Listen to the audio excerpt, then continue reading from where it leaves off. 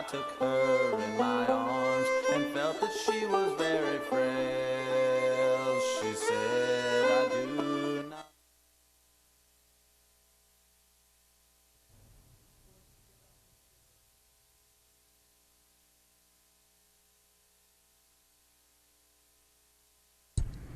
Supervisor Brown? Here. Supervisor McCowan? Here. Supervisor Pinches? Here. Supervisor Hamburg? Here. Chair Smith? Thank you. And let's go to Jacqueline Carvello to lead us in the Pledge of Allegiance, please.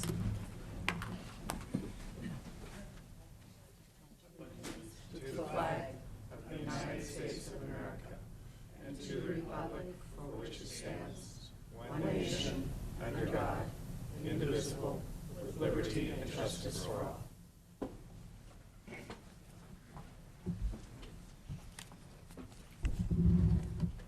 One announcement for the agenda. Agenda item 6I has been pulled by the department, will not be considered today. Moving on to our next topic, which is closed session. So the board will now adjourn to closed session, and we will reconvene in open session at approximately 11 a.m.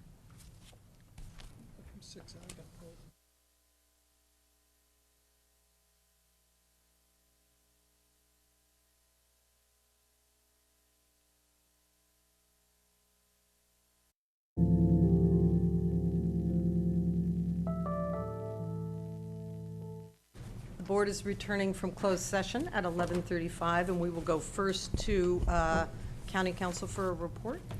Yes, Madam Chair, thank you. With respect to closed session item discussion, I have some things to report out. First, with respect to item number 11D, which was the conference with real property negotiators, the Board of Supervisors gave direction to staff. Pursuant to item 11E, initiation of litigation, the board authorized the filing of a protest before the PUC to PG&E's modifications to the smart meter program. The motion was made by Supervisor McCowan, seconded by Supervisor Brown, and the vote was unanimous. With respect to... If I may, I think it should be noted that other than the investment of staff time, there is no cost to the county to file that. That's correct. With respect to item number 11F, Public Employee Permanent Appointment Museum Director, the board unanimously voted to appoint Allison Glassy as the Permanent Museum Director. The motion was made by Supervisor John Pinchus and seconded by Supervisor Hamburg. And I believe you have something to report out under labor. Thank you very much to council. And the chair reports out of closed session that we have reached tentative agreement with the Teamsters Local 856, the Mendocino County excuse me, Public Attorneys Association. The tentative agreement reads as follows. Tentative agreement subject to approval by the full membership. Term number 1, effective upon adoption of a new MOU by the Board of Supervisors through June 30th, 2012. Item number 2, effective the first full pay period following adoption of this agreement by the Board of Supervisors, all employees in the unit shall receive a 12.5% ongoing reduction in salary. Number 3, a computer loan program shall be put in place for employees in this unit. Number 4, the Teamsters agree to withdraw with prejudice the 2 complaints filed with PERB regarding the most recent negotiations. And number 5, the parties agree to meet and confer during the term of this MOU on the subject of a lower retirement tier for new hires. The motion was made by Supervisor Brown and a second by Supervisor Hamburg, and it passed unanimously. Based on that, we will vacate item number 6C, which was a timed item for discussion regarding public attorneys bargaining unit compensation. So that will be vacated. So we will now go to public expression, and this is for items that are not on the agenda, and then we will have our 11:30 timed item a bit late, but we'll go first to public expression. Please come forward, state your name. I'm Linda Nagel. I'm a member of the Child Care Planning Council, and I just wanted to express support for May 2011 as Child Care Provider Appreciation Month in recognition of the approximately 500 current child care providers caring for children in Mendocino County, which allows our parents in our county to be attending school or working.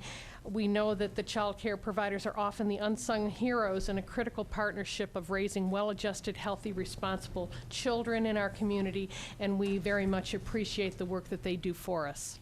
Thank you. Thank you very much. And Ms. Nagel, later today, we do have a proclamation in recognition of child care providers, and that is on our consent calendar, and that will be this afternoon. Thank you. Okay, seeing no other comments, we will go now to our timed item. This is item number 6D at 11:30, and we're not too late. Discussion and possible action regarding an employee assistance program, wellness program proposal, recommendation to implement incentive-based plan design changes to employee and non-Medicare eligible retiree health plans. And we will go to Supervisor Brown.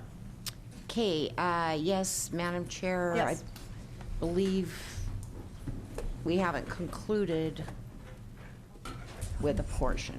For those of you just entering in the room, the Board of Supervisors reported out their decisions that they made in closed session. Madam Chair, I don't know if Mr. Finnegan would like to speak to the one issue that's already been reported out. Would Mr. Finnegan like to? Yes, please. Okay, Just please a come couple forward. questions, if I could. Please come forward. Matt Finnegan. I'm a staff attorney with the Teamsters Local 856. Represent the attorneys here in Mendocino County. I don't know, did you read the whole? Yes, we did. Okay. Yes. We are going to go back. We are going to schedule a full membership meeting, a noticed membership meeting, and have official ballots. And we will get back to the board with our vote by the end of next week. So I anticipate hopefully we can have that meeting, next Wednesday is what I'm hoping for, but I need to check people's schedules. And I also have to give enough notice according to our bylaws. All right. Thanks. Thank you very much. Okay, we'll continue on. We're moving on to item number 6D.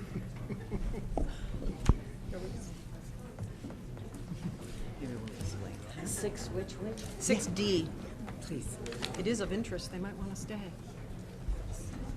Guess not. She just had her. 6D? D. D is in David. Okay. Hey. Okay. They're asking that the sound be increased. Is there any kind of way we can handle any of that? We'll wait a minute for people to exit. Kendall? Sorry, I've had It's this okay. cold. That's and okay. Everything echoes No in my problem. ears. Is it on now? Up is on. Are we ready?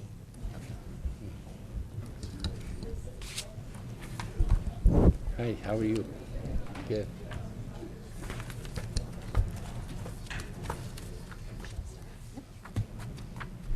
Good morning, Madam Chair, members of the board. Teresa Haas, Human Resources Director. The item before you now is the result of an effort that Human Resources put forward beginning in early March. We sent out a request for proposal to solicit proposals for wellness and EAP programs. As you'll recall, the board has had many discussions specifically around adding or enhancing our wellness programs and incentivizing employees to become more active in managing their health, and also allow the county to put some programs into place that would help us reduce overall health care costs. So I want to recognize first off the committee that worked with Human Resources, a committee that was made up of members of various bargaining units. All bargaining units were invited to participate, and they've done a lot of good work in a very short period of time. I think you'll be very pleased with what you hear today. And with that, I'm going to turn it over to HR Manager Sue Goodrick, and we have staff here from Mercer, Paul Ford, and Borden Darm, who will also be presenting today. Thank you. Good morning. With things as they are right now and the difficult times that we're facing, staff is really pleased with the proposal we have before you. And we think it is going to benefit both the county as far as our health plan costs, as well as the employees. So with that, I know your schedule is very busy today, so I will make my introductory comments very short. Then we have a also extremely short presentation by Paul Ford that will kind of outline the process and what we did going forward. As Teresa said, we solicited volunteers from the various bargaining units, as well as a retiree representative to help us through this process. It really is extremely beneficial, and they have been helpful as we used them or a similar committee in the last process of evaluating our health plan. So we asked for representatives, and they committed to this, and should your board desire for us to move forward with the proposal, they've committed to a longer relationship in developing a communication plan for our employees, as well as establishing a plan for future years on our wellness program. The committee met numerous times, and although the RFP went out in March, we actually started meeting, I believe it was sometime in December. And the first thing that the committee reviewed was the possible health plan changes to reflect wellness-based incentives. This is very popular with agencies these days in a method for keeping down costs. And not only does the county, but the employee is able to become aware of potential health issues before they become problematic. And that's our goal, is to stop things before they occur to be larger problems. So with that, the committee felt that by offering financial incentives to our employees and non-Medicare eligible retirees, that we might be able to get more people to participate in our current program, which offers wellness assessments and health testing, and encourage them to maintain either their current health or to detect problem areas and enable the county to provide services or training and education in those areas that may develop into problems.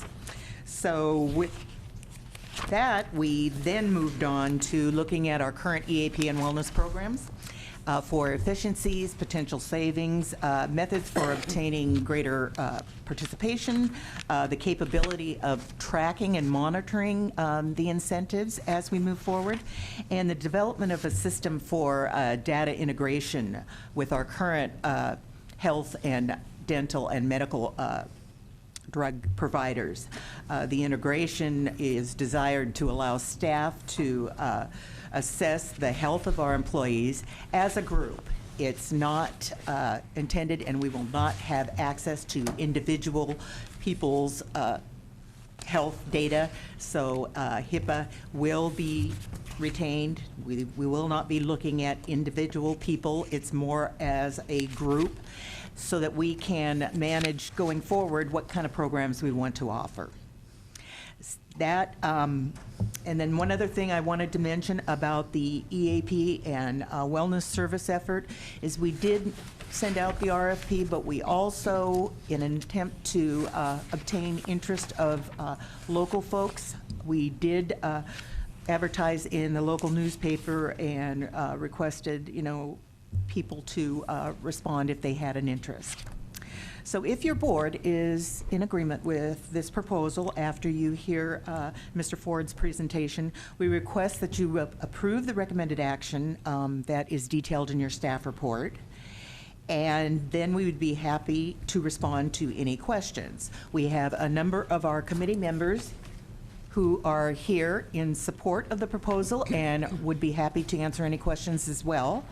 And I too wanted to thank all of you for the extreme effort and time that they committed to this project. It was very impressive.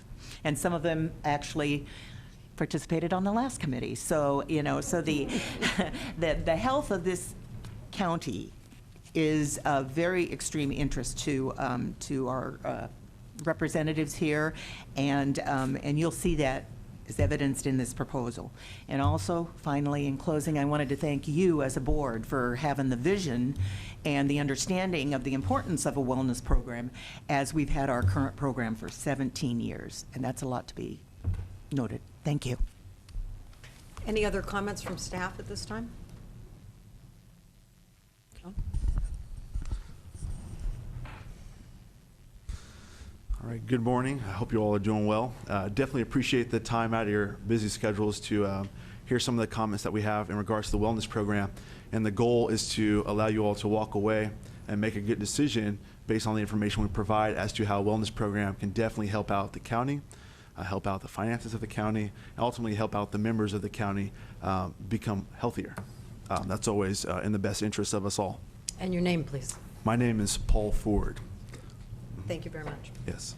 So let's go to board members now. Any comments or questions of staff before we go forward? Sue, how would you like to move forward? Would you like to go now to public comment, or would you like to go to the committee members?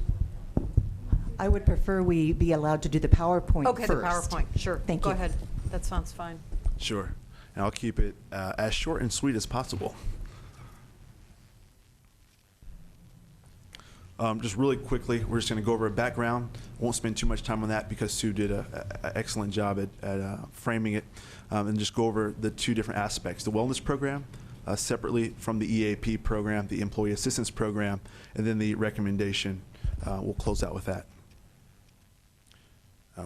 Background, basically, the county was instructed by the Board of Supervisors to evaluate options relative to the wellness EAP programs, and there were several considerations that we wanted to have made in regards to how we provide these resources to employees and the retiree population.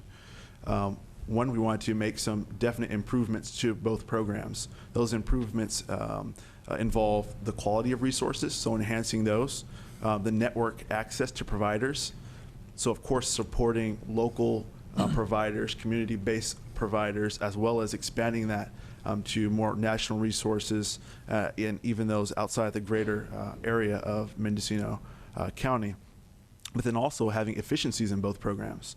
What we found as best practices is when you have a wellness program and an EAP program, those can be two separate programs, but they work best when they're working and talking together and then talking to the medical program.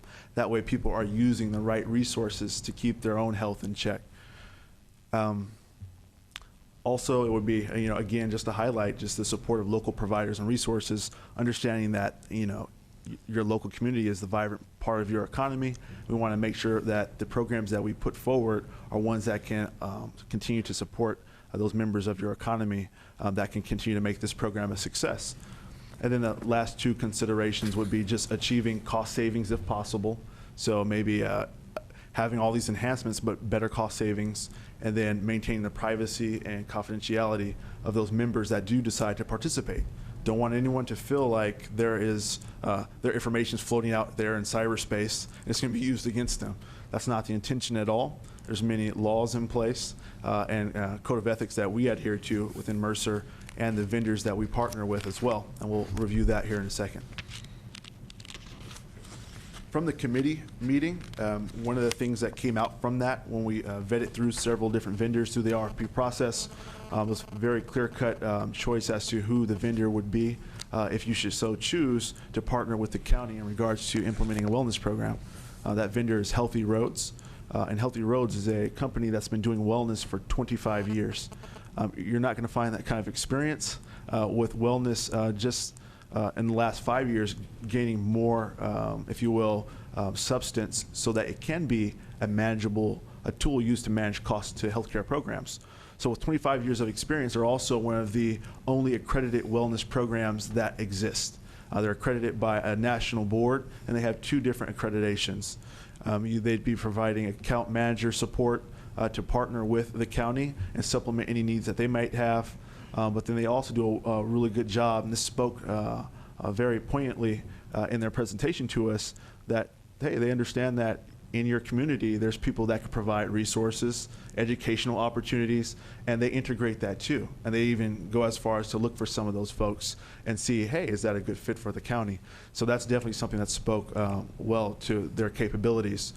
Tons of expertise that they could provide and leverage in terms of integrating it with your medical program and getting the most bang for the buck, if you will. And then, of course, being HIPAA compliant. They definitely appreciate the qualities of having privacy adhered to. Within the program itself, they offer online education, telephonic coaching, incentive tracking and administration. So when people do decide to participate, then as they're going through the program, there's a little tracker when they log in to say, hey, you're halfway done with completing your wellness program. And that way, there's that connectivity between the member and the program to keep them alert and aware of their activities. The goal of implementing the wellness program is very simple. Most health plans are used as sick plans. People get sick, then they use their health plan. The goal is there's other benefits involved in the health benefits program where folks can be using resources to stay on top of their preventive care.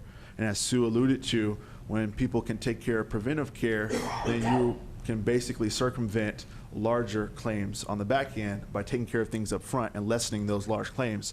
Ultimately, that adds to your bottom line when managing your program to keep costs down overall. So year after year, when looking at renewal increases or any kinds of things into the future, it can be balanced out with, hey, people were taking care of themselves. That's why claims aren't as high. That's why increases well into the future do not need to be as large as they may have been. So it's another good cost management strategy tool. The concept is basically to have the county employees and retirees and their dependents engage in healthy behavior to do just that, reduce health plan costs into the future. And in this first year, it's just the employees that would be participating to earn the incentive that we'll talk to in a second. Basically, the goal is to provide a higher level benefit, which is the incentive, for those that decide to adhere to the criteria of the wellness program. And we'll take a look at that. So the incentive reward participants that do participate and they hit the criteria, they'll have the opportunity to earn a 5% reduction in member coinsurance costs. So that's directly impacting their pocketbook. A $100 reduction in their member deductible, and then a $5 reduction in pharmacy copays. Employees and retirees, they earn the incentives for them and their dependents as well. There's 2 phases to the program, and there's a window allotted for each phase, and these are outlined here. But basically, with each eligibility period, people will have to complete these criteria here on the slide before you. So for phase 1, they would attend a program launch meeting to explain the wellness program, what resources are available to them. Second, they would have to complete a personal health assessment to understand where their health is today. So they know where there's room for opportunity to improve and what educational opportunities are available that they can partake in to get their health improved. There's also the criteria of completing an annual physical exam and completing biometric screening. Again, the goal there is to achieve a baseline so everyone knows where their health is. And then the county would basically get an aggregate report to say, the county of Mendocino's population that participated in this, here's where their health is at. And it will be benchmarked at a certain level, and also say, and here are the top 3 conditions that are prevalent amongst that population that need help to get costs down. That way, and this is the important part, when you have that baseline and you know where the problems are, then you know where to actually spend money, and you're not spending money inefficiently towards managing those costs.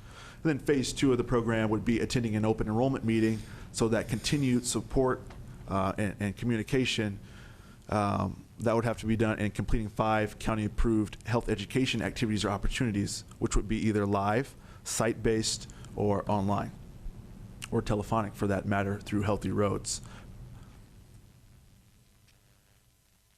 Savings, to give you a pretty good snapshot as to expected savings. Year 1 of a program with the launch and the communication effort is typically a wash. It's cost neutral from savings that are offset by claim reductions and savings that we've found from the EAP program as well. But in the first year, the savings will cover the cost of the program. And that's very typical, and that's best practice. Year 2 and 3, that's where you start to see better savings because the program becomes more mature. By year 3, we anticipate seeing 0.5% to 3% savings of the medical program cost. That's best practices. These are fairly conservative numbers as well, but those are the numbers that you'd be looking at seeing savings relative to your medical program. The cost of implementing Healthy Roads is the vendor to do the administration of the program, to do incentive tracking, to give program management, as well as the biometric screenings is $130,000 annually. And again, those are offset by costs to the paid claims and EAP savings. On to the EAP program. This was another vendor that was vetted through the RFP process, and they spoke very loudly in the RFP process as being a good match for the county. They're a third-party vendor with 35 years of experience in employee assistance programs. They're very innovative. They have customized solutions that speak to your employee population to engage them in many different forums and many different levels. They have a very large local and national provider network, so you're not just limited to the scope of national providers, but then they also look at the local providers, and they're able to use the existing ones you have currently and add to the local providers as well. So they're tapping into a further level of your community basis, which is of extreme value to the county. Also, just for numbers' sake, there's over 46,000 providers nationwide, over 8,700 in California alone. They're licensed and accredited as well. They do offer telephonic, online, video, and face-to-face consulting. And again, their goal is to make themselves as readily available to employees as possible. The program itself goes above and beyond the existing program in providing 6 sessions per incident per year. It's not just 6 sessions per year. And that would mean if you happen to have one kind of issue that needs to be managed, you can call in or have 6 sessions. If there's another one separate and aside from that, you get 6 sessions for that, which is a great value to the members of the county.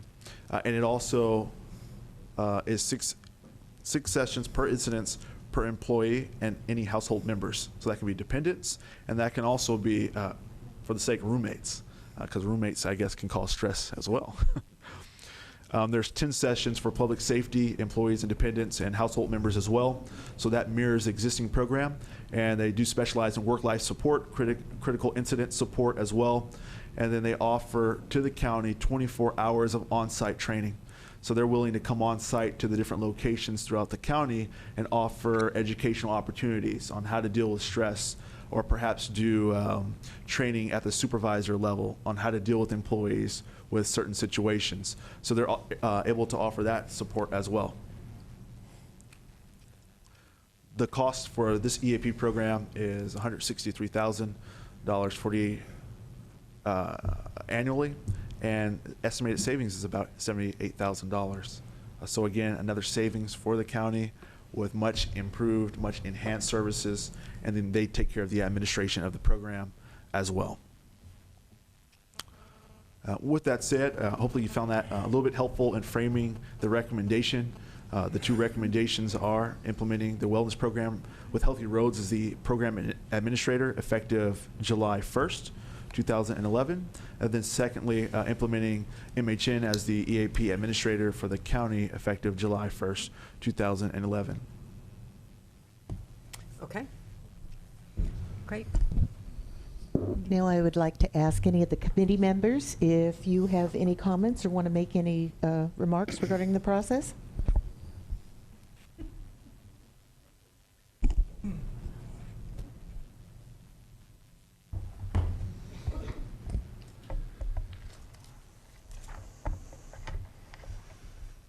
Morning, Madam Chairperson, Board of Supervisors. My name is Court Peterson.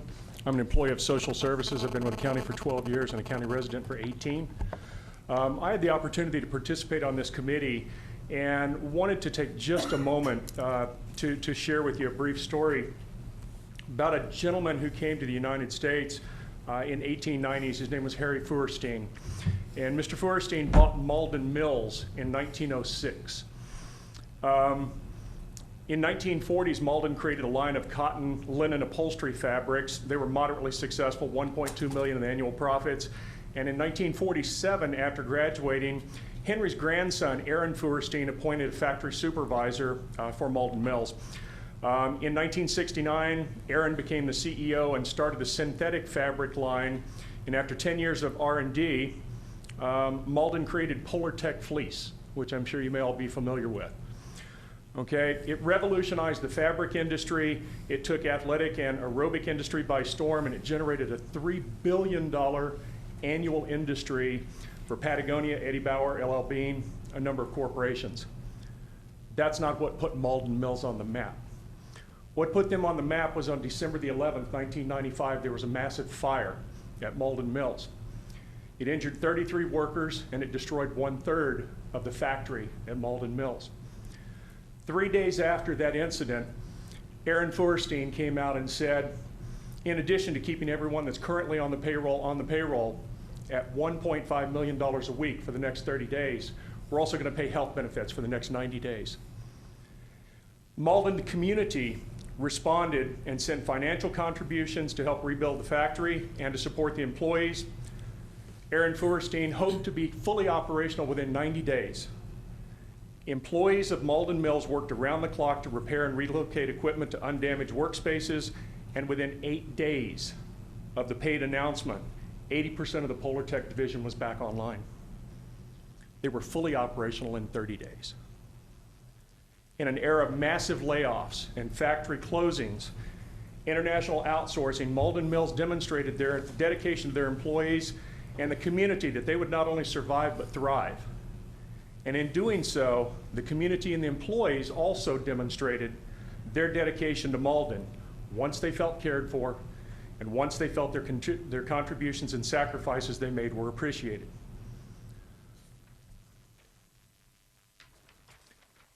In a memo that Stacy Cryer, my agency director, sent out, Health and Human Services Administration is operating at about 71.42% of our full-time equivalents. We're down 28%, and the county as a total is down 31%. This leads to asking employees to work longer hours with less staff support.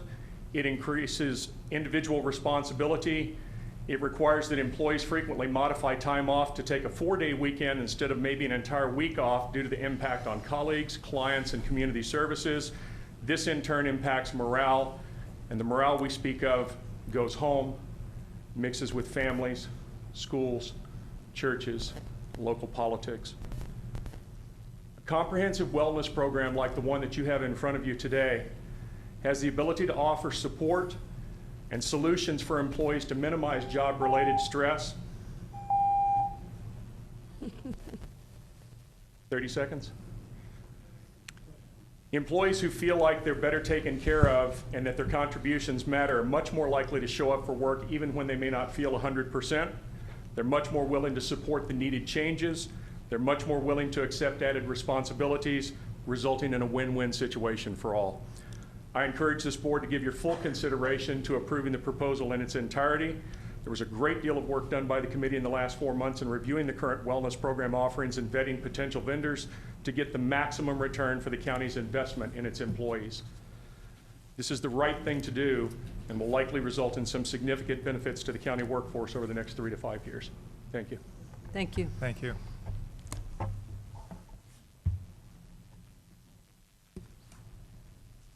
Hi, Linda Nagel. I represent the Management Association, and as a over 30-year employee of the county, I'm extremely pleased to be part of a process that is a win-win for everyone. It's a win for the employees to have resources and support that are essential, especially in these challenging times, but especially as we know more and more about the impact of so much on our health and have more access to resources that can help us improve our health. It's certainly a win for the county, besides having a more productive and happy workforce because of these resources. There is a win-win in terms of the economics because this is a savings. I was very pleased to be part of this process as a public health nurse to really see the level of resources that are available out there and at a savings to what we have already been providing, to have more available for less cost and for the ultimate benefit of all of us. Thank you. Thank you. Okay, let's go to public comment on this topic, please. Please come forward. Good morning, Marcia Wharf, retired Assessor County Clerk Recorder. I just had a few questions. I think this sounds like a really great program and I encourage you to adopt it, but I had some questions. I thought I heard you say that it was going to be started with county employees, and if that's the case, when do retirees come into that? No, they would be in the non-Medicare eligible retirees would be implemented at the same time. Yes. Okay, thank you. And is there a cost to the personal health assessment, the biometric screening? Is that provided for? Right, that's in the 130,000 that we mentioned. So it isn't a cost to the employee? No. Or any, no. And okay. if you're on the health plan, you know, the wellness physical is already covered 100% Right, anyway. that's what Yes. I was just verifying that. And then, are the medical plans going to be blended so that we'll all be in the same plan? Because that's the biggest cost to retirees, just to let the board know. I think that that's a topic probably for another day. That's not part of this plan. But no, Yeah. it is not part of this plan to blend. Okay, because I would hope that at some point the board would bring that up for discussion, because this will help, but not enough. Thank you. Thank you, Marcia. And that's from the point of view of the non-Medicare eligible? Yes. Yes. Thank you. Thank you. Any other public comment? Okay, seeing none, I'll go to Supervisor Brown. Thank you, Chair Smith. My question has to do is how will we track the savings and then report out? Will it be on an annual basis to this board to make sure that the cost savings of this program is effective? Yes, and you would see it also in your regular annual budget.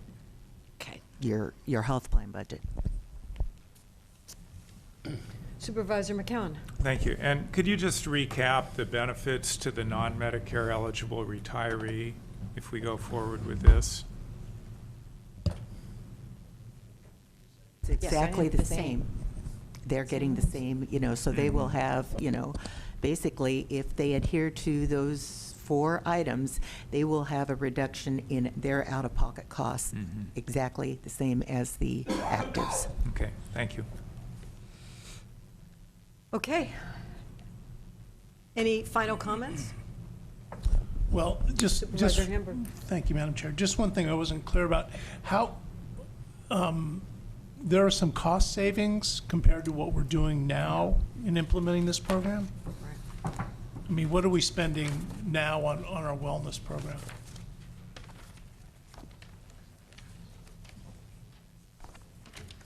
Our current EAP and wellness budget right now is $398,371.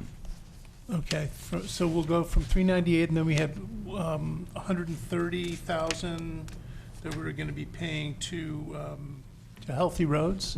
Is that clear? And MHN is how much?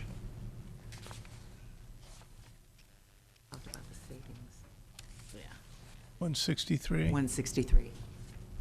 Okay, so that's about $100,000 in savings. However, what we're proposing is an enhancement to our current plan.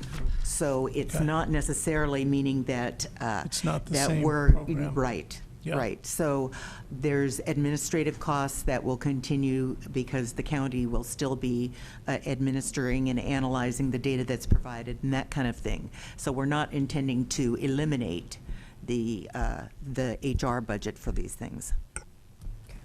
And so if you include the HR budget, then where do we stand in terms of outlays for this wellness component?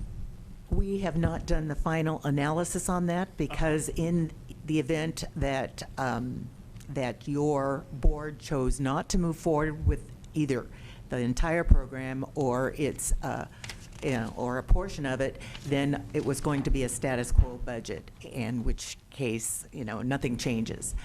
If your board does choose, then what we are going to have to do is do a internal analysis on the administration of the program and what we're going to need to do. And so then we will have a better idea on what kind of support we're going to need internally from HR. But the recommendation today is that we go forward even without that piece of information? That's correct, because we still believe that there's going to be a cost neutral this first year, even with the expense as it is currently projected. Supervisor Teresa? Hamburg, one thing I'd like to add is we currently have 3 allocated positions for the Wellness EAP program, and we are operating with a staff, and that's in addition to the portion of HR Manager Sue Goodrick. We're operating with 1. So if the board chooses to not move forward with this, we'll have to look at filling the 2 vacant positions that we have in order to continue to offer the level of benefits that we have in the past. So if the board chooses to adopt this recommendation today, those positions will not be filled, and we will have more than likely 1 full-time person that will be responsible for monitoring or administering both the wellness and EAP programs going forward. I would like to also make a clarification that might help. The EAP and wellness budgets are identified jointly, but we have tracked them separately as well. And the EAP budget itself is $241,729. That's where that savings will come from, because that program would completely go away. And the wellness program that we're working on, basically a shoestring, is $156,000. Of that, $53,000 of it is salaries. And the salaries include a currently unfilled nurse position. So we know that there's going to be significant reductions. Okay, thank you. Supervisor McCowan. Madam Chair, I'll move approval of the recommended action. I was hoping for that. Thank you very much. So the board has in front of it a 3-part We need a motion second. just made by Supervisor McCowan. Do we have a second to that motion? I'll second the motion. Okay, we have a motion and a second. I don't believe it's necessary to read it. I just want to confirm with staff that the motion in front of us, as recommended, the 3-part motion, is clearly what we need to act on. It's still your recommendation to do so? Yes, thank you. Okay. So we have the 3-part motion. I don't believe we need to read it. It would be clear for the clerk. It's exactly as printed in our agenda summary. So all in favor say aye. Aye. Aye. Opposed? Hearing none, motion passes unanimously. Thank you Thank all you. very, very, Thank you. very much. Yes, And thank you. We'll for all adjourn that for work. lunch, and we will return at 1:30. Good seeing you, Marcia.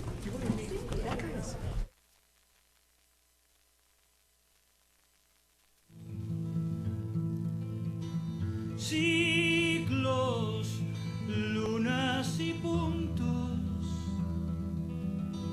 la gracia encantada, la luz más lejana de mi corazón.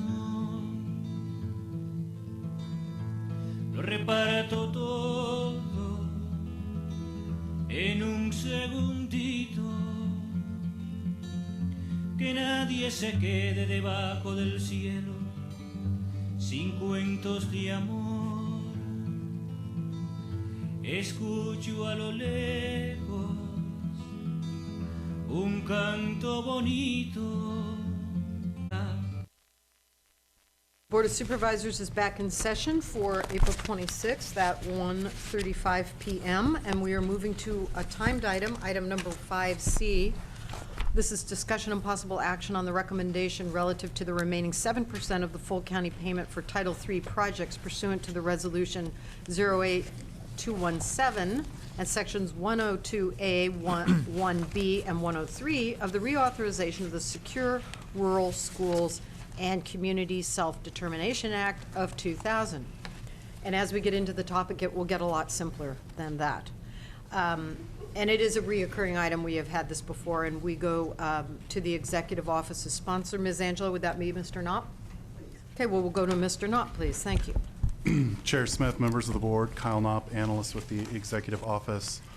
As the chair described, we're bringing back to your board a semi-annual item regarding Title III county funds from the Secure Rural Schools Act. These funds have, in general, a very narrow scope in their uses, which again differs from the way these funds were distributed prior to 2008. The funds in general can be used for three main purposes, and I will read them out to your board.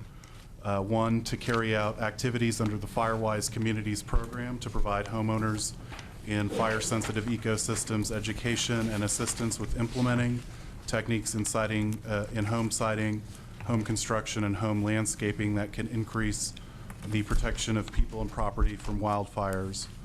Two, to reimburse the participating county for search and rescue and other emergency services, including firefighting that are performed on federal land after the date on which the use was approved and paid for by the participating county.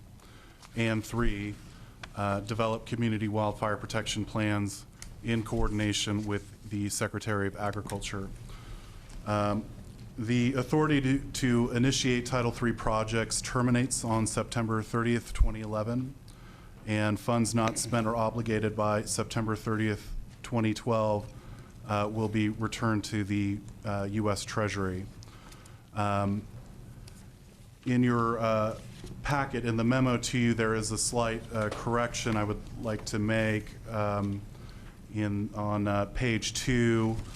On the second paragraph towards the bottom, I had indicated that your board could have an opportunity to allocate additional funds to the reserve under a potential reauthorization of the Secure Rural Schools Act as early as January of 2012.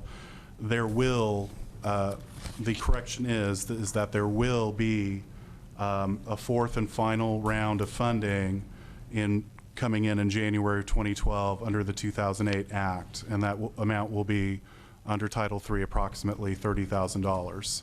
And then any proposed reauthorization through that the President supports and that appears to have wide support in the House of Representatives will be coming forward for the following year after that. So there will be an additional $30,000 approximate coming in after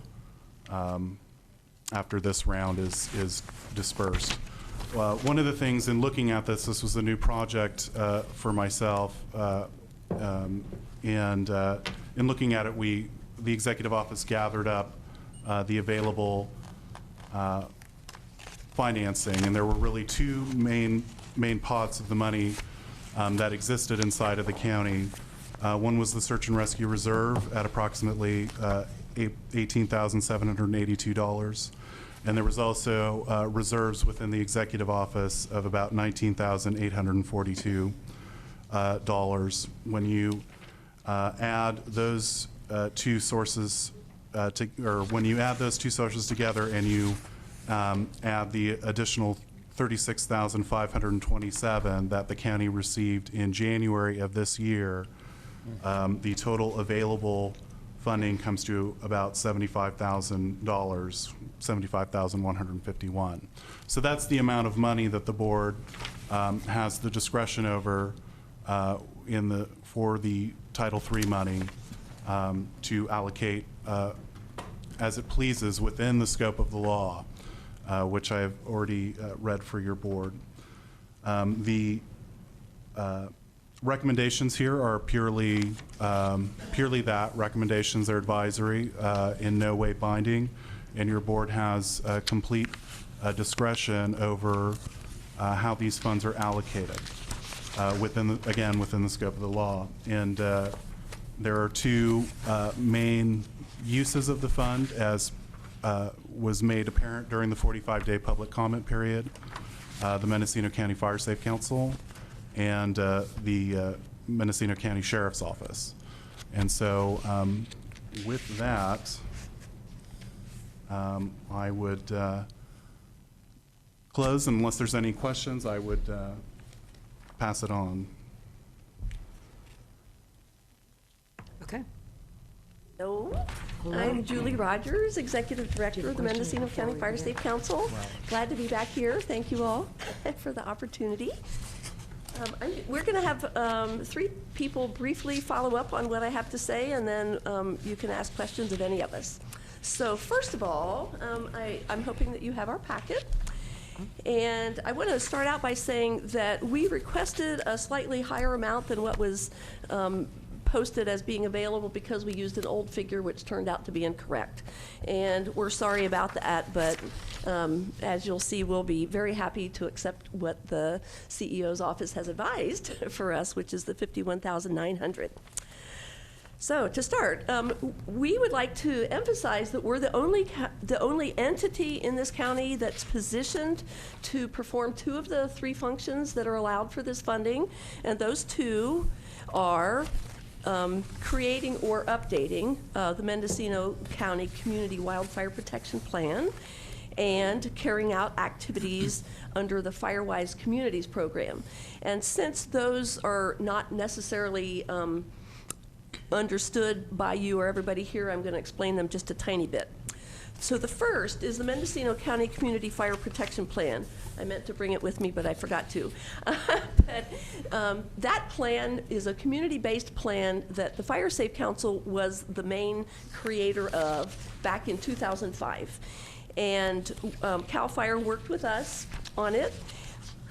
We created that plan at no cost to the county, but at great benefit to the county because, as we'll see, having had that plan enabled us to leverage $776,000 of federal funding into our county. A community wildfire protection plan is different from some other types of plans in that it requires community participation, and toward that end, we held 12 meetings around the county to gain public input. And that input was helpful not only for the content of what it gave to us, but it helped build communities and started groups locally to work together to help themselves prepare for wildfires. So it's had long-lasting results. The supervisors signed the plan as authorized or whatever by them in January of 2006. So obviously the plan's now 5 years old, and it needs to be updated. The reasons that it needs to be updated, and again, this is one of the 2 purposes for which we're asking your support, is that there's been a lot of change in the wildfire situation in our county in the past 5 years. Most of them very much for the better. Briefly, 14 local fire safe councils in small neighborhoods or road associations or ranches have been established in the past 5 years. We've completed 7 major brush removal or vegetation removal projects, mostly federally funded since then. We've, in some subdivisions, we've created maps to be available for emergency responders. With our help and encouragement, water tanks and hydrants have been built in places where they were missing. And in many locations, road name signs and house number signs have been installed where they were missing. So some of those things were identified as projects that needed to be done in the plan, and we need to change the plan to reflect the fact that there's been progress. Again, having one of these fire protection plans puts not just the Fire Safe Council, but the whole county in a better position to gain funding. And as I mentioned, we've already gained $776,000 of funding from the Bureau of Land Management and the Forest Service for projects in the county. But that source of funding is going away, which is one of the reasons that we're requesting the Title III funding from you. However, there's another source of funding that comes available to us for which we need an updated wildfire protection plan, and that's FEMA funding. And just a couple weeks ago at a a fire conference. I met a woman who is, I think her title is the Grants Implementation Specialist with FEMA in Washington, D.C., and she strongly urged us to apply for FEMA funding. And the exciting thing about this, and I've already mentioned it to Kyle, is that the Fire Safe Council could partner with the county and potentially other departments in the county to bring in like $1 million, not just a couple, $100,000 at a time. And we'll talk about that more later. Anyway, again, updating our community wildfire protection plan will bring fire agencies, federal agencies, and local residents together working toward preparing for wildfire preparedness. So again, as you see on the yellow page of our packet, we've got it all color coordinated. There's a proposed budget for how we will use the funds we're requesting, and one of those is for updating our wildfire protection plan. Okay, the second of the two uses for which we propose with this funding is promoting activities under the FireWise Communities program. And I realize that probably a lot of you don't exactly know what that is. I brought a pamphlet about it. I'll describe it briefly. The FireWise Communities program is a national program of the National Fire Protection Association, which is an international nonprofit organization that seeks to reduce, in whatever ways, negative impact caused by fires, whether it's structure fires, meaning building fires, or wildfires. So the FireWise Communities program has a really powerful base. It's supported financially by the U.S. Forest Service, the Bureau of the Interior, which includes BLM, Bureau of Indian Affairs, et cetera. And one of its other major functions is that it creates codes. I brought a sample code with me, National Fire Protection Association code number 1144 is a standard for protection of property from wildlife.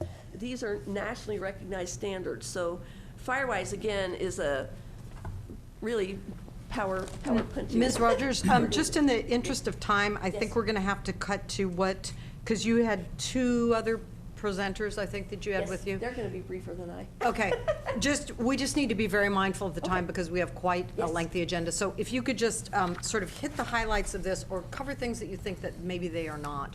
Or if you'd like to have them come up and then you wrap it up. It's your choice. But we just need to, sort of move it forward. Okay, good. Well, I want to emphasize that the FireWise Community Program, the basic underlying premise of it is that your home doesn't have to burn. And what we are teaching now and what we propose to teach more with the Title III funding is that homes and communities can be created and prepared in such a way that they will survive wildfires rather than needing firefighters to protect them. So that's our overall goal. And a major part of that is teaching people about the impact of embers as opposed to big flames. Embers.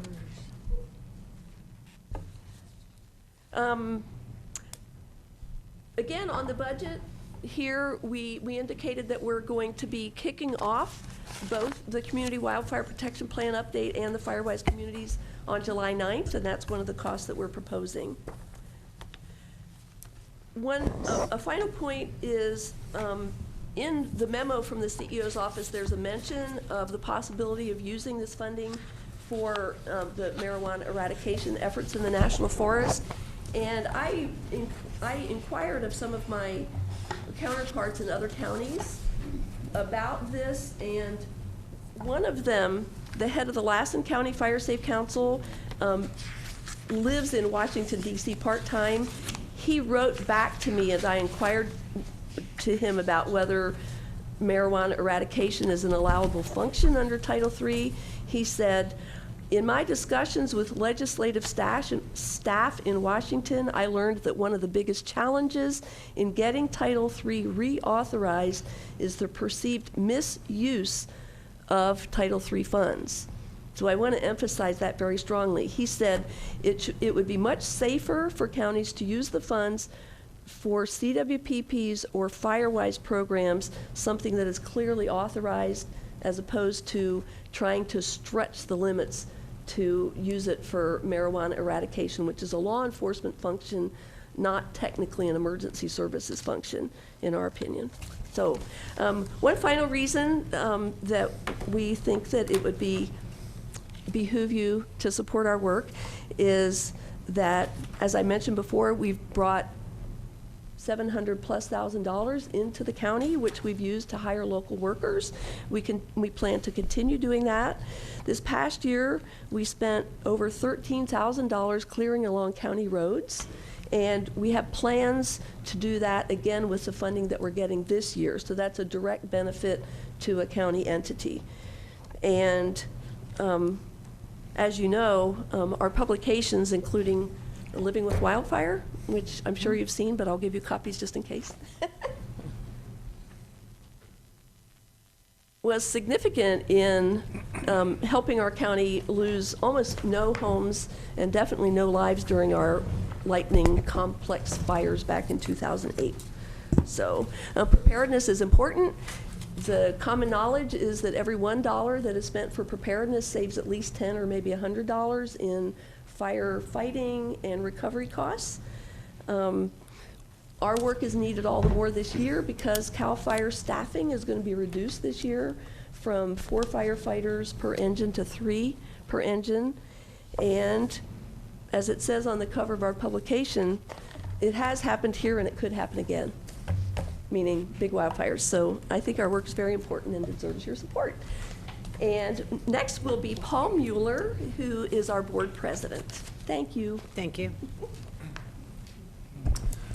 Good afternoon. Thank you for your time. My name is Paul Mueller. I'm the president of the board of the Mendocino Fire Safe Council. And I'm here today because 2 years ago I had, like probably a lot of us in the county, what I would refer to as a teachable moment, when there were so many fires going on that we were all impacted regardless of whether we were living by a fire zone or whether we were just trying to breathe the air. Now, in my experience, I had this kind of unique, hopefully once-in-a-lifetime experience of being on the front lines. I live in a place called Greenfield Ranch, which is a 5,000-acre community about 15 miles northwest of here, and fire was threatening our community on 2 sides. Half of the ranch was under a mandatory evacuation order, and the rest of us had our cars packed. We were ready to go.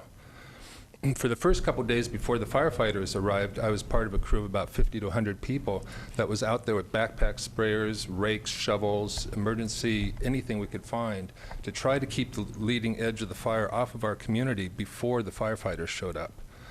I was also part of a crew of folks who went from house to house as the fires got closer and closer, trying to anticipate if the fires jumped the fire line, which houses were the most risk. And we ran around doing 20 and sometimes 30 years of deferred maintenance in about 2 hours.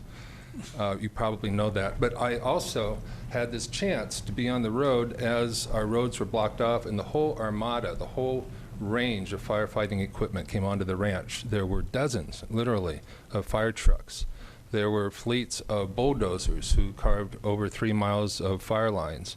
And there was also big crews of guys in orange jumpsuits, the convicts who came on to the ranch, who worked their tails off doing some really nasty, dirty work keeping the ranch safe. Now, following this, I got a chance to meet Julie, work with her a bit, and I volunteered to write a couple grants. Before coming here about 10 years ago, I concluded a 25-year career as somebody who worked with nonprofits, both on the board level as well as on a staff level, mostly fundraising and grant writing, but also on the executive level. My last position before coming here was as executive director of a countywide hospice program based in Eureka. When Julie asked me about being on the board, it was hard to turn that down, because I knew from our own community's experience that we are safer because of the work of the Fire Safe Council. We actually have road signs. What a concept, so that people, emergency services and fire can actually find us during cases of emergency.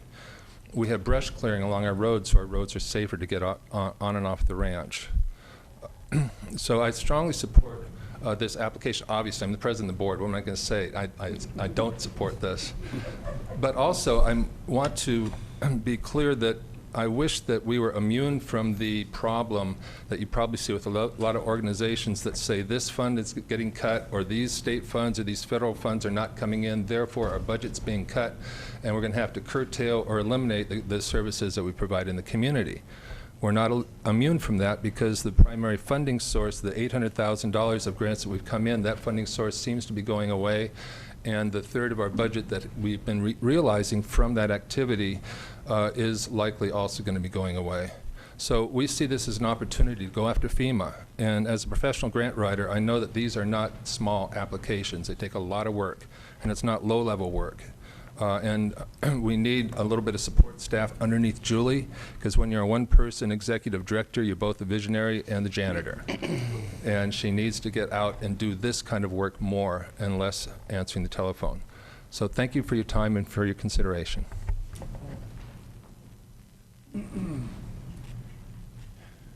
I'm Jim Maston. I'm Secretary of the Board of the Mendocino County Fire Safe Council, and I want to thank you for allowing us this opportunity to acquaint or reacquaint you with the Mendocino County Fire Safe Council. Over the years, the Fire Safe Council has worked hard to educate residents on how to be safe during our fire season. Much was learned during the Mendocino Lightning Complex fire in 2008, which only spurred on Julie and the Council to increase its outreach efforts. Our website, firesafemendocino.org, is a testament to that effort and those of previous years. It includes PDFs and text only versions of our popular Living with Wildfire, which was handed out earlier, pamphlets, the Mendocino County Wildfire Protection Plan, the Wildfire Risk Assessment Form, Horse Owner Preparedness Publication, and others. It's also a resource for crucial links to the National Fire Protection Association's FireWise Communities program, all of the fire agencies serving Mendocino County, burn permit information, and so much more. Please check it out or drop by our office at 151 Laws Avenue here in Ukiah to pick up hard copies of all our materials. Education is the first line of defense for those of us who live in wildfire country, whether it's knowing the best type of roofing material to use, what the minimum access needs are for emergency vehicles, how to develop water supplies for fire protection, or what we need to know about insurance. Luckily, the Fire Safe Council is here to help, and we're proactive about getting our residents informed. The County of Mendocino has been a good partner in the past, and we want you to continue helping us to save lives, protect property, and educate our residents. Please continue your support of the Mendocino County Fire Safe Council. Thank you. Thank you. Thanks, Jim.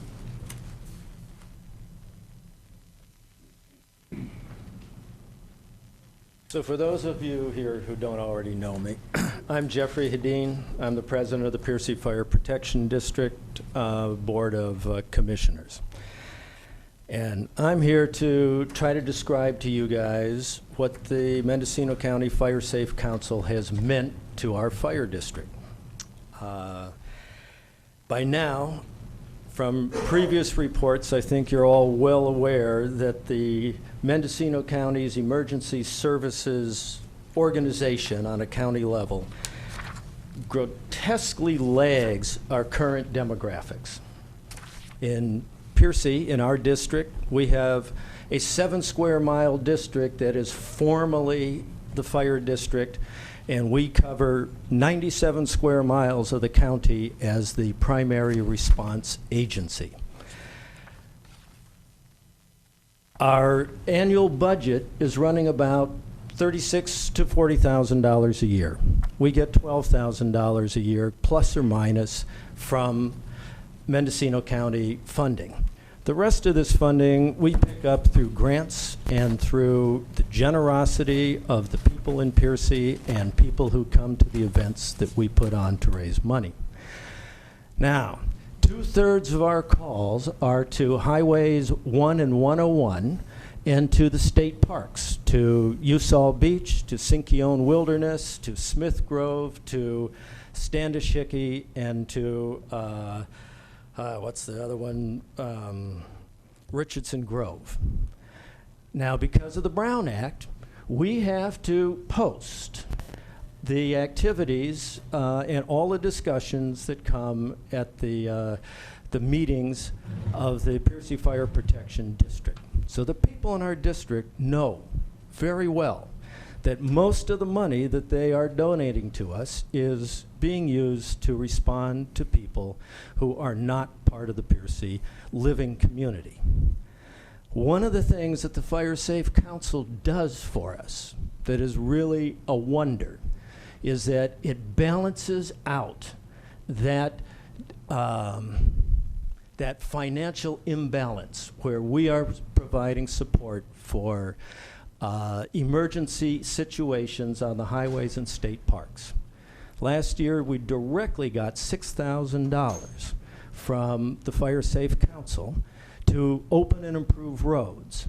Now, that $6,000 actually multiplies because the people who were paid to do this work were all local contractors and their employees.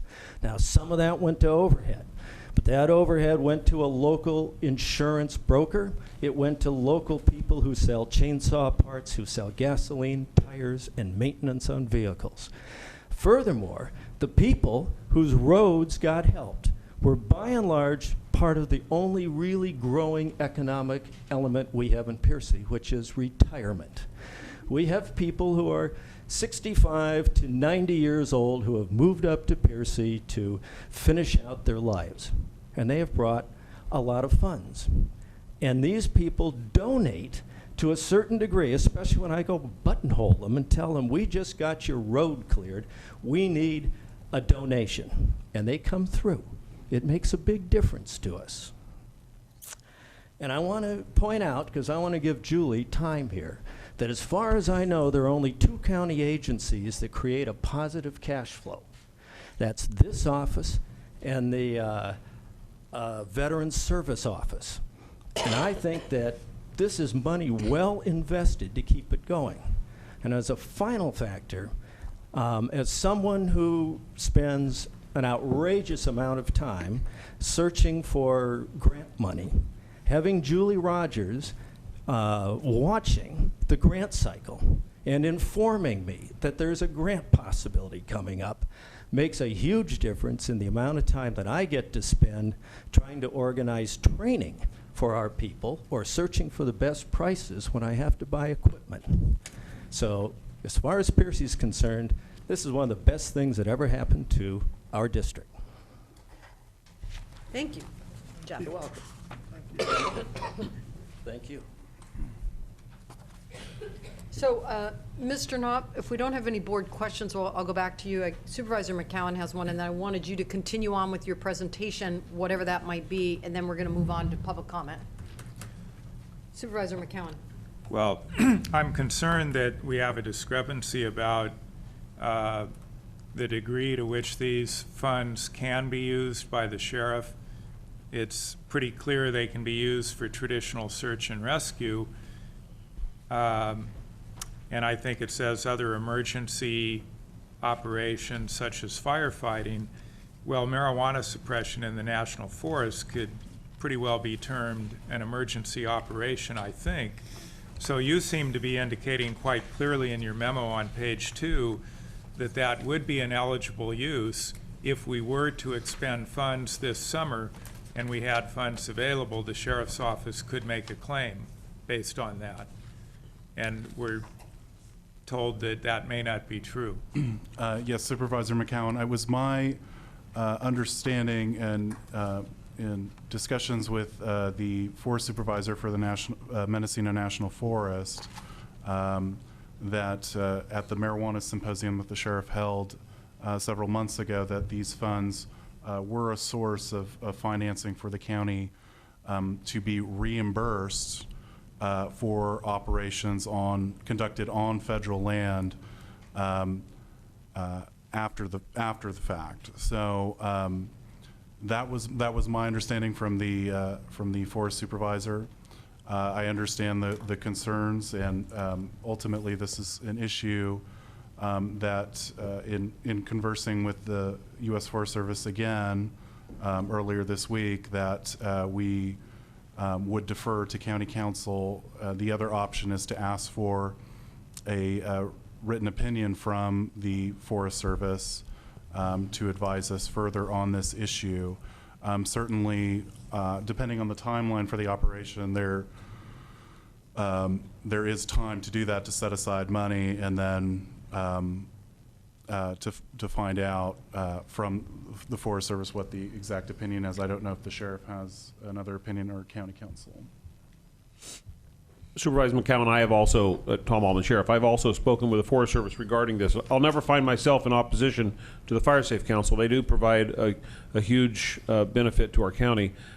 Please remember that this summer's operation in the Forest Service is not solely eradication of marijuana, but an equal amount of resources will be put into the reclamation of the Forest Service, and that's where I understand the reimbursement is going to come through regarding the pesticides and the environmental damage, which is being classified as an emergency for the reimbursement.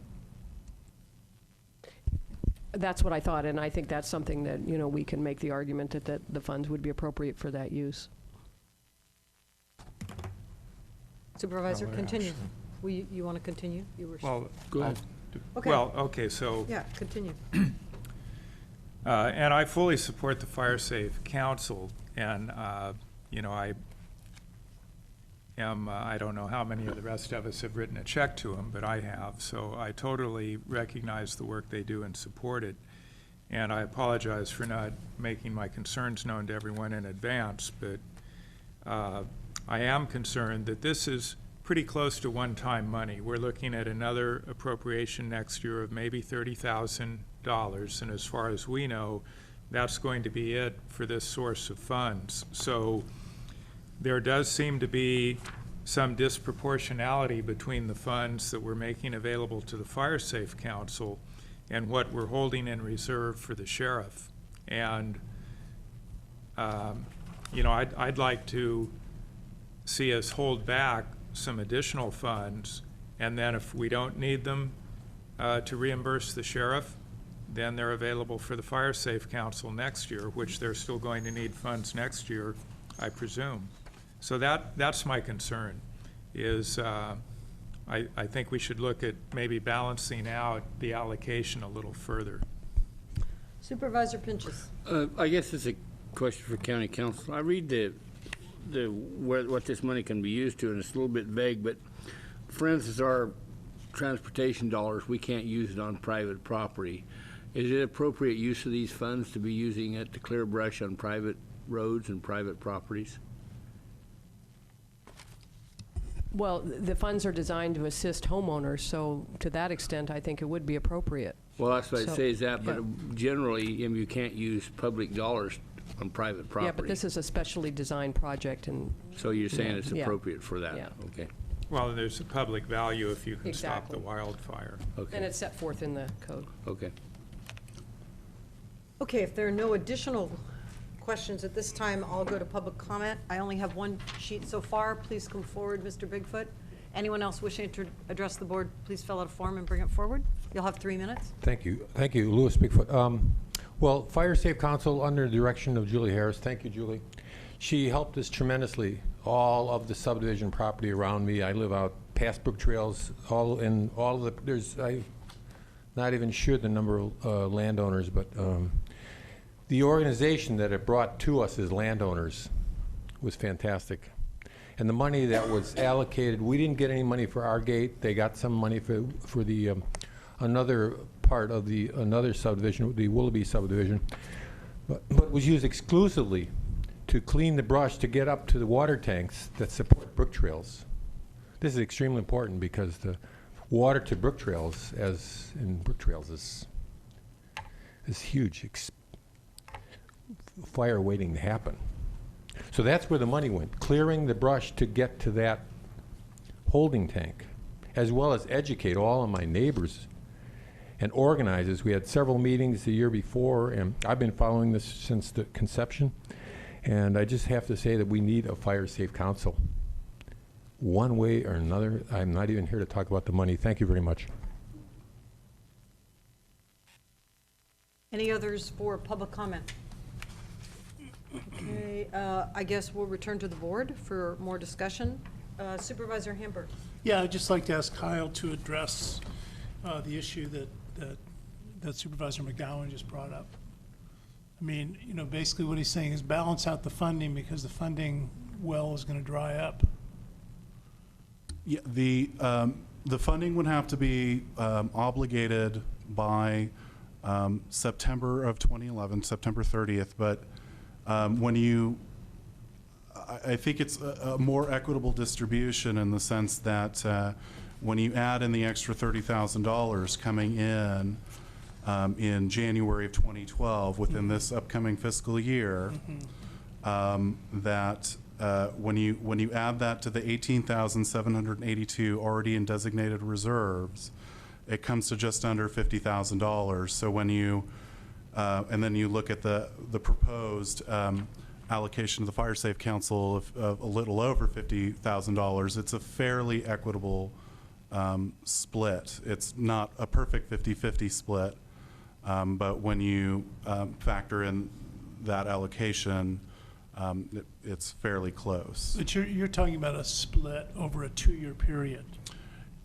Yes, but within the same fiscal year. So, so for instance, if your board accepted the recommendations, a check could be cut, within the next couple of weeks, and then for the Fire Safe Council, and then for the sheriff's operation, in order for it to, unless I have the timing off on the operation, the sheriff would have to file for reimbursement or send a memo for reimbursement.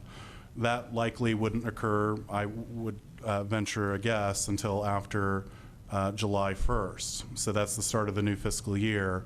And then in January, we would receive our next distribution, and probably within 45 days, to allow the 45-day comment period, we could issue another check, have another meeting, and decide where the $30,000 went. And so both of those periods of time are within the same fiscal year, if that makes sense. So, okay, and then going beyond 2012, where are we? And then going beyond 2012, we are, the president has submitted his budget proposal, and it did include funding for a 5-year reauthorization of secure rural schools. And it's my understanding that this also has the support of the House Committee on the Budget, and that it is likely to be reauthorized, though whether it's for 5 or 10 years and what the details are, I'm not quite sure. But it seems likely it has a fairly broad base of support. As you know, this funding, and just to clarify for those in the audience or listening at home, these are not county funds. They do not replace general fund dollars. This is federal money provided to counties across the United States as a result of decreasing timber harvests on federal properties. Beginning in the late 80s or 90s, there was a fairly major shift towards recreational use and wildland use for national forest activity, which reduced timber harvest, which affected county tax revenues. So this is a replacement in lieu of those less active timber harvests. Okay, I'm going to try to wrap this up pretty quickly. Sorry, we're not taking any more comment at this time. Let's go to Supervisor McCowan, and this will be the last round. Well, thank you, really Madam need to Chair. move this forward. Well, and of course, the sheriff may not need to draw on these funds. We won't know that until after the operation for certain.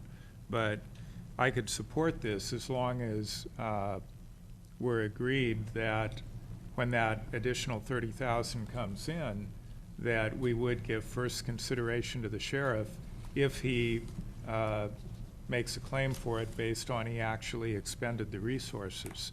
And then if he doesn't need to make a claim on them, we would have more money to then consider for the Fire Safe Council, or if there's anyone else. And I guess we've conclusively determined Civil Air Patrol is not eligible? That's correct. Thank you. Supervisor Pinches. Well, this whole program is commonly called a PILT program, which is payment in lieu of taxes, which is basically to exchange for loss of federal timber being harvested. That's kind of the, and you mentioned the reauthorization. I think it'll certainly be reauthorized, but it's certainly a reduced amount. This is probably our neighbors, the North Trinity County, is going to be very devastating because they basically live off of the PILT revenues for their operation of county government. And Trinity County is about 90% federal land, so it's going to be really Siskiyou devastating. County as well. Yeah, it's going to be devastating to those type counties. But I support, I think we need to, you know, we've committed to the 611 effort. We got to put something up. We got to have our actions a little louder than words on this issue. We was basically, not have turned down, but I'm not a real big fan of the National Forest Service right now. Anyways. Supervisor Brown. Thank you, Chair Smith. I wanted to acknowledge what Supervisor McCowan proposed about some future funds coming in and what has come as a recommendation from the Executive Office. I'd like to move the recommended motion to approve the recommendation to allocate the remaining 7% of the full county payment for Title III projects pursuant to Resolution 08217 and Sections 102A, 1B, and 103, and the amendment and reauthorization of the Secure Rural Schools and Community Self-Determination Act of 2000. Second. So we have a motion and a second. Any discussion to the motion? I think that this is a good approach. I think that the Sheriff's Office currently is going to be reimbursed for the $4,469 already expended, still leaving a balance there, and since we work off of that balance, there still is money allocated immediately to go forward, and it has to meet the specifications, obviously, under the search and rescue activity. And I think that I think it's a reasonable recommendation coming from the Executive Office, so I certainly support it. All those in favor say aye. Aye. Aye. Opposed? Hearing none, passes unanimously. And thank you for coming in. Yes. Keep up the great work. Thank you all. Julie, give these to somebody that's going to make a difference too. Okay. Thank you. Thanks, Jim. Thanks, Paul.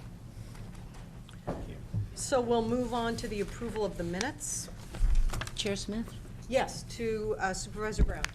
Thank you. On page 73 of the action minutes of April 5th, and this would be, excuse me, it's not 73, it's 84. And I'm on April 19th. I think I'll wait until after the 5th. How about that? Well, let's do them together. Let's do them together. We'll Oh, okay. move forward. So comments on either one. I would like to go to page 84 for April 19th, 2011. If you go down right after reconvened in open session 135, agenda item number 8B, the correction for Mr. George Gentry. Rather than being Jackson Advisory Group Executive Officer, he is California Board of Forestry Executive Officer. Good catch. Simple, but an important man, and I want him recognized as so. I don't believe that the Jackson Advisory Group has an executive director, executive officer. Good. With Okay. that correction, I'll move approval of both sets of minutes. Good. We have a motion. Second. We have a motion by Supervisor McCowan and a second by Supervisor Hamburg for both sets of minutes, the 5th and the 25th and the 19th. All those in favor say aye. Aye. Aye. Opposed? Hearing none, motion passes unanimously.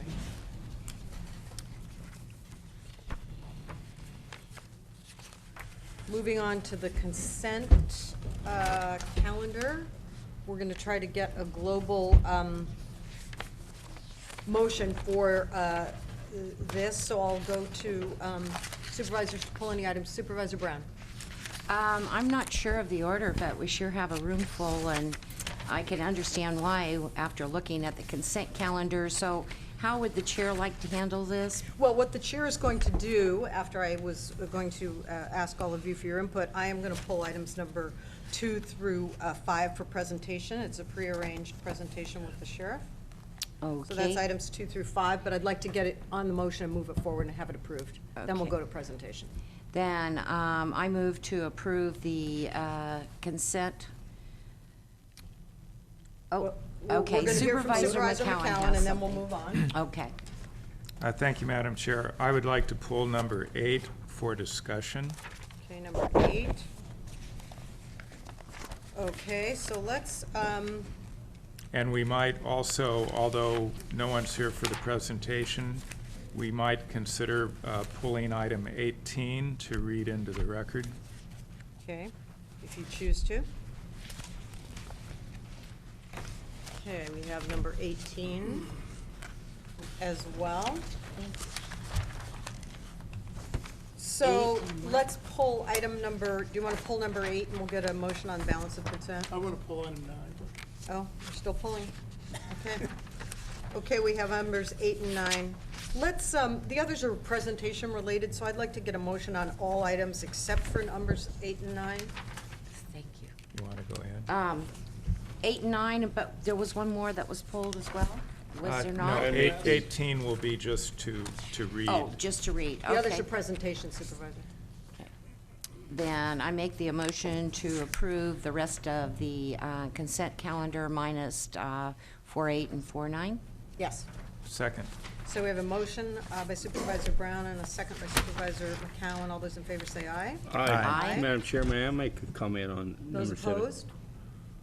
Hearing none, motion passes unanimously. Yes, Supervisor? I just, we're sending a letter on the redistricting, and I think that's really important, because we got to push for some sort of a meeting. Wait, Supervisor, we're not on any particular item I'm here. just making a comment on item 17 on the consent calendar. Oh, It's not on the local redistricting, this is on the state redistricting. I just think it's Right. important we push for it to get the closest meeting right now scheduled, I think, is in Reading. Well, that's well, the that's point what of the the letter letter. is. You Yeah, have a draft yeah. letter I there just for say, approval. I think it's important, I want to bring that up, that we're sending a letter. Okay. Well, That's that's a all. good point, Super. Anyone could have pulled it for discussion, but we had it as a consent item to move things along. But yes, there is a letter that the board is weighing in with the Citizens Redistricting Committee regarding their scheduling and lack thereof of hearings on the North Coast for the purposes of redistricting congressional districts and state districts as well. Supervisor Brown? Chair Smith, are we going to discuss that item? Is that what Supervisor? No, No, I don't wanted- I think just so. made a comment on it. Oh, okay. But we got it, it's approved. All right. And Okay. I would just like to comment on it, if I may. Sure, go ahead. I would like to see maybe every supervisor sign the letter. I think that's a great idea, and I think we can certainly do that. We'll just approve the draft, and the formatting of that can be up to the I think clerk it makes it stronger. and the chair, and if everyone agrees, we'll do that. Okay? Okay, good. Good point. Okay, so we are going to move forward with, we did vote. Didn't- Yeah, we did. Oh, that's right, okay. It's unanimous, approved unanimously. So we're going to move now to our brief presentations, and we're going to go first to items number 2 through 5.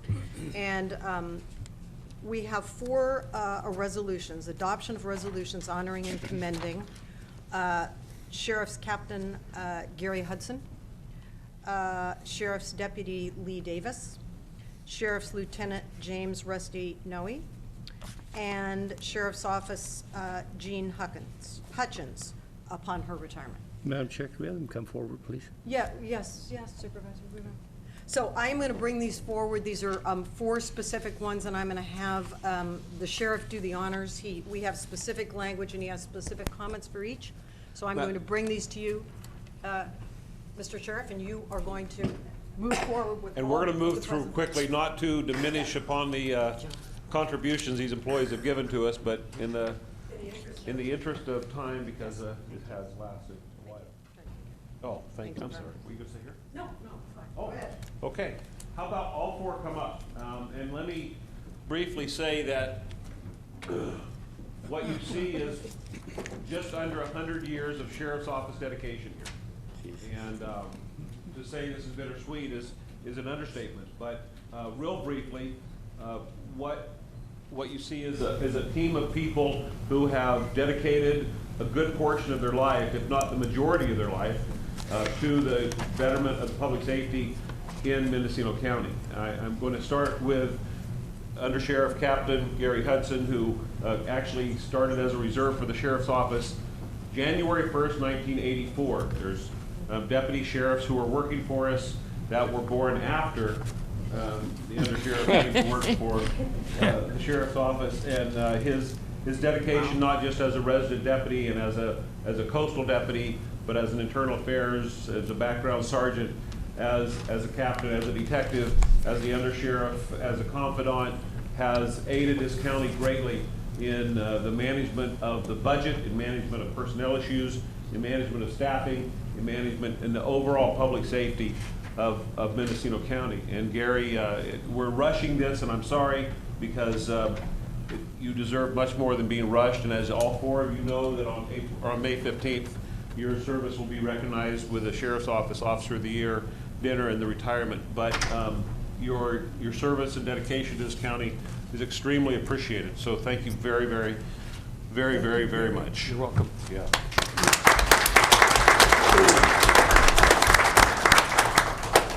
I've heard Gary say so much more in so much little time, but he is absolutely the most historical, knowledgeable person that I know has worked for the Sheriff's Office. And even in his retirement, I call him up at least once a week to say, Gary, how can you help me with this? What's the historical significance of this?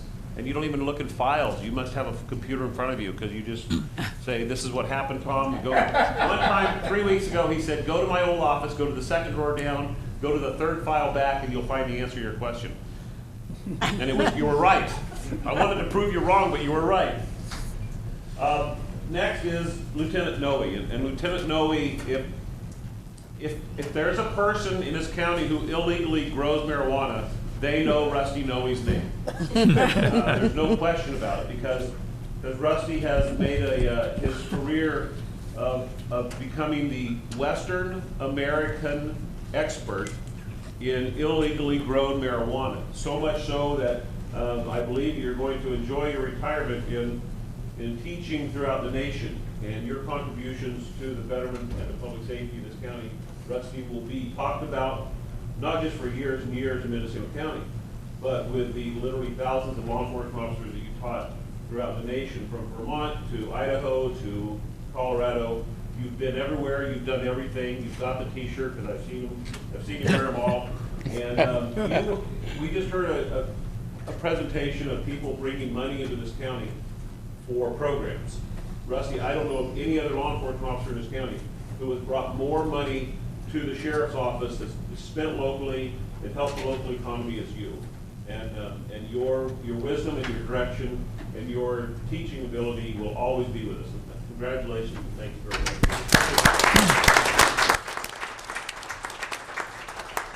I'm saving you for last. What about Chief Hudson came to the Sheriff's Office from another county department, and she came not just with a will and determination to improve the running of the clerical unit, but also with the wisdom from SEIU of working with the bargaining units and getting things to work. And that, if you're going to have a legacy, Gene, your legacy is you figured out a way to make things work. And Jean is going to go into the next chapter of her life as retirement, and it's going to be huge to fill the shoes that she's leaving with records. And let me just briefly explain this. We don't do records for the sake of putting records into a file cabinet. We do records for the Department of Justice, for the FBI, for every other federal agency out there that wants our statistics, wants our numbers, and wants them correct the right way.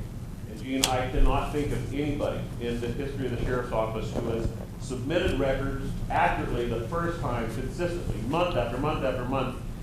And you're going to be a tough act to follow. So congratulations, and well deserved.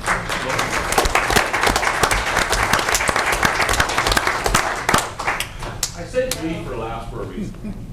There's a reason, and in the back, there's lots of law enforcement officers. There's a reason people get into law enforcement.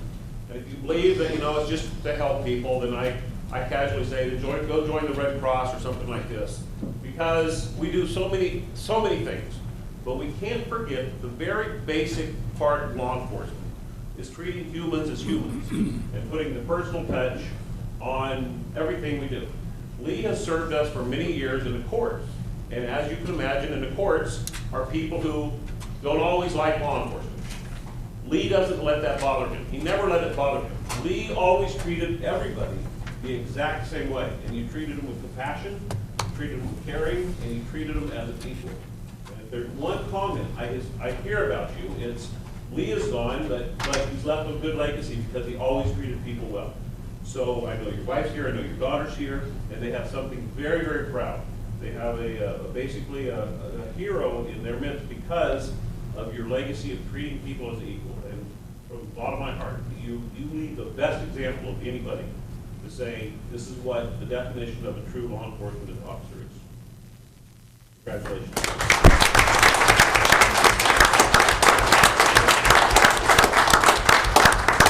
So it's 100 years, and that's it. All done in 5 minutes. Wow. In 5 minutes, I'm sorry, but thank you very much for allowing us the time to Thank you. give them. Hey, good luck in your retirement. Thank you. Hey, guys. Thanks. Thanks, Lee. Very much.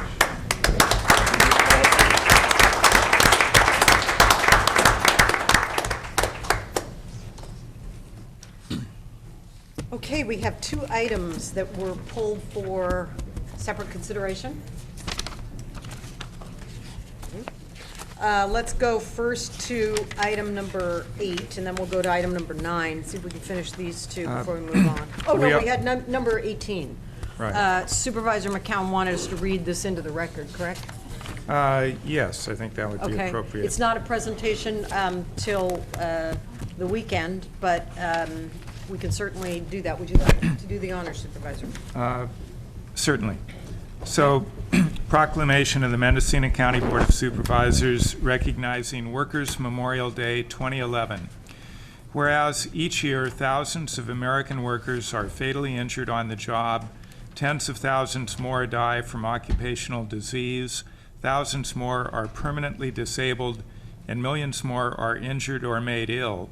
And whereas the annual direct and indirect costs of workplace injuries and illness totals hundreds of billions of dollars, and whereas studies confirm that the total number and cost of workplace injuries and illnesses are significantly underreported, and whereas the number of inspectors is inadequate to inspect more than a tiny fraction of American workplaces, and penalties are typically too low to deter violations, and whereas 2011 is the 100th anniversary of the Triangle Factory Fire, where 146 workers, primarily young immigrant women, died needlessly because the employer's profits and convenience took precedence over the health and safety of the workers.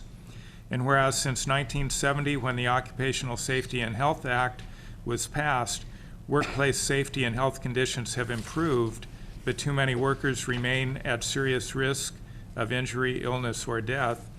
And whereas the rights of organized labor are under attack nationally, potentially jeopardizing union programs that support workplace safety, and whereas the people of our nation are determined to prevent workplace injuries, deaths, and diseases by renewing the fight for safe workplaces and by observing Workers' Memorial Day, a day chosen by the unions of the AFL-CIO as a day to honor and remember the victims of workplace death, injury, and disease.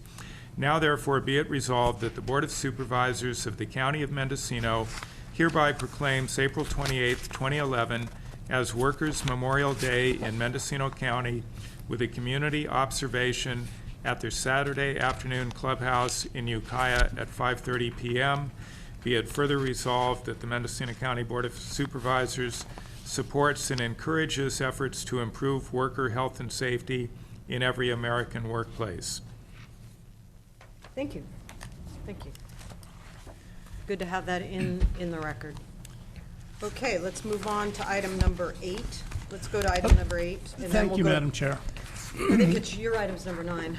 Oh, mine's 9? Yeah. Oh, Thank you, Madam Chair. And item 8 is simply approval of out-of-state travel to attend the National Association of Counties annual conference in Portland, Oregon.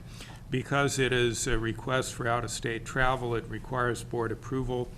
And my position is simply that with the budget situation that we're in, which is not getting any better and does not promise to get any better, that and also our board budget, we are told we were assigned a number that we're supposed to reduce our board budget in line with the other county departments that are being asked to reduce, and it's going to be a challenge for us. So I simply don't see that the board can approve out-of-state travel, and to me that would include, I don't see the board approving travel to Washington, D.C. to lobby Congress. So that's why I pulled it. I think it's appropriate for the board to weigh in and determine, are we in support of these out-of-state travel requests, or do we need to draw a tighter line on our own budget? So Nick, that's my position. Let's go to the CEO, to the executive office. I don't know who would speak to this. Ms. Angelo, it's under this executive office for approval. Yes. Madam Chair, thank you. This, of course, is a $1,500 travel. That's a maximum $1,500 travel. And this is to NACO, the National Association of Counties Annual Conference. Chair Smith is our CSAC appointee to a committee, and therefore she is going. She will be a voting member at this conference.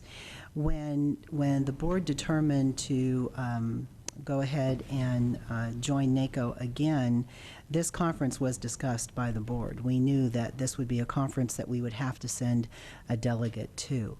So I don't recall that. I could certainly pull the minutes, Supervisor McCowan, and we could look at it if you'd like.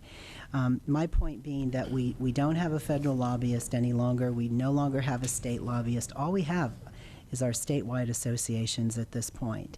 And it's the executive office recommendation that since Chair Smith is a voting member on this committee, she's our representative from Mendocino County, that this board go ahead and approve this travel. Again, the maximum on this is $1,500.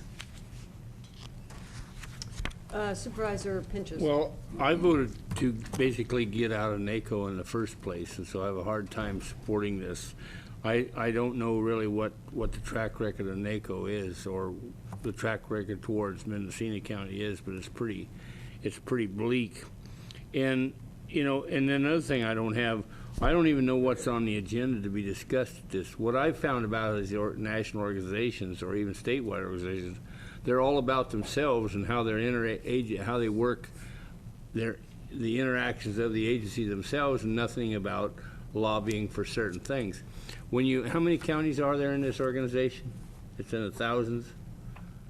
So I wonder what Mendocino County could gain and what would be pushed at this convention. So I just don't think it's worth the money. I don't think it's worth the membership either. Supervisor Brown. Thank you, Chair Smith. A couple of points I want to make, and then I want to ask a couple of questions. That we did talk, I think it was 2 years ago, about not funding our membership in NACO. And we found out that we do have programs well and alive in this county that are a part of the NACO membership. And I do remember the fact that we did discuss out-of-state travel, and I believe that was to Reno, Nevada this last July. To attend the NACO conference. At the time, our neighboring county, Sonoma, and Supervisor Valerie Brown from that county was the NACO president. And she specifically asked every single county to send a voting delegate. Now, having said that, that would be, you know, here we are a year later, and financially we are very strapped. But I want to ask the CEO, Ms. Angelo, have we, I believe when I served as chair last year, I was informed that we had denied some out-of-state travel to county employees that perhaps even had their, was for training and even had their trips paid for. And I think we've pretty much, as a board, said we don't want out-of-state travel by county employees. So it's a very difficult call for me as to how I'm going to vote on this, but I'd like you to answer that. Madam Chair, Supervisor Brown, you know, I can't say offhand if we have denied travel out of state. I can tell you that, you know, maybe in the past year and a half, it's quite possible that we have denied travel out of state. I can also say that we do have employees who are traveling out of state. So, you know, I certainly understand the position of the board. I go back to, what I go back to is the fact that there is nobody that's advocating or lobbying for Mendocino County these days but Mendocino County. You know, when we have our community partners that go to Sacramento, when we go to Sacramento, we did not go to Washington, D.C. this year. We didn't do that. I don't know that we'll be going next year. You know, certainly it's up to the board. I think this is appropriate travel. If the very fact that this is a committee that I believe we did talk about, and I will go ahead and check the minutes, but this is a committee that we deemed was important to this county, and we knew that Chair Smith was going to be the representative. You know, in my opinion, my recommendation is that we move forward with this. However, I understand what you're saying. I can say that there are employees that there are conferences coming up, and I do believe there are some employees, I'm not certain it's general fund or fully general funded, but we do have employees based on where the conference is or what the reason for the travel that is still traveling out of state. So, you know, I don't think that we're really going out of any policy or protocol by approving this. Okay. And I do recall, you might go back to the minutes of last May, I think it was, for our discussion on NACO attendance. Supervisor Brown, I specifically remember that at one of our discussions, I can't say which one it was, that I did remind the board that there were costs associated with the membership and being involved in NACO. And I specifically remember talking about that, and that had to be considered, and that you know, as well as with your appointment to CSAC, it comes with commitment, and it also comes with some costs in order to participate. So I very clearly brought that forward to the group. I was lobbied pretty hard by some folks to attend. They have two conferences a year. They have a legislative conference, just like CSAC does, and there's another conference, the actual annual conference, which this one is. And a number of groups and folks really, you know, they want your participation as a rural county. They want your participation if you're on a specific committee. And a number of folks emailed me about different things that were going to be going on, and I said, sorry, I'm not, you know, I have no plans to attend. We're really trying to conserve. So one conference was not attended in anticipation of focusing on just this one as an annual event. The additional piece that I think is a challenge is that CSAC is the one that does the appointments to the committees. So CSAC had emailed me after we committed to NACO for another year, and as you said, it does have to do with the prescription drug benefit and some other benefits I believe that the county receives for a pretty nominal, the membership cost is pretty nominal with NACO. But I was approached by CSAC to say, you know, California gets so many appointments to these very important committees, and please let us know if you plan to be seated and you want to still be seated on this committee. So I responded to the affirmative and said, yes, I very much, and it's in the agenda summary, it's the Environment, Energy, and Land Use Steering Committee, which is a very important advisory group to the larger body, and then has an impact, which is why, you know, NACO is, of course, based in Washington, D.C. They have a direct impact with our federal representatives and with the president on what are our counties thinking, and this policy formation helps create that voice of saying who we are. So I did tell CSAC, yes, I was interested. I still did want to participate in this very important committee, Environment, Energy, and Land Use, which meets at the committee on 2 levels. It meets twice, and they're voting a number of issues that will be voted on, and then those go on to the major body. So the sense of me not being able to participate at the conference means that a seat has been taken away from someone else that would wanted to have participated but didn't get the seat. So in a sense, I feel like that was a commitment. To sign on to the committee, you really are not of any value to the committee if you don't show up and participate. Well, and I as the representative to CSAC, I mean, it's nothing personal, Chair Smith, but as a representative to CSAC, I was also emailed and encouraged to go to DC not too long ago for their legislative visits. Right. And I didn't do it because I felt it was a policy that we had made in these difficult financial times, you know, not to travel out of state. So that was my point. Yeah, and we did budget for this. I think the CEO can say that. I mean, we're well under on the travel budget, and because everyone has been extremely careful with expenditures out of county or out of state for that matter. So I think the dollars were placed into the budget for a moderate amount, a very moderate amount of travel, and we've done very little of it. So Supervisor Pinches. Well, you know, we're going to hear, and we heard a lot about, it's not about justification. Certainly it's justified. Probably to have a federal representative and a state lobbyist, they're justified too. We simply don't have the money. If the CEO recommends this, maybe I'm going to put her on the spot, but in light of our discussion a couple of weeks about board members not taking any further salary cuts or no changes in anything, you've assigned this 15% for all departments to meet this 15% cut. Where do you designate we can even get 5% reductions in the Board of Supervisors budget if we don't do it in areas like this? Where's it at? It's not there, right? So is that 15% to meet that $90,000? That's we're just throwing something against the wall, or are we going to get real serious about savings? I think you're merging two I think the fiscal Board of years, Supervisors budget needs to give up something. We're And asking that's everybody next in year, this whole right? system.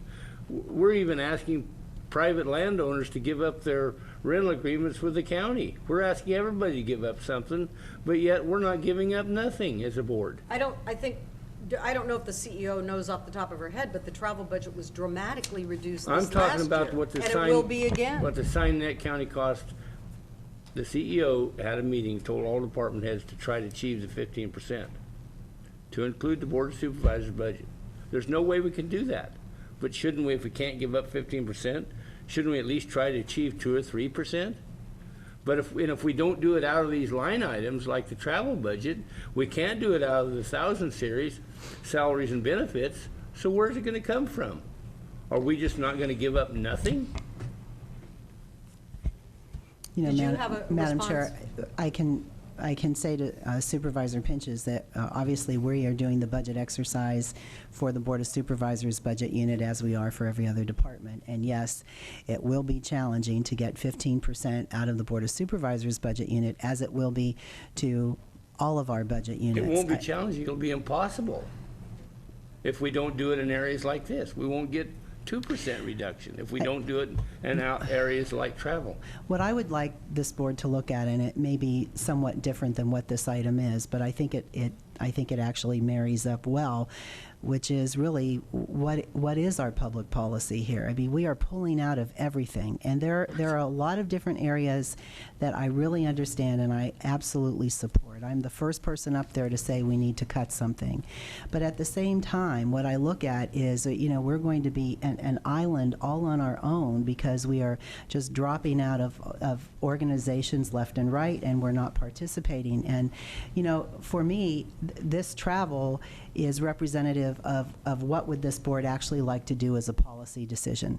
The first thing we did is we dropped our state lobbyist, then we dropped our federal lobbyist, and, you know, are we going to drop out of all of our statewide organizations? I don't know. I'm very concerned that, again, you know, as a policy decision, what are we going to do as a county? I mean, there are some areas that I think we really should participate in, and this committee that you have asked Supervisor Smith to be the representative, and then CSAC has appointed her to this committee. This is a committee that I think this board, supports, and that this is vital. And so, for me, it's more of a policy decision as what are we going to do going forward? Are we just going to drop out of everything? I don't know. Well, that's why our Congress and our state legislature they're supposed to be our representatives. We elect them people all the time. We have, on a regular basis, our congressional aides and our state senate aides sitting in this boardroom all the time. Aren't they conveying the message back to their bosses? Supervisor, they don't set policy for counties. That's our job. It's a two-way communication. Supervisor McCowan. Thank you, Madam Chair. Well, we did decide some time ago to end our NACO membership. We actually took that action as a group. And then we got a report back that one of the casualties of that would be the prescription drug benefit program. So then the board reconsidered. The NACO membership, I think, was something like $1,700 or $1,800. It's pretty modest. And because this prescription drug benefit is a benefit to our citizens, we decided to continue our NACO membership. That was the primary reason, because we had already made that decision to discontinue that membership. And I agree with Supervisor Pinches. It's really not about justification. This might very well be appropriate travel for all the reasons stated. It's only $1,500. It's $1,500 that I don't think we can afford. I think we are making a policy decision here today if we deny this request. I think implicit in that, we're saying that we're probably not going to be approving people going to Washington, D.C. to lobby Congress. And I'll maintain, if we can't accomplish our federal goals by networking with Congressman Thompson's very capable representative, Heidi Dickerson, we're not going to get it done by hiring a lobbyist. We're certainly not going to get it done by going to a NACO conference. They can vote on a resolution, they can do whatever they want. That's not going to result in an appropriation for dredging Noyo Harbor or studying the feasibility of raising Lake Mendocino Dam. So I will make a motion to deny the request. Second. Okay, we have a motion. Supervisor Madam Chair, Hammer. I'd like to speak against the motion. I'm the one who's always talking local, but I think it's really impossible to make good decisions locally without looking at things in the broader perspective, and that's what these organizations are all about. I am a very reluctant traveler. I think when you look at my travel budget at the end of the year, you'll see somebody who probably traveled as little or less than any other supervisor, except maybe my colleague to my left who doesn't like to leave his district. I'm kidding, Johnny. But, my district's bigger than some states. It is darn big. And mine's pretty big, too. Mine, just traveling around my district really satisfies my my need to be on the move. But I really have to agree with the CEO that cutting ourselves off from these organizations is penny wise and pound foolish. I actually appreciate the fact that Carrie Brown is willing to go to Sacramento and be our CSAC representative and bring back from us things that are going on in CSAC and the lessons that organization is able to glean from what's happening in Sacramento. By the same token, I'm glad that Kendall is willing to go up to Portland to a national counties meeting and bring back with her, whatever that organization has to offer. And I'm sure they have much to offer Mendocino County. And I think it's true throughout county government. I mean, if we start getting this really inward, we can't be a part of organizations that look at things in a broader perspective than just our singular county. I think we're just asking for more trouble. And I think we're not allowing outside creative thoughts and actions to be part of the mix of what we do here. So I mean, and particularly if during the budget hearings, it was understood by the board that we were staying in NACO for whatever reason, even if it was for the prescription drug benefit. Part of being in an organization is showing your face once in a while. And I know there's people in this county who think that, you know, why should we travel? You know, this, you know, we spend too much on it. But I'm really not one of those people. I mean, I think there is travel that's extraneous, but attending a single national organization of counties meeting in a calendar year, to me, and particularly when it's in Oregon, which is, you know, really, you know, just a hop, skip, and a jump from where we live. I just, you know, I think we should do it, and I'm going to vote against the motion. I think, Supervisor, what it's usually called is isolationism. And Well, that is call it whatever you truly want. where we're going. In terms of the local turn of events, Sonoma County is stepping up their efforts outside the county. They're not rolling them back, they're stepping them up. They're making additional trips to Washington. They're keeping their eye on very critical programs that they feel that if they advocate for, they're going to be successful in winning congressional support. As we did away with our federal lobbyist, Humboldt hired one. So they're obviously going in a very different direction than we are, thinking that this is a time that you need to pay attention to the external world that has everything to do with your own survival. So I'm very concerned in general, but specifically I would like to ask the board that if we're going to make this decision, that we make it relative to the next fiscal year. And then no member of the board will sign up for a CSAC appointment. And then I think we really should drop the membership.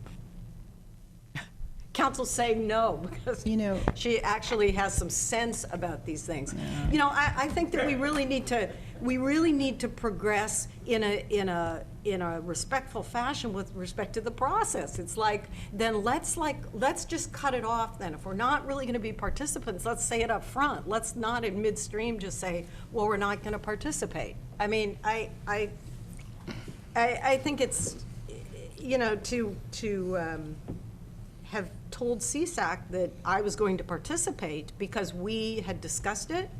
I said that there were costs involved. That was said at a meeting. Then we budgeted for it. I think the amount here is capped at last year's, and I said that anything in excess, I would personally be responsible for. I think it might even be able to be done for under 15, but if it's not, then I would take responsibility for any overages that are necessary for the going and coming and the attendance. So that was a commitment on my part in terms of trying to cap the cost of what it was last year. Supervisor Pinches. Madam Chair, you always compare us to Sonoma County, but Sonoma County's been selling our water for over half a century to Marin County. We've got no compensation whatsoever for it. Maybe that makes a financial difference. But just getting back to our budget, if the Board of Supervisors budget last year was $609,000, if we achieve just a 5% reduction, that would be around $31,000. Has anybody got any idea where the Board of Supervisors budget will reduce up to $31,000? We can't even achieve a 5%, can we? But yet we're asking our department heads and county employees and everybody else out there to achieve this 15%. We just reduced our attorneys by 12.5%, but we can't even achieve a 5%? That's embarrassing. But then why is it the Board of Supervisors? Why aren't we micromanaging council's travel? She travels a lot. Then there's the CEO. What about our department heads? What about them? Cut their travel budget too? Unbelievable. You know, we've need to move on. Spent $1,500 right talking of time about here. this right so now. Let's go to the CEO. Did you have an additional comment? I would just like to go back to state that it is still the recommendation of the executive office that we have a representative go to this conference. I would also like this board to really think about the policy issue here. There's not a department head in this room that we don't send to their statewide associations. So, I mean, I realize that we have people traveling, and people travel for good reason. And I think a lot of the ideas, I can tell you, department heads that come back and meet with me and talk about what other counties are doing, and we look at how to implement those best practices. Again, I'll just say, I would like the board to support this recommendation. I think it's more a policy issue. I'm concerned about dropping out of everything. I think it will only hurt this county. And we are looking at the budget. We're looking at that 15% from all budget units. And quite honestly, departments have cut their travel consistently over the past couple years. And so has this board. So is the board. So that's my recommendation. Thank you. Okay, Supervisor McCowan. Thank you, Madam Chair. Well, I think we do need to cut more. The other departments are being assigned a 15% cut. It'll be a challenge for many of them, particularly the smaller departments, to meet that, but we expect them all to do what we can. We should do the same. And I frankly don't recall the discussion where we said that by staying in NACO, that guaranteed we would be sending anyone to a national conference. If that's reflected in the minutes, I'd like to see it. But other than that, my motion stands, and I think we should vote. So let's go ahead. We're gonna vote by the buttons. Well, wait a minute, the motion was McCowan. The clerk can read the motion. Yeah. Motion by Supervisor McCowan, seconded by Supervisor Pinches, to deny the out-of-state travel request. Can you clear the buttons? Which is agenda item. Yeah. Do you want to give the agenda item? Agenda item On consent. on consent number 4-8. 4-8, thank you. Okay, are we ready to vote now?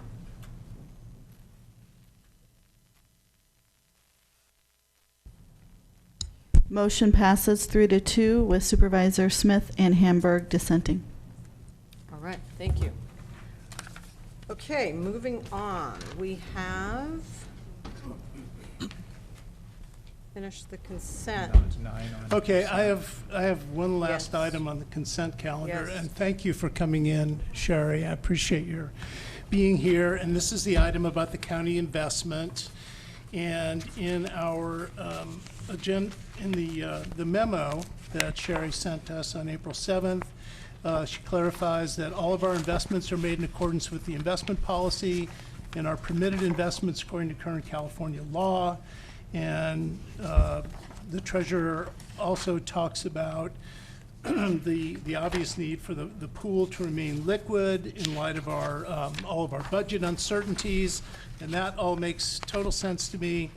I would like to ask a question about the total investments. I was actually surprised, and I was happily surprised to see we had $170 million invested in this variety of funds. Could you address that? Just talk a little bit about what those represent. Sure. Chair Smith, members of the board, Sherry Schattmeyer, Treasurer Tax Collector. You will be happy to learn that if I did this right this minute, we'd be at about $200 million. We do have a lot of funds right now because of the tax dollars that are coming in, the property tax dollars. This also does not include what's in our checkbook. This is just the investment. So yes, we have a lot of schools bond money. We have approximately 70% of this fund is schools money. Okay. Throughout the county, so that's why it's so high. Okay. The second thing that caught my eye was just looking through the different firms that we're invested with and noticing that they come from all over the world, a couple of Swedish banks, a couple of French banks, a Swiss bank, a Delaware trust. But when I went through these and actually looked at the names, I went, gee, are these the kind of institutions that Mendocino County should be involved in? Because many of these institutions have really shaky ethical records and records of having been fined millions of dollars for various kinds of activities. And I just wondered, do we put any, well, let me just mention, Merrill Lynch, which is the wealth management arm of Bank of America, and that I think happened during the 2008 crisis when Merrill Lynch almost went out of business. And of course, they were heavily involved in the CDOs. They were fined $100 million for publishing misleading research. I think they also paid their management $3.6 billion that they got out of taxpayer funds that were given to them under the TARP program by the federal government. Credit Suisse was dinged for money laundering, for getting money for weapons to the country of Iran, which is obviously not an ally of the United States. Credit Suisse employees were reported to have stripped the identities of Iranian banks, enabling funds to be transferred to the Atomic Energy Organization of Iran. And Credit Suisse advised Iranian banks on methods to hide their identities so they could send more than $1 billion through New York banks for money laundering. So, I mean, I know we're not in charge of the ethical lapses of the institutions that we invest in, but it does make me uneasy as a board member to see that we're investing with companies that I think have lost their moral and ethical compass. And I appreciate that. My first priority is safety, and I know everybody knows that. What happens with a treasury pool, and it's not just here, it's in every county throughout the state of California, we're very limited on what we can do. There's only so many places that we can put our funds. And what happens is we are basically very heavily weighted in financial institutions. So right now, with the financial institutions, I mean, probably just about every bank out there has had, especially the bonus issue. I didn't quite hear all that detail about Credit Suisse. I didn't know all that. You know, this stuff's, I Googled yeah, and I these don't two know how far companies back and was just that? read, for which, the money laundering? The Credit Suisse, I hadn't heard. 2009. Okay, I hadn't heard all that in that detail. In 2008, 13 employees of Credit Suisse were arrested in Rio de Janeiro for operating an illegal money transfer scheme. Okay. They're accused in 2007 of money laundering, tax evasion, fraudulent banking, operating without a banking license. That was in the Manhattan court. Attorney Robert Morgenthau of the Justice Department. They fined Credit Suisse $536 million for money laundering. Okay. I mean, these are the companies that we're hanging out with. So it just, I don't mean hanging out with, but investing our money in. Yeah. And, you know, just as one supervisor, I know this is, you know, you might say, well, this really has nothing to do with Mendocino County because these are big international firms. But I don't know, it just makes me very uneasy. Okay, and let me just go a little further with the banks, which we are very heavily, like we have commercial. Well, we have commercial paper. We're not doing that right now, but our negotiable certificates of deposit are all banks. Even the medium-term notes are a good percentage of banks. What happens is what our strategy is on these investing, what we're doing is we're trying to be as diversified as possible. We used to do, before the meltdown, we did about, we would have 10% in a name, which means we didn't have to have as many names. What happened now is we only have about 5%. We've really lowered that since the meltdown in the last couple of years. And with these banks, what we're trying to do is we're trying to be diversified throughout the world. And what we're doing is we're looking at the top banks within the strong countries. So unfortunately, some of them fall in what you're saying right there. Had I known that with Credit Suisse, at that, you know, we bought this, it looks like in December of '09, so it looks like maybe that was a ways after that. We try to stay clear if there's things going on, just like when we had the issues, there were some issues over in Europe. We stayed clear for a while of those. We try to watch what's going on at the time we make the purchase. Our intent is to, once we buy something, to hold it to maturity. That's how we basically keep everything secure. So, but I just want to go back. My first priority is safety. So that's my primary overriding issue is safety. Let's go to Supervisor Pinches. For the knowledge of the public out there, these are cash investments too. They're not stocks and bonds. So that's, you know, they're not really like buying stocks from a country. These are cash investments that are just hold. And you like a certificate of compliance, or not compliance, but a certificate of deposit. You deposit and you keep it to full maturity and you get the full payout. One question I have though, Sherry, on this sheet you put out, I've asked you this once because sometimes the numbers fluctuate.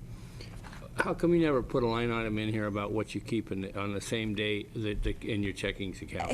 We've never done it on this report. This report, probably more than anything, is just so that Yeah, the but- board and members of the public are aware of the names that we're invested Yeah. in, where the checkbook is just cash. It's But just a at cash or cash times you have equivalent. up to $20 million in that checkbook. We could have, yeah, So right. shouldn't it be, if you're gonna do this report on a given day, shouldn't you just put the checkbook in there? We could put that down here, that we're, cash in the checkbook. Because my concern is, this is for knowledge of the public, and it doesn't, without what's in your checkbook, it's not fully showing what's in the investment pool. Right. Because the checkbook is part of the investment pool. That's Right. all I'm saying. Right. Yeah, Maybe in and the future you could put that on. that's something, I mean, and I know we've talked about that, and that's Yeah. something I'm not necessarily opposed to at any level, so. Okay. So let's go to the public. Any public comment on item number 9 on consent? Seeing none, we'll go back to you, Supervisor Hamburg. Did you want to do anything in terms of follow-up, or? No, I Okay. actually just wanted to bring it to the board's attention. Good, thank you. And bring it to the treasurer's attention. And, I just hope we're being very careful with these investments, because, we've already had one crash, and I certainly think we're not immune from another one.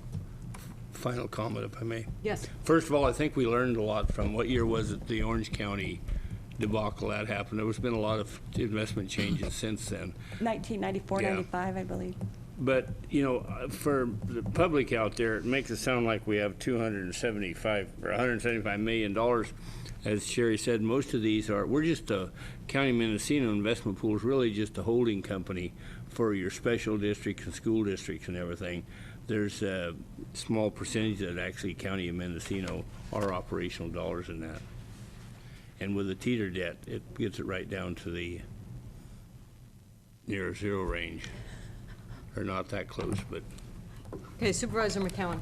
Thank you, Madam Chair. Well, I appreciate Supervisor Hamburg bringing forward these issues. And another unfortunate thing, you note that so many of these are actually foreign companies. And when I was first on the board, I raised the issue of, wasn't there more we could do locally with these funds to help stimulate our local economy, or have even the local banks benefit somehow? And basically, the explanation was that the local entities don't meet the qualifications necessary to be appropriate for these types of investments.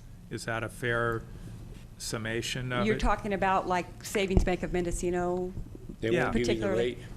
rate? They're not publicly traded or anything, but what I'm investing in here too are negotiable CDs. And they have CDs, but they're not negotiable. So that's what we invest in, is negotiable. But, like I'd said, even at that time, if Savings Bank came to me and said, we want you to invest, I would look at, I haven't turned down, I don't go to them, but they could come to me if they're interested in doing that. The problem, I think, is that they have to actually they have to be collateralized to hold this, probably like at 110%. So And they don't want and they that. probably don't want to do that. We've offered, and I think I mentioned this to you before, our service bank, and I'm talking probably 15 years ago, was Savings Bank, and they weren't big enough to do it themselves. They had to have Security Pacific basically be as like a parent company to kind of oversee them. They weren't big enough to do it, and at one point they were like, okay, we don't want to do this anymore. So it's not that we would not participate. Absolutely. I mean, I love Savings Bank. They're my bank. So we're open to that. Yeah. If they're willing to jump yeah. through the hoops they would need to jump Right, through. and I think that's the issue too, is that they realize the hoops, because I think they would be contacting us if there weren't any hoops, so. Thank you. Well, with those explanations, I'll move approval to accept the report. Second. It's actually The recommended action, the agenda if you item will. What is the 9. what is 9 the on action? consent. What is the action? To accept the report. Accept the Oh, accept the report. report. Okay. So we have a motion by Supervisor McCowan, and we have a second by Supervisor Pinches? I will. Brown. Supervisor Brown. All in favor, say aye. Aye. Aye. Thank you, Opposed, Sherry. hearing none. Thank you. Thanks for Passes coming in, unanimously. Sherry. Thank you, Sherry. Let's move on now to item number 6E. This is an informational presentation and update regarding the status of the County of Mendocino's ADA transition plan and review of Mendocino County's facilities and parks condition reports. We have the department head here, Ms. McMenamy. Good afternoon, Madam Chair, members of the board. Kristen McMenamy, your GSA Director. First item I have before you today is just an informational presentation regarding what I like to call the county's facility condition report. In October 4th, 2005, the board adopted the Mendocino County's ADA and transition and self-evaluation plans. That transition plan prioritized the structural barriers regarding access to county facilities and pedestrian facilities such as sidewalks and curbs. The Department of Transportation also has another portion of this particular ADA and transition plan that just deals with roads. The General Services Agency is responsible for implementing the transition plan as it pertains to all county facilities. Attached in the staff report, you're going to find several different documents. The first document is the actual ADA transition plan summary on county facilities. The actual plan is posted on the General Services Agency website, and it is 2.5 rather large binders of information that we had received from the consultants at that time. The ADA transition plan summary basically describes, it's got a building number, all the facilities, and at that particular time, it was November of 2003 when the actual survey was completed by our consultants. They provided estimated numbers as to what the cost would be according to our facilities. You're going to see in the ADA transition plan summary the amount of dollars that were actually spent for various items on here that we've completed to date. The board has made a recommendation several years ago when they adopted this plan to contribute $100,000 a year to the Capital Maintenance Reserve Fund in order to accomplish in 10 years getting all of our facilities up to ADA standards. What you'll find is, compared to the estimates that were given by the consultants, they did trend those dollars upward as best they could in 2003, but as you can see, we've spent quite a bit more on facilities than we had initially planned. You'll see that there is a total estimated approved plan of $911,000. To date, we've spent $721,000. We've only completed about 54% of the recommendations. We are in year 6, so we've got several more years to go. I am planning on spending, according to our most recent estimates for the different facilities, a total of $485,000. And keep in mind, the ADA laws that were in effect in '91, they're actually changing in March of this particular year. So as we go in to correct these facilities, there may be other issues that we're going to have to upgrade as a result of coming in and doing any type of remodeling or that type of thing. We relook at those facilities to ensure that the work that we're doing now meets all the current standards as of today's date. Now, as far as the facilities that we had already upgraded prior to now, were under the rules and regulations in 1991, those particular facilities, I guess you can say they're kind of like grandfathered in until and unless we go in and do any type of remodel where it constitutes a certain percentage of the facility, then we have to bring that facility up to code as well. Are there any questions on the ADA and transition plan? Now I'll go ahead and move. Supervisor Pinchas. What's the location in Laytonville? What building number is that, Supervisor Pinchas? I don't know. It says facilities, total locations. Are you on the ADA transition plan? I'm on this page 2 of 3, facilities. Oh, I haven't gotten yet to that particular. Am I too far ahead? Oh, yeah. Okay, so now I'll go ahead and move on to that particular item. Okay. Thank you. So at this point, I'll move on to the Facility and Parks Condition Report. The first report is the Facility Condition Report. This particular report, we went around to each of our county-owned and/or leased facilities that we were responsible for maintaining, keeping in mind that some leased facilities, they're not on this list because we are not responsible to maintain those facilities. That responsibility lies with the landlord. So we have a total of 74, I believe. Yes, 74 total facilities on this list. The facilities, there are 51 of those facilities that are well over 20 years old. And basically what I'm looking at here is, according to Budget Unit 1710 is your capital improvement fund budget, wherein money is normally contributed. It was not contributed last fiscal year. We did a bit of a suspension for that, and we used carry fund balance from the prior year to go ahead and fund any ADA upgrades. We're working with the CEO, and we're going to attempt to do the same thing using any carry forward balance so that there won't be any contributions. There are a couple of projects that we did submit to the CEO, and I'll be having my budget conference with her tomorrow afternoon, and we'll be going ahead and looking at what projects may need to be done based on a health and safety type issues for those particular facilities. What should be, you have a Mendocino County Policy 33, and in Policy 33 it states, the board states that they're going to contribute a certain amount per square footage. But in that policy, the CEO has the authority to make separate recommendations to the Board of Supervisors based on any financial issues that we've been having. But if the board were to stick to that policy, you'd be looking at approximately $456,000 a year to contribute to the capital maintenance reserve fund, and that's on top of any ADA issues. So what you have is, this is sort of my to-do list, if you will, that I end up looking at every single year and making recommendations as best as I can to the CEO for any potential funding that I really do feel that we absolutely need to have on particular facilities. So this is our deferred maintenance list, if you will.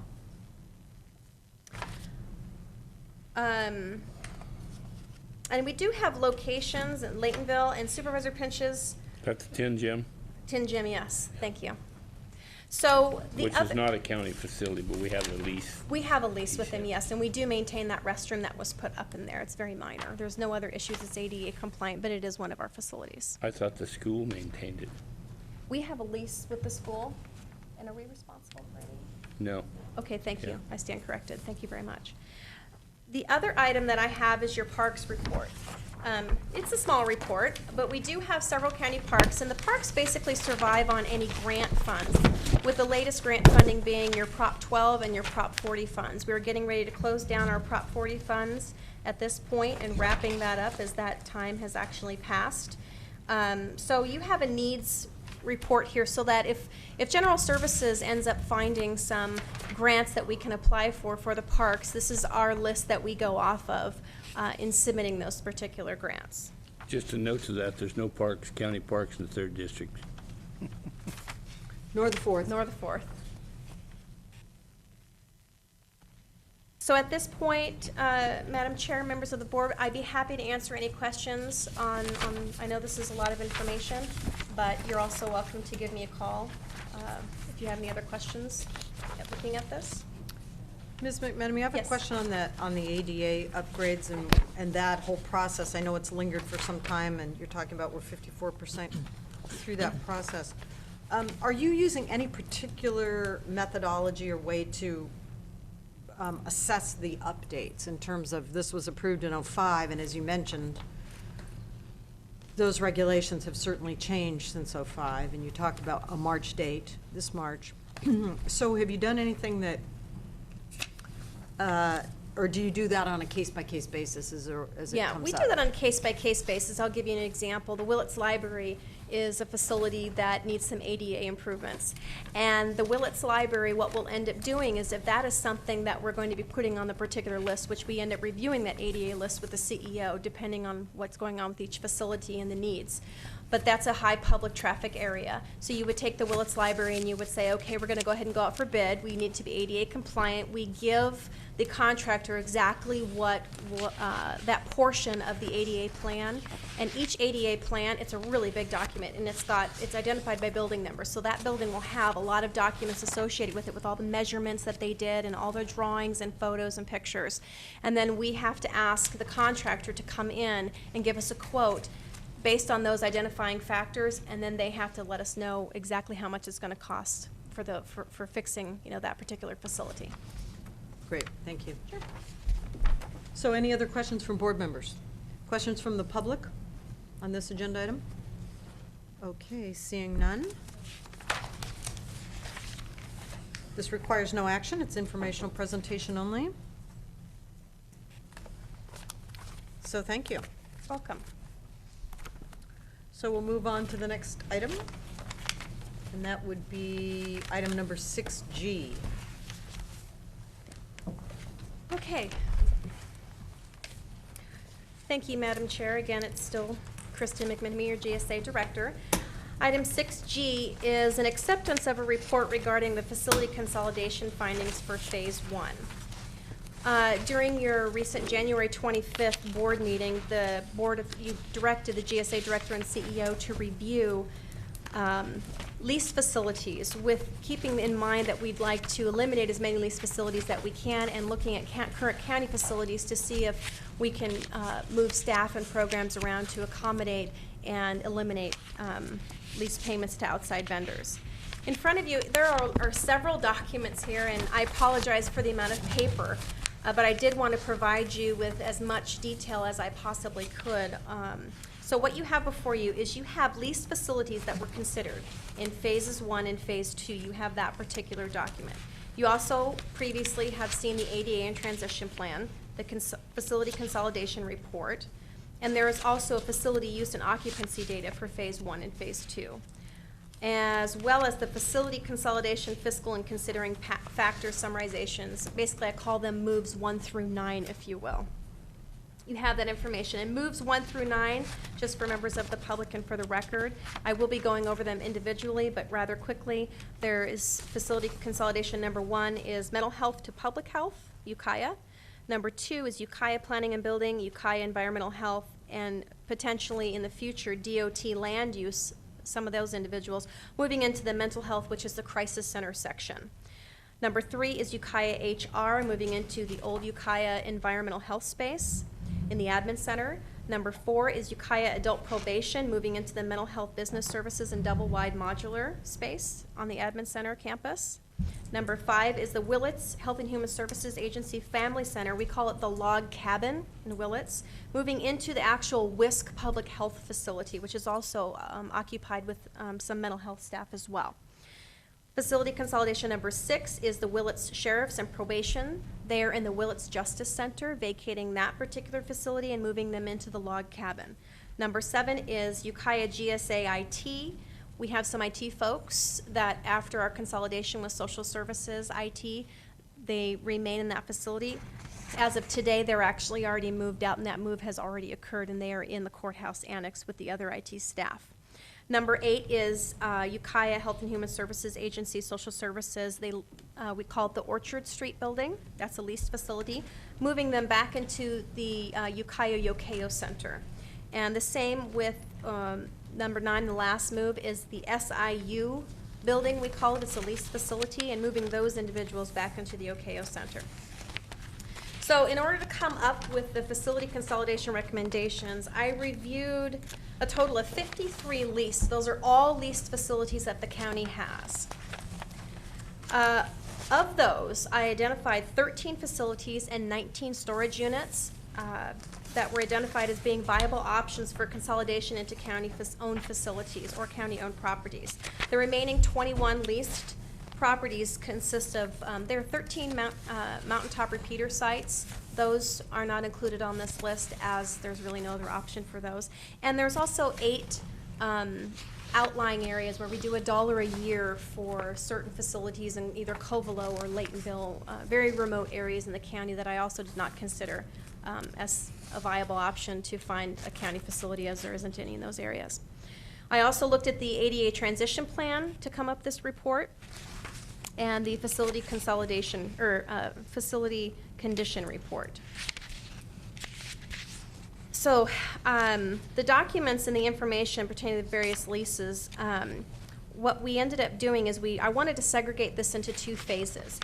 Phase 1 includes facilities that myself and the CEO determined the most viable for consolidation efforts, and that we could reasonably accommodate them in, I guess if you will, a shorter period of time in order to achieve the highest potential savings, whether it be general fund or non-general fund dollars. As well as in phase 1, you'll see that there is an elimination of 3 leases, the potential for the elimination of 3 leases as a result of those moves. So after this presentation today, when GSA works with the department heads to go ahead and accomplish these particular moves, I will then be working on phase 2 approach, where I will look at the remaining storage units and the remaining leases that the county has, whether they're general fund or non-general fund, and looking at what space the county has available after these moves have been decided upon. And then I can come up with a second list and come back to this board for consideration. So as far as the moves 1 through 9, what I ended up doing is I took a very detailed report, and I ended up giving you folks a summary. And what I can do at this point is start going over those particular consolidations. So on the facility consolidation number 1, you're going to see a 1-page document for each facility summarization.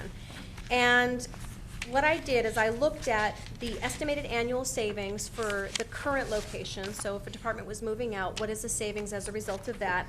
I looked at any annual savings or any type of revenue for the department moving into a new location. I also looked at any estimated annual costs or a loss of revenue as a result of the department moving out or moving into its location. Then you have a net fiscal summary. And then separate and aside from the annual savings, I wanted to calculate out any one-time savings or expenses as a result of these moves. I tried to get as much costs and detail as possible so that the number I would present to you today would in fact be a good number that this board and the CEO could rely on. So with that, we'll just go right into it. The first one is the Ukiah mental health move into the public health facility. You're going to note here that there is a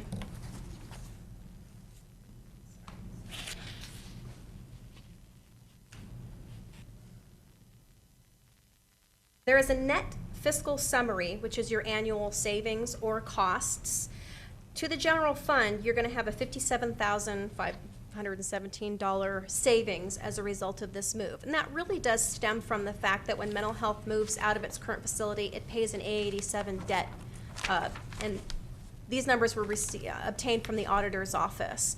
Moving into the public health facility, because of the arrangements that were made when that facility was purchased, mental health will be charged, and it will actually be an increase to mental health, which you're going to see. Mental health does have savings as a result of moving out of the facility, but their net annual is a loss to the tune of $20,000 a year. All in all, between general fund and non-general fund, you have a plus of $37,000 plus dollars. That's your annual savings or costs. As far as the one-time, the county will receive a $27,000 one-time savings, and mental health actually receives a $76,000 one-time savings. And that is because the mental health facility, they were looking at several different modifications, ADA and facility improvement plans between now and the next 5 years. So that will go away, and then they take on a portion of those expenses when they move into public health. We also looked at some basic, from the facility standpoint, some basic advantages and challenges to this particular move. I left it up to the department heads to meet with myself and the CEO with any programmatic issues. So are there any questions on this particular move? Okay. Madam Chair, I'm just curious, how much space remains in that facility on Dora Street? I mean, if we move mental health there, is there like still 30% vacancy there, or? Let's see here. I just threw that number out, Stacy, I had no idea. And I'd like to know. Right now, mental health has 76 slots, if you will, open at that facility, and I'm not sure how many staff you have, Stacy, moving into that facility.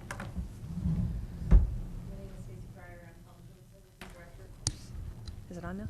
Stacy Cryer, Health and Human Services Director, and I was asked to sit at the table in case there was questions since I have so many buildings. We're working on finalizing the move plan of how mental health will fit into the Dora Street building. There will not be vacant space between, because public health is remaining in that building, and mental health will move into that building as well. So there will not be vacant space. And so that'll fill up the entire building? Absolutely, yes. There are only 50 employees in mental health total, and that's Fort Bragg and Ukiah, so there's approximately 44 employees that can move over to the Dora Street location, not the 76 that was originally there, but it will fill up that building. And that's a leased facility? No, this is a county-owned facility, public county-owned. health, yes. Yeah, it's a county-owned facility. Good. So as we go through this process, Ms. McMenemy, how did you have it planned? Were you going to have Stacy comment and do a programmatic? No, unless the board had questions, she's just here to answer questions. We worked out, and the CEO, myself, met with every department head on a particular move, and it was determined by all the parties that this move can be accommodated and that the departments would work at any programmatic issues. So you're not seeing anything on this presentation today wherein the department head had said, we're going to have some serious problems here, or there's an issue with any programmatic issues on a particular move. Well, I just think to Supervisor Hamburg's comment, though, it's good to get some programmatic understanding of what's going on, I think. I mean, I think a few comments would be really helpful Chair Smith? before questions arise. Supervisor Brown? Yes, our CEO. Madam Chair, I apologize that I didn't actually introduce this item, but I would like to just comment. I think that both department heads sitting here have done a lot of work on this. I would like to say that back when the Health and Human Services Agency was formed in 05, 06, 07, there was a lot of planning that was put together, an actual 5-year plan that was put together by the leadership in the agency, and also the staff participated. And part of that plan, further on down the road, which is materializing today, was the co-location of alcohol and drug services and mental health services. So I just want to clarify that while this presentation is information only, and really at the direction of this board, Ms. McMenemy has been reviewing the buildings. We know parcels for sale, and then the fact that we have so many vacant spaces in our buildings trying to consolidate. But what you'll see with HHSA is that a lot of this was really part of their 5-year plan, which at some point from 2007 on you saw. So I think that really to go through this, that as we go to, there's 9 different facility moves here, that if there's any programmatic questions, Stacy can answer them, but we could probably expedite it somewhat. As Kristen said, all of these were vetted with the department heads. To my knowledge, there are no controversial moves here, and this is, I think, 1st, 2nd, and 3rd district. I think it'd be good, Stacy, though, if you see something that you think is maybe not clear, to please just add in. Yeah, go ahead. I think I should make an additional comment to Supervisor Hamburg's question. There was a request to lease some space by Planned Parenthood. They wanted to lease the vacated family planning space, and we did speak with them and agree to go ahead and try to negotiate a lease, which would require posting the property and all that. I did talk to Planned Parenthood yesterday. At this point, they are not looking to lease space from us in Ukiah for a clinic. They have already entered into a lease across the street for space. They are interested, when we get to the point of talking about Willits, which is not on the agenda for today, they're interested in leasing space in Willits. But I did make it available to them. I think this board received a letter requesting that. I did make it available, Yes. and they turned it down yesterday. Okay, thank you. Thanks. Thank you. The next, number 2, deals with planning and building environmental health and DOT to move to the current mental health space when mental health vacates that particular space. You can see on the document what the annual savings, or if you will, loss will be as far as the one-time revenue or cost, you're going to see that a lot of red on this particular page, and that's because when mental health vacates that facility, the general fund has to pick up the remainder. I mean, even if planning and building didn't live there, the general fund is, really it's my budget unit, is going to have to pick up the costs for any improvements because we still have to maintain a facility whether someone's living in there or not. Maybe not to all the standards, but you still have your maintenance. So one of the nice things about this particular move, and speaking with the Planning and Building Director, Nash Gonzalez, as well as Ms. Cryer, is the board's desire to have a one-stop shop approach. This is kind of a very exciting idea for them to have a public resources area and permitting agency. So unless there are any questions on this particular move, I'll just go ahead and continue. So number 3 is moving human resources into the current environmental health space, and I believe the CEO would like to comment on that. You know, excuse me, Sure. I apologize, Supervisor but McCowan. thank you. The overall cost, so, you know, part of the reason we're doing this is to save money. So this particular move, number 2, it's costing us significantly. One of the apparently. One of the reasons, if you look at just the, separate the one-time cost, but one of the annual, if you look at the annual, it's a negative for $3,200. A lot of that has to do with, I calculate out based on square footage, planning and building and environmental health, moving out of this current space for utilities, custodial, and maintenance, moving into a mental health space where they're on a separate utility meter. So until we fill up that space, maybe in phase 2 with other potential departments, depending on what the needs are of the departments going in there, they're going to have to pick up that particular cost. Now keep in mind, the departments don't get charged for these general fund. That all comes out of GSA's budget unit, and we budgeted for this. And we also budgeted for all of these moves in our budget when we sent that and submitted it to the auditor for next fiscal year. Let's go to the CEO. Thank you, Madam Chair. I'd like to make one comment, and then if Mr. Gonzalez has any comments, I would invite him up. When we started going down the road of the Sunnyvale model and looking at a one-stop, the one issue that we had was not enough space, and we realized when we went and did our tour of Sunnyvale that all the staff were there. So you have a counter, you only see the staff at the counter, but behind that counter are all the staff. Whether it's transportation or planning or environmental health, they're all right there. So what's happened with mental health moving over to Doris Street is it presents the opportunity to actually really try to develop a one-stop. This board wanted improved customer service. That's the direction we're moving in. This $75,000 is a one-time cost, which actually is minuscule in comparison to what we think we're going to be able to get over the next 10 years out of this. And Mr. Gonzalez, if you have any comment. Madam Chair, members of the board, CEO Angelo, I think the GSA director pretty much hit the nail on the head when she said that this is an exciting opportunity.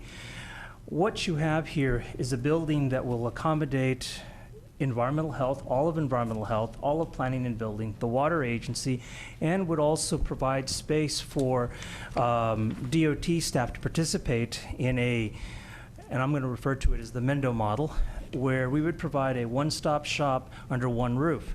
And so what we're looking at would be basically doing some modifications to the front counter area, but basically the space is there for staff to be able to move into to provide this one-stop shop. And then I would submit that rather than calling it a resource agency because of the types of things that we do, it would be more appropriate to now call it the Community Development Agency of Mendocino County, which would encompass not just your resources, but all your development resources in the county. So again, we've discussed this.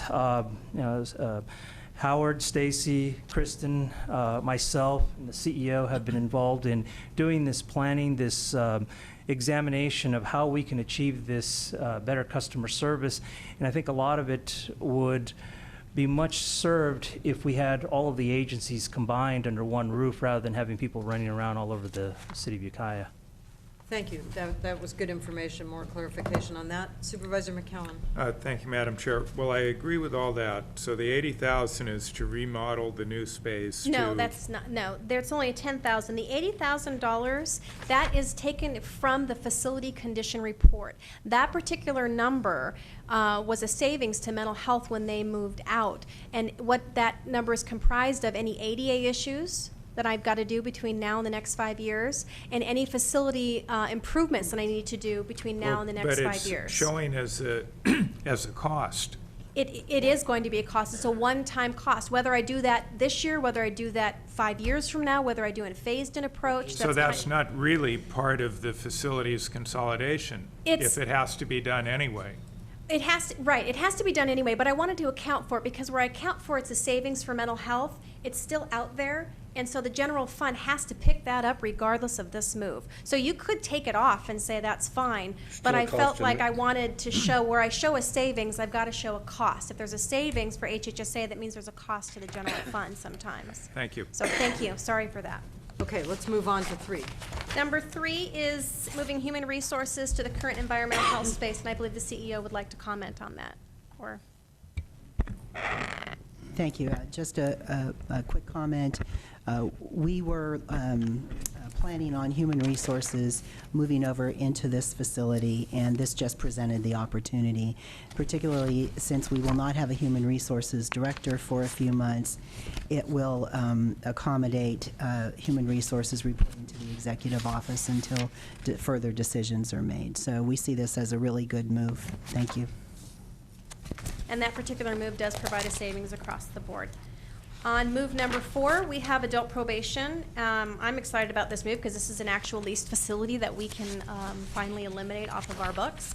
And there is a proposal to move them in the admin center complex into the vacated space, the mental health business services office, and the double-wide modular that's off over here behind the Farm Advisor Ag Department. And you're going to see the savings associated with that. There's a $60,000 a year annual savings, which I think is just great. Move number 5 is Health and Human Services Agency, the log cabin. They're going to move. Excuse me, the CEO wants to comment. I just want to make one comment. We, as Kristen said, we're excited about this move. We see some real concrete savings here to the general fund. I would like to say that that while we're planning on this move, we know that adult probation will move into this area, this complex somewhere, but we still are researching this. Thank you. So it may not be into mental health. It may be some other building in the complex. That's possible, yes. Thank you. Move number 5, again, is... Can I have a question on this? Yes, Supervisor. So we're, according to the numbers in red, where's the savings by doing this? You have a net fiscal summary down there, Supervisor Pinches. There's a $60,000 annual savings. That is if probation moves... Okay, I'm looking at the bottom red line. The bottom... I'm looking too far down the page, I guess. Okay, yeah. So there's a $60,000 annual So I savings. want to look at the net fiscal summary.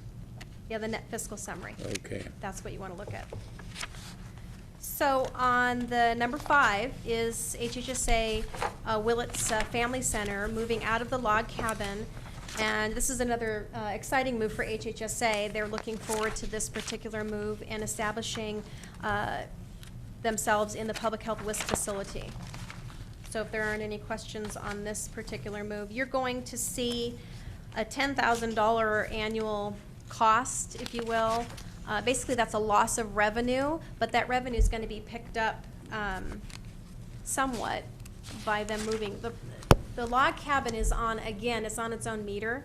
So every time you have a facility on its own meter, the utilities are going to be much more expensive than if you move into a shared facility.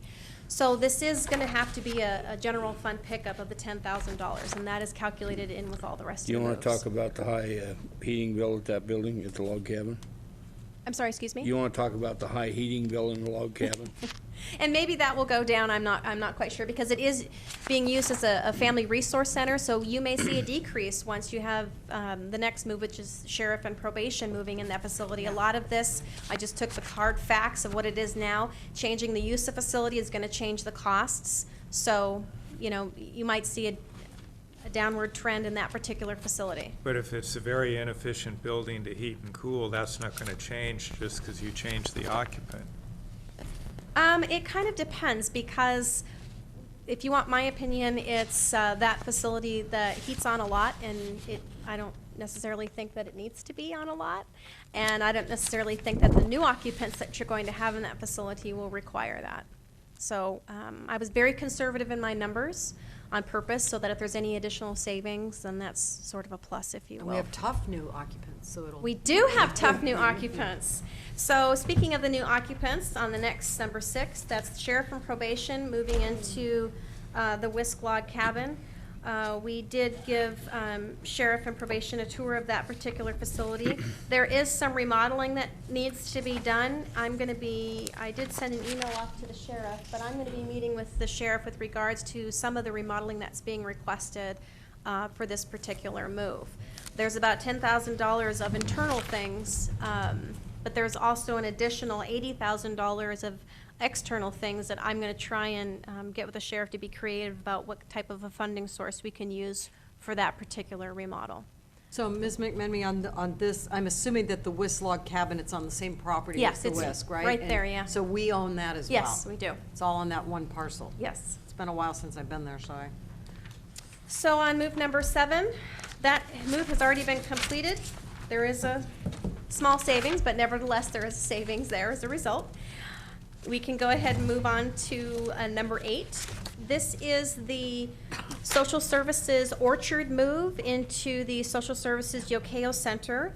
There is an annual savings to the general fund. There is a nice annual savings to Health and Human Services Agency to the tune of $120,000. I will let you know that as a result of looking at this move would eliminate a lease. It's a non-general fund lease.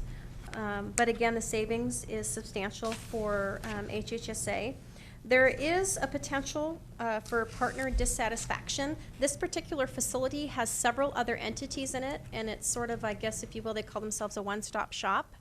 And as a result of this particular move, those entities will either need to find alternative space to lease, or will either find some other individuals to come in and carry the portion of the lease that was being paid by HHSA, and I believe Stacy has some further comments.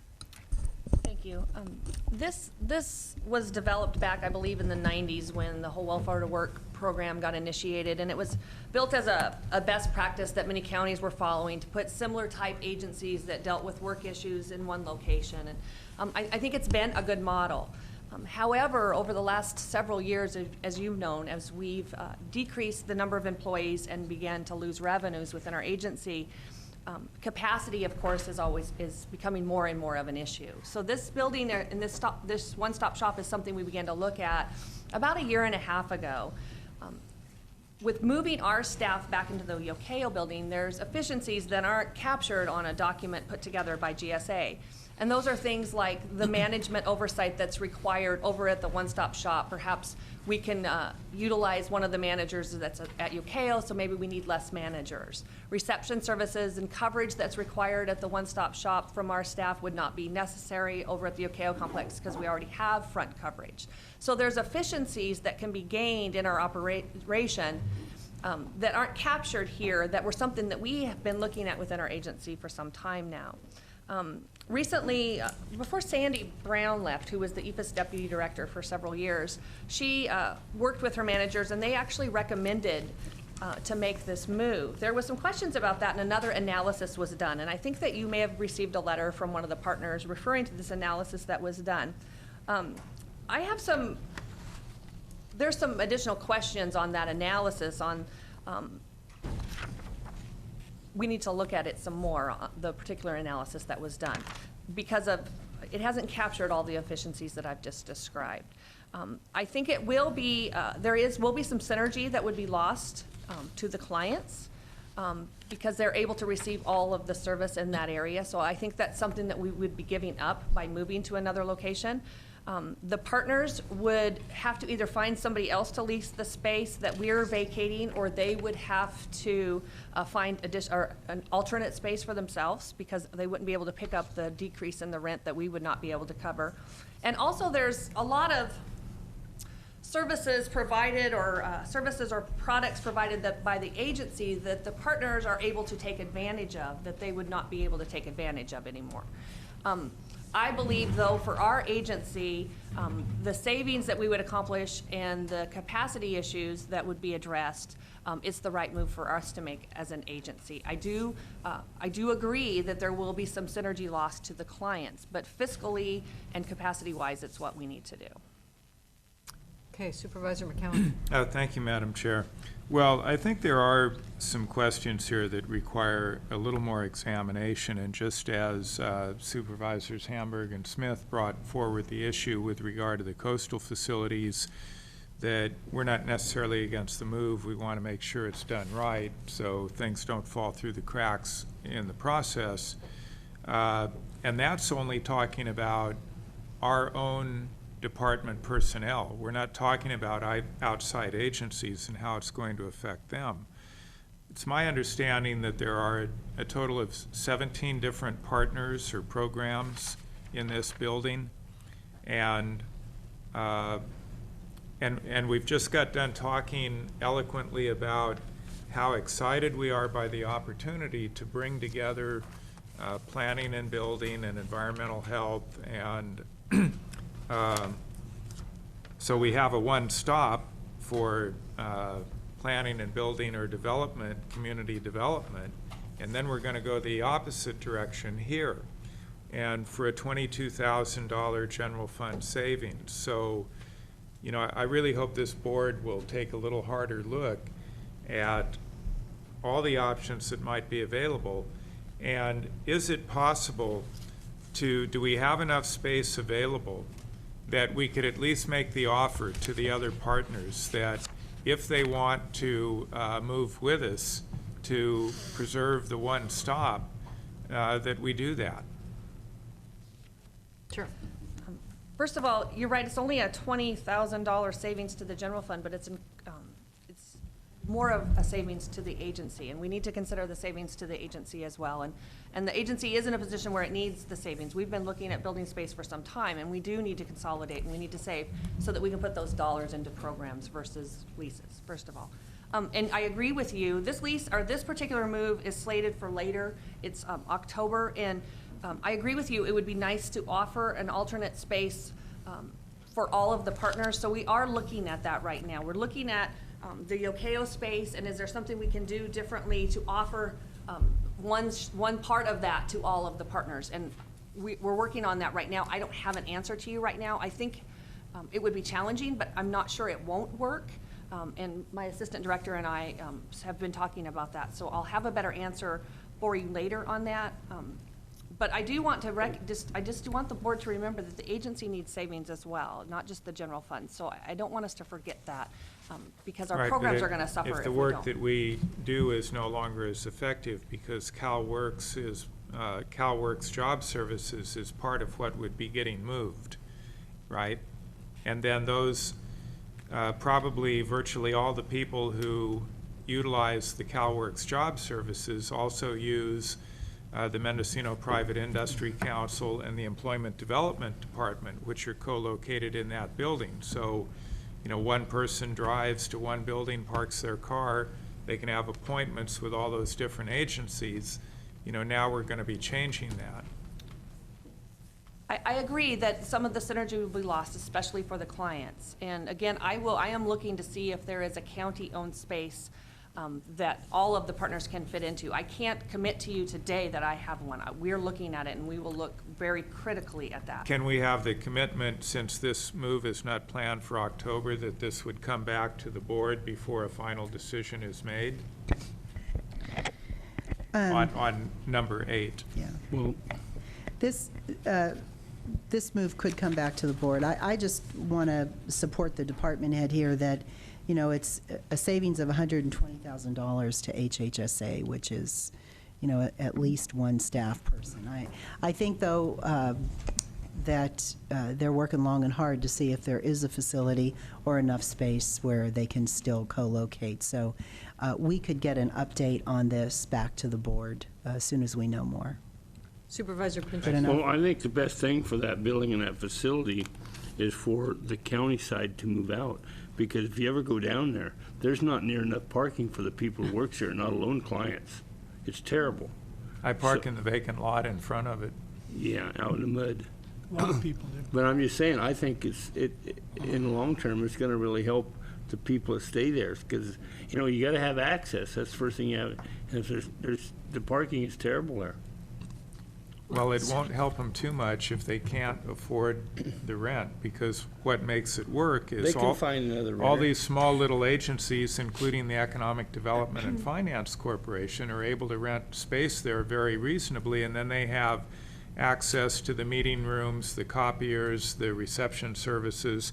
They're going to lose all that, and it's unlikely if they had to go out and rent their own space, they'd be able to replicate it. So we could possibly be sending some of these other groups under. And Or we did- certainly, you know, whatever we save, it's going to cost them. Yeah, and the board did receive a letter from EDFC, and I think we do need to be mindful in our, you know, concerted effort to conserve resources, that we don't, you know, unfairly disadvantage our partners. In other words, if we want a working relationship with them, I think we're gonna need to, you know, be mindful of that. So I'm just wondering if, again, have all options for the space, for the assigned costs of that space, for the supervision of the staff, for the programmatic things, I mean, have we looked at all options versus staying in terms of status quo, just staying as is, and then everyone in the building vacating the building and going with us or going somewhere else? I mean, have we looked at other potential ways of maybe drawing in some other partners and having these folks be there for, I don't know, limited hours, or I don't know. I'm trying to be mindful of the mix and how this really does need to work with our partners. And you also said, Ms. Cryer, that you're concerned about the disadvantage service delivery to the clients, that there would be some of that, you know, you're aware of, and you're bringing that to us. And So I you've think- acknowledged that, and I think we need to figure out what, you know, how do we weigh that? How do we put a cost value on that? And I think that's why we've slated this for October 1st, because we're still working on it, and this is an option, and Stacy is, you know, she's informed me that she's been working with her staff to look at the various options for the remaining partners in that facility. Madam Chair. And I hope that the agency always looks at the clients and how our Yeah. moves impact the clients. I think that's always important. If we were looking out just for our own agency, we would have moved out of that building a year and a half ago. Right. And so we haven't done that. So we do look at all the alternatives and really try to work with that. And as hard as this may sound and as cold as this may sound, we have to also be careful that we're not subsidizing those partners. Right. We cannot put the county in that position Right. either. So I think that there's a lot of things to consider on this. Well, I particular think this building. would be a good one because of the timeframes and the complexities involved to bring it back to the board as you've done additional work. Well, Supervisor Pinchas. We can move forward with this, but it gives them, there's 6 months for the other partners in that building to find another renter or something too. That's a pretty good time Yeah. base. Well, I'm mindful of the time right now. It's 4 o'clock and we have a number of We agenda have one items. more, that's it. One more. And it's an easy one, too. It's the SIU facility, it's a lease facility, and you're going to see there's some savings there. There's an annual cost to the general fund of $1,300, and that has to do with, you know, no revenue coming in for the custodial staff provided for that particular lease. So, and with that, Madam Chair, that would conclude my report, and I believe that if you actually look at the last document, you're going to see in Phase 1, there's an overall annual net savings to the general fund on these particular moves of a little over $170,000. Non-general fund overall, if you're taking all the costs in consideration annually, is $148,000. That's a total between the both, $319,000. One-time savings or costs, there's a $47,000 plus savings for the general fund. There is a cost of $48,000. That has to do with some remodeling that we're doing at WISC and some of the other one-time costs associated with HHSA. You're also going to note on the last page what I've shown you. In Phase 1, there's a facility capacity data. And what that shows you, as it stands right now, prior to any of these moves taking place, you have 31% of the buildings that were studied in Phase 1 available for occupancy. the next time I come before you with Phase 2, I'll bring you an updated chart as to what that looks like now, as far as that ratio goes. When's Phase 2 coming? Phase 2, as soon as I am done with this today, we're going to start on moves and remodels and getting the synergy going, if you will, to get these things accomplished. And during that time, I am then going to start looking at Phase 2. I've already started. So I'm hoping within the next 60 days to bring something back before the CEO and meeting with all the department heads and that type of thing. Okay, I'd like to go to public comment on this item before us. Anyone for public comment? Okay, seeing no one, let's see, CEO Angelo? Thank you, Madam Chair. My only comment was with Phase 2, as Kristen said, within the next 60 days, we'll be coming back with District 4 and 5 at that time, so Okay. sometime within the next couple months. And Ms. McMenamy has one more item, so I'm hoping we can Supervisor get through McCowan, that were you- before we Well, we do can any go to other the items. item and Okay. then come back. Go ahead. So the next, this is on the vehicles. We need to Okay. vote Oh. on this. Then I'll Supervisor Madam Chair. McCowan, I think, had something on this item. Yes, Madam Chair, I move that the Board of Supervisors hereby accepts the facility consolidation findings for Phase 1 as presented, with the understanding that item 8 would come back to the board for final action Second. prior to implementation. So we have a motion by Second. Supervisor McCowan, and we have a second by Supervisor Brown. All in favor, say aye. Aye. Aye. Opposed, hearing none, passes unanimously. And do we believe this will be, we do need to take a break. Unless Do you you think have any this is a brief- questions, do you think- it's very brief. Okay, so Very let's, brief. let's And go I with talk that fast. thought. So, okay, what you have before you is, the board had asked General Services to review its fleet. We did that. You have before you two different documents. One shows the fleet by department. The second document shows the fleet after we have surplus the 83 vehicles that I'm recommending. There is a one-time savings as a result of that, and to the tune of about $191,000 based on the surplus of the vehicles, so that's a real positive thing here. I do want to make a special note here. The district attorney does have 3 vehicles on. The district attorney does not agree with the elimination of those 3 vehicles. They are still slated for surplus unless the board decides otherwise. And unless, I'm happy to answer any questions. That was very brief, but we have a very detailed report. Yes. So we'll go to Supervisor McCowan. Thank you, Madam Chair. Well, the district attorney did speak to me regarding that issue, and he contends, first of all, that he does have a need for those vehicles that, depending on the conditions upon which his investigators have to go out on, sometimes a street vehicle is appropriate, sometimes the four-wheel drive is appropriate.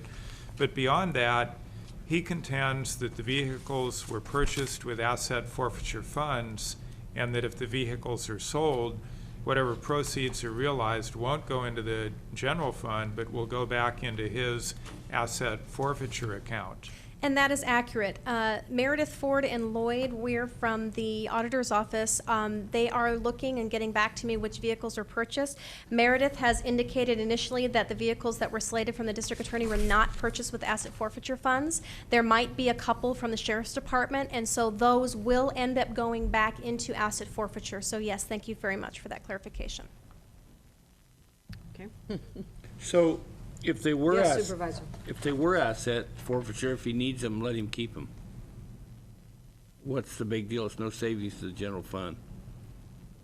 Or he could buy them at auction with asset Yeah. forfeiture However, there is a funds. cost to the general fund for all of these maintaining them. vehicles. We maintain and operate them through the county garage, and that is a general fund cost. While the vehicles may have been purchased with outside funds, maintenance and everything else associated with those vehicles, there is a cost. Yeah, but out of this total of 80-some vehicles, you really had no opposition to let him go? Yeah, it's- Except for these 3? So if he thinks he needs them, let's let him have them. And that was fine with me. I just didn't feel as though that was my call to make in We bringing got a this new before DA. you. I think we need to support him. Okay, Supervisor McCowan. Well, I would not want to make a final decision on it without making a further effort to work it out with him. So we can drop those out of this item. Yeah. Yes. Okay. Do we need a motion on that? We do. So moved. Okay, so we have an action item on, this is on 6F. By Supervisor McCowan? I'll make a motion to reflect the discussion we had on the district attorney's cars. Second. Okay, so we have a motion by Supervisor Pinches. We'll have a second by Supervisor McCowan. Any clarification on the motion? Is the clerk clear? Okay, all those in favor say aye. Aye. Aye. Opposed? Hearing none, motion passes unanimously, and we will take a... Madam Chair? Yes. I just wanted to take a moment to introduce the new Facilities and Fleet Division Okay. Manager. Bob West is here today, and I didn't want to let this go without thanking him and the staff and the previous Facilities and Fleet Division Manager, Tim Garrison, for putting all this together and assisting me. So thank you very much. Thank you, and welcome. Yeah, welcome on board. Did you want to say? Thank you, Madam Chair. And thank you, because it is obvious a tremendous amount of work went into this to fulfill the request to the board that we take a hard look at the facilities consolidation. So thank you. There's obviously countless hours went into all of this. So thanks. Ms. McMenamy, thank you. So we're going to adjourn, we'll take a short recess for about 7 minutes or so and reconvene a little after 4:15.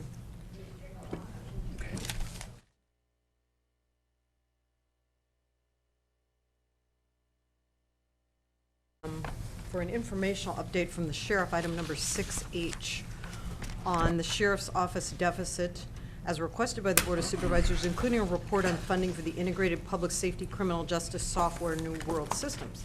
Sheriff Allman. Thank you, Madam Chair. As you know, I've made a presentation 2 weeks ago and brought you up to date where we were, and on May 17th, I'm scheduled to give you the third quarter numbers. Nothing's really changed from the last presentation I gave you, other than the fact that we've had, as you saw this morning, 2 more people retiring from county service, and they're not being replaced.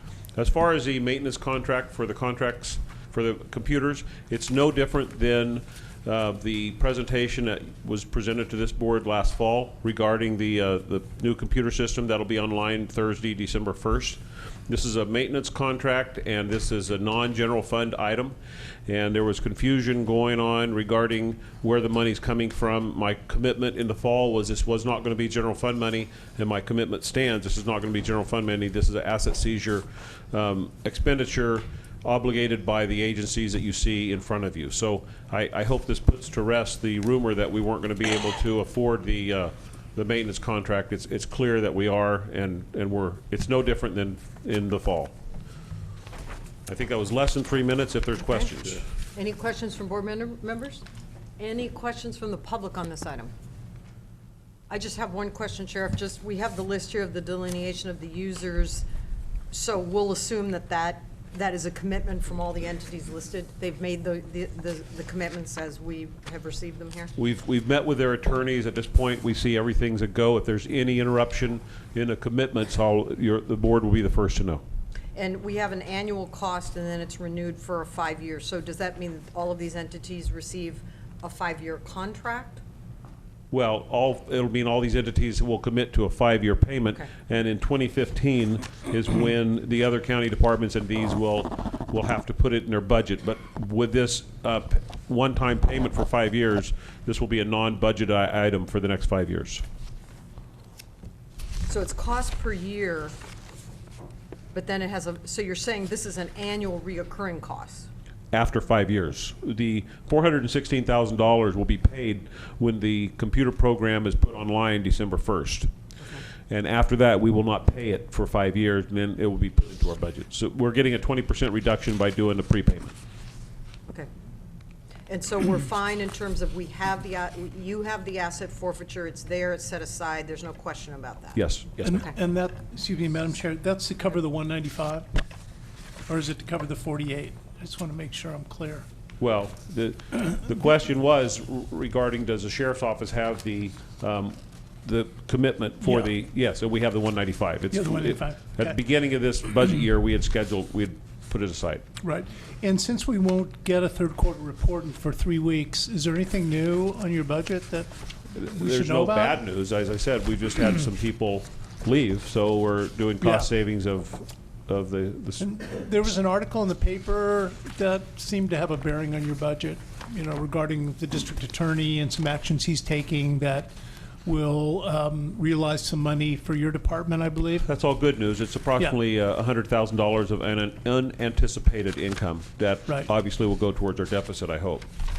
And this is restitution money, basically. for 11470.2 of the H&S Health and Safety Code allows for restitution of marijuana gardens that are eradicated. And it's being handled in a criminal courts in somewhat of a civil fashion. And this is in lieu of taking people through the full court procedure. I believe that was a district attorney's decision. Decision, Right, yes. Right. And 931, any Yes, we're up to, updates? as of this morning, up to 19 people have committed, and we have 2 representatives of third parties who have a total of 18 people who have committed also in the next week. I would imagine I'll be able to come in here and present to you that there's 40 people who Around have signed 40. up right now. Okay. Thank you very much. Thank you very much. Thank you. Okay, thank you, Sheriff. So we'll go now to item number 8B. This is presentation by Pinoleville Pomo Nation tribal representatives and discussion and possible action regarding formation of an ad hoc committee to negotiate terms of a memorandum of understanding regarding their proposed casino development and gaming venture. And I will go to County Council as the sponsor. Yes, thank you, Madam Chair. The agenda summary is pretty self-explanatory, and I'll just turn the matter over to the Pinoleville Great. folks and representatives. So if you all could introduce yourselves, please, and state your name when it's your turn to speak. Good afternoon, Board of Supervisors. My name is Leona Williams. I'm the tribal chairperson of Pinoleville Pomo Nation. Thank you.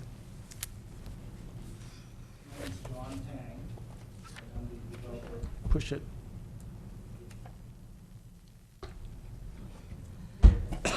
Up is on. The light's not on. Is it on? Okay. My name is John Tang, T-A-N-G, and I'm the developer partner for the Tribe on Gaming Planning. And we're pleased to get the invitation from the board to give an update on the project. My name is Trent Wilson. I'm with Analytical Environmental Services, and we were the environmental consulting firm that developed the TEIR, the Tribal Environmental Impact Report.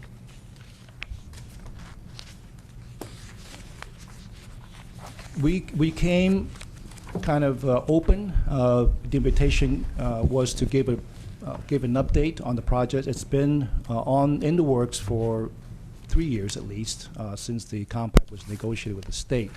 So we had a very brief presentation, and then I think the format be open to questions, particularly on the process, the TEIR process, or any specifics about the Tribal Environmental Impact Report that's been released. And also the tribe appreciates the opportunity for some brief comments that tribal members and also some of the program directors of tribal services who are here today. So if that's okay, we'll proceed along that format.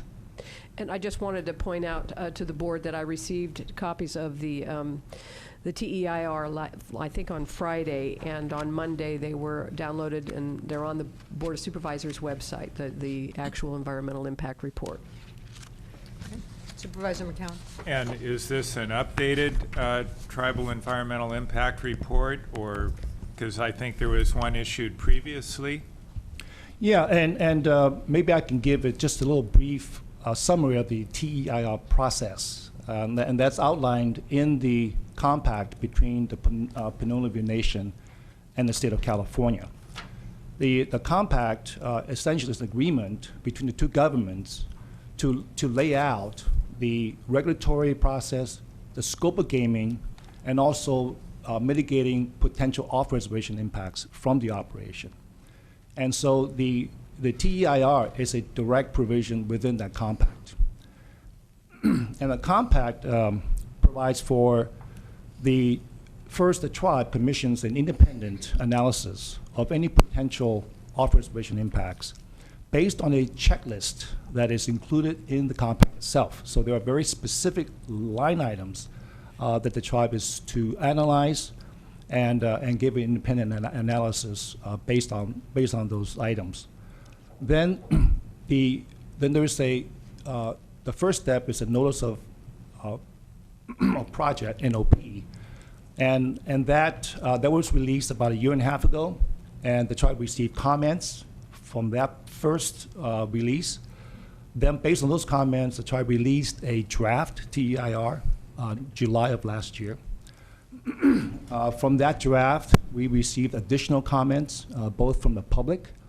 We received them from the state agencies, federal agencies, as well as local government, county agencies.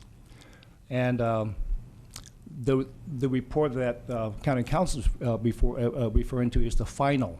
So we incorporated the comments from the draft and then responded to every comment that we received, and that's the final TER that's released last Thursday. Thank you. The next step in the compact, which is really why we're here, is that the state and the tribe, in order to make sure that any potential local impacts are mitigated, first identified and then mitigated, there is a provision for the two governments to sit down and negotiate what's called an intergovernmental service agreement, or in this case, intergovernmental agreement. It's a little different in each compact, but in this case, I'll just say IGA in short.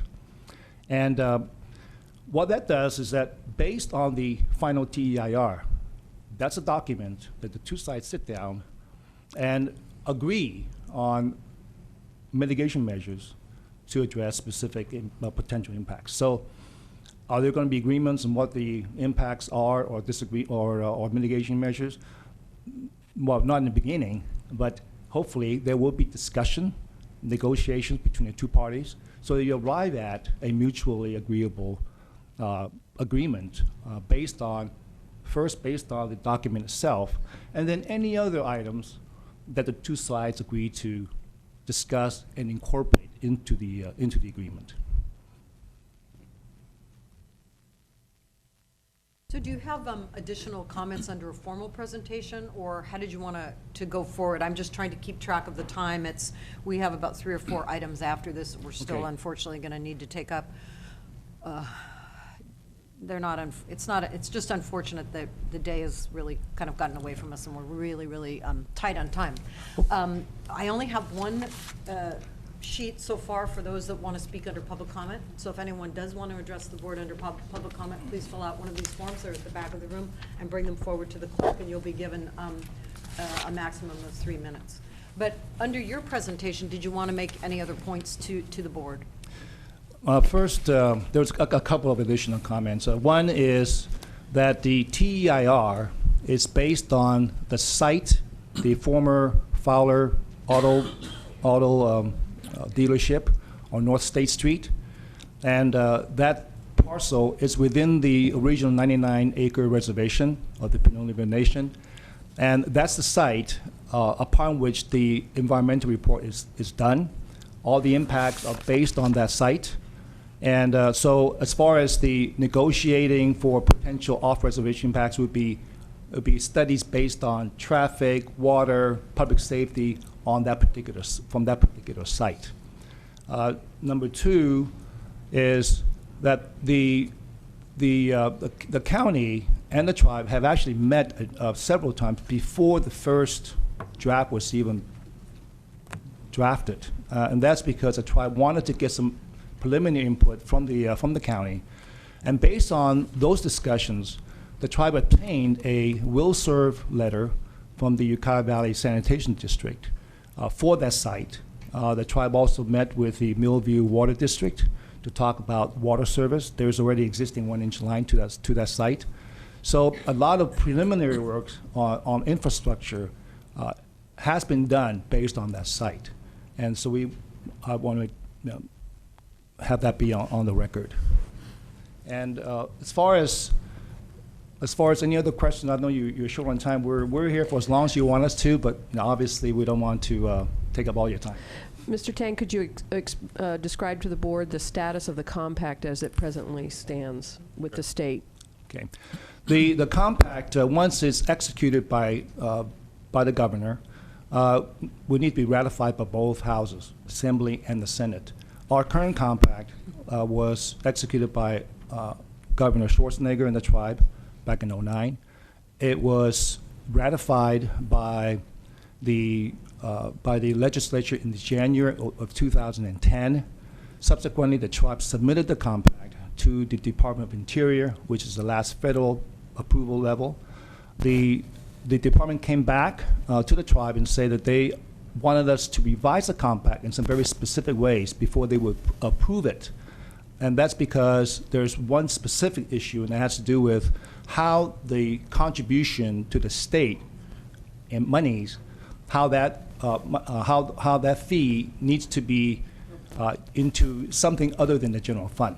I'll just, we can answer more questions more specifically, but that really is the one main issue that they had with the compact. So we have reinitiated discussions with the current administration, and obviously those discussions are confidential, but we can tell you that we're actively talking with the current governor to revise the compact so that it would meet the standard for the federal government.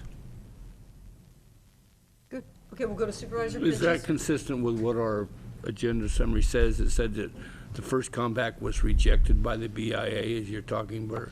Ultimately, that was the Department of Interior. That's right.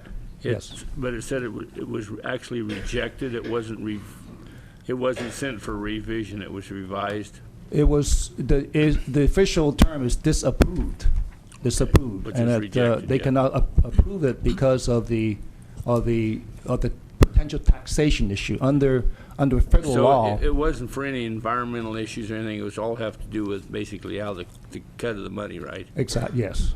Yes.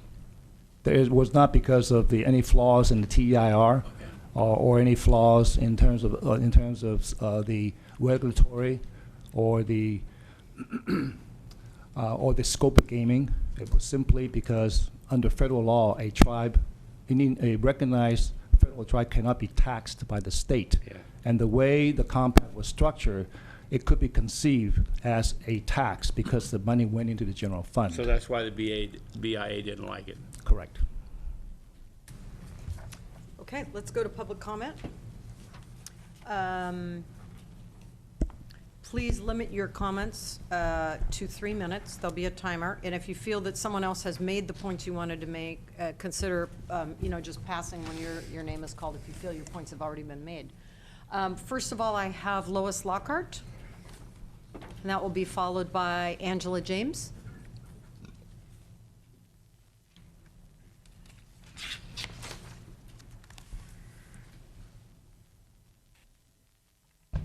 Thank you, Madam Chair. Good afternoon, Board of Supervisors.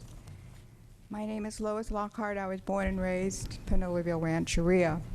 My mother, Gladys Myers Lockhart, was an original lot holder at Pinoleville, Rancheria. So as a tribal elder, I am very well informed about tribal government law. And I'm here to urge you, the Board of Supervisors, to know exactly what you're doing when it comes to tribal government law. Know how to make a wise decision. And I want to caution you regarding this point. The Indian Reorganization Act of 1934 was written, and the United States government, Congress, Department of Interior, the Bureau of Indian Affairs, all the way down the line, asked the tribes across the nation to vote on whether they wanted to become an IRA tribe. This is a very, very important point of law. Write it down. Now, tribes were terminated starting the late 50s through the early 60s. Tilly Myers Hardwick filed a class action lawsuit against that termination. That lawsuit was won, and the action or that termination was overturned so that the Pinoleville Band of Pomo Indians would then again a federally recognized tribe, commonly known in our area as Pinoleville Rancheria. The Act of 1934 excludes any other tribe using the name of Pinoleville Band of Pomo Indians.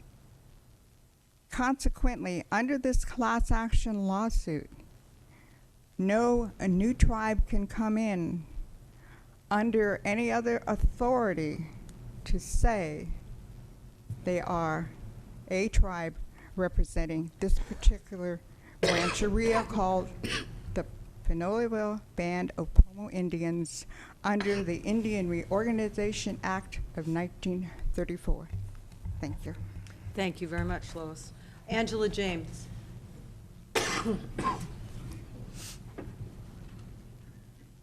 Followed by Erica Carson, Jr. Good afternoon, Board of Supervisors. My name is Angela James, and I serve as the Vice Chair for the Pinoleville Pomo Nation, and I also serve as the Chairperson of the Tribal Enrollment Citizenship Committee. And today I just wanted to share a little bit about the tribes. What I hold dear to my heart is our tribal youth, and I work with a lot of our youth in the community and in our within our tribe. And this economic development issue that's before you would help us a lot in the areas that I take interest in, which is youth. And not being a gaming tribe already, we do donate and sponsor to the local community with Little League and soccer and just anything to do with youth. If it comes before us, we do help sponsor it. And my main goal is being born and raised here in Ukiah. I've seen the rise of alcohol and drug and gang issues here with our youth, and it's really sad. And that's one of my issues that I would love to develop and have programs for youth in our community. And they are our future, and that's my main concern, is our youth. Thank you. Erica?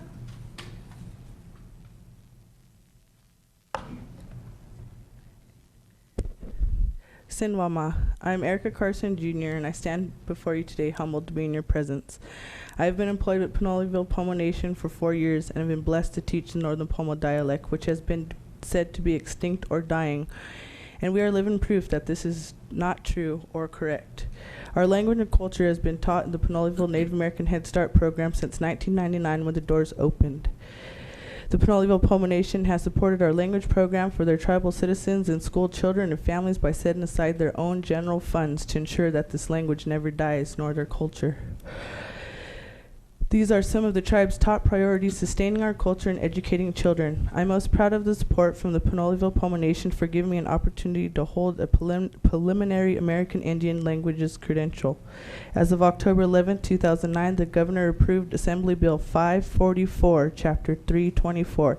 This bill would require the commission, upon recommendation by a tribal government of a federally recognized tribe in California, to issue an American Indian languages credential to a candidate who has demonstrated fluency in the tribal language and meet other requirements, which I have met in the past 8 years. The legislature finds and declares the following teaching: American Indian languages is essential to the proper education of an American Indian child, and this is the tribe's beliefs also. Preserving American Indian language is an important part of our national heritage and can be of value to all Americans, and this we do believe and hold dear to our heart. If we had funding to expand this program, we are collaborating now with neighboring tribes to hold language classes for other communities to join us. We would also publish our own dictionaries, stories from our elders, and be able to have the technology needed and necessary to complete these tasks. I challenge you to attend our 16th annual Big Time on July 14th to 15th. And fear not what you do not know, but conquer those fears and come to see for yourself where we have sustained our culture and with extra funding can provide more of these opportunities for our communities. Oh. Thank you. And we did receive, we each received an informational sheet on the 16th annual Big Time, so thank you. David Ponton.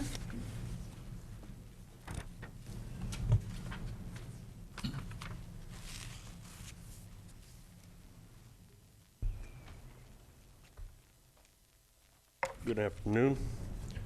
My name is David Ponton, and I'm the Executive Housing Director and IT Administrator for the Pinoleville-Pomo Nation. I have been a community member since 1975. I graduated from Ukiah High in 1977. I was raised in a military family, and I went into the Army for 4 years from 1980 to 1984. And after the Army, I returned to Ukiah and worked for Masonite for 18 years until they shut down. After they shut down, I went to Empire College in Santa Rosa and got my AA degree in information technology. And I started working for Pinoleville-Pomo Nation in 2002. I also assist in other programs as needed and assist with cultural gatherings such as seaweed and other native plants that are culturally sensitive to Pinoleville-Pomo Nation. And I assist with the annual Big Time.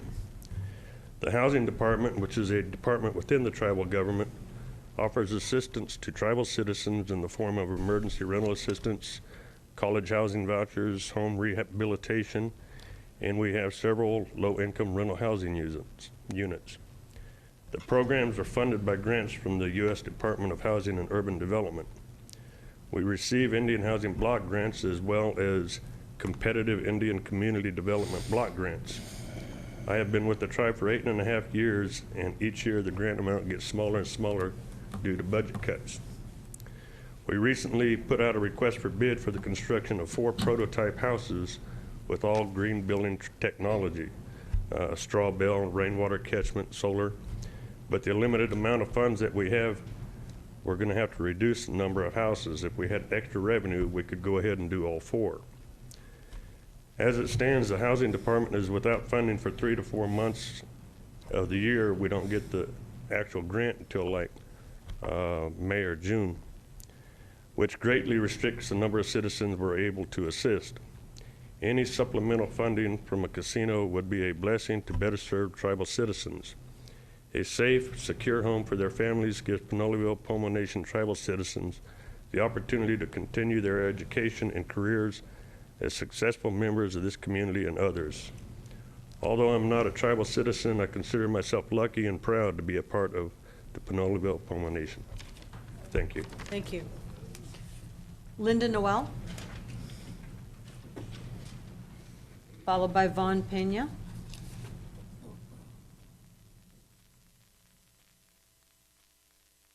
Good afternoon, supervisors and staff. Thank you for having me. My name is Linda Knoll. I have been the Social Services Director for the Pinoleville-Pomo Nation for 9.5 years, and during that time I have seen the tribe grow in a positive way. At the same time, in administering my programs, which the most substantial programs I operate are funded by the Administration for Children and Families. And as you know, in dealing with budget cuts, there's never enough to go around. With the energy program, I help people who meet income guidelines pay their utility and propane bills so they can have heat. With the child care program, I help families who are either working or attending school or training so that they can have their children in bona fide care. And again, there's never enough money to go around. Another program that I work with is the Bureau of Indian Affairs Welfare Assistance Program, and that is the program with the least funding. We offer food vouchers, emergency shelter, and under that program, I also work very closely and have developed a relationship with the Department of Social Services and the Child Services Division. But with the welfare programs, mainly, but it happens with all programs, we usually run out of money. With the welfare programs, we never have enough money to meet the need of those who are in need of emergency food vouchers or emergency shelter. And so my hope with casino revenue would be that we would be able to serve more of those individuals. Because when I can't serve them, the only thing I can do is say, well, you need to go to county social services. And so that just puts a further burden on the county, which they're already burdened enough. So it's kind of ironic. I'll say, you know, you need to go down to the county, and usually everybody says, well, they don't have any money, do they, either? So we try and meet the needs we can with what money we have. We definitely could use more revenue, and where I see that coming from would be from the profits from the casino.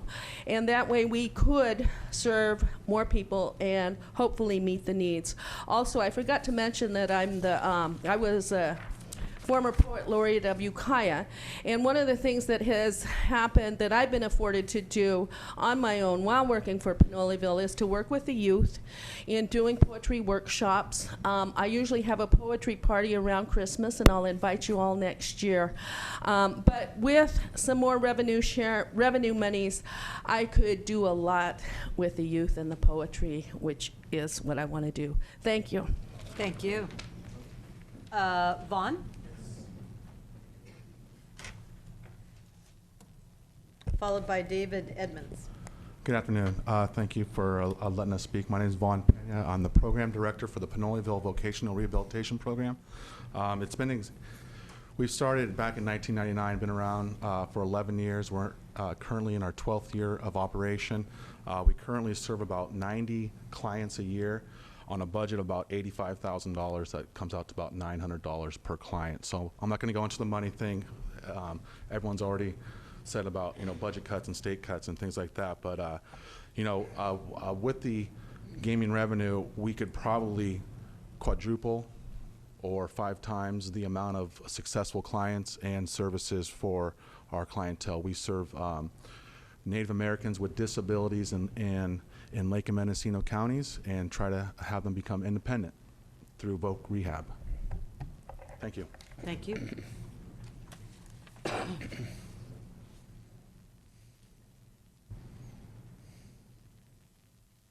Good afternoon, Board of Supervisors, and thank you for letting us speak today. My name is David Edmonds, and I'm going to split my time with Nathan Rich. We represent the environmental program at the Pinoleville Pomo Nation. I have a PhD in geography and community development, and I've been with Pinoleville for about 4 years. Nathan has been with the tribe at several junctures for the last 10 years. We're going to just hit the highlights of our program. I'll just jump right into the second one. We've had discussions with the Department of Transportation for the county, Mr. DeShiel here, about treating our stormwater better so that we can keep pollution out of Ackerman Creek.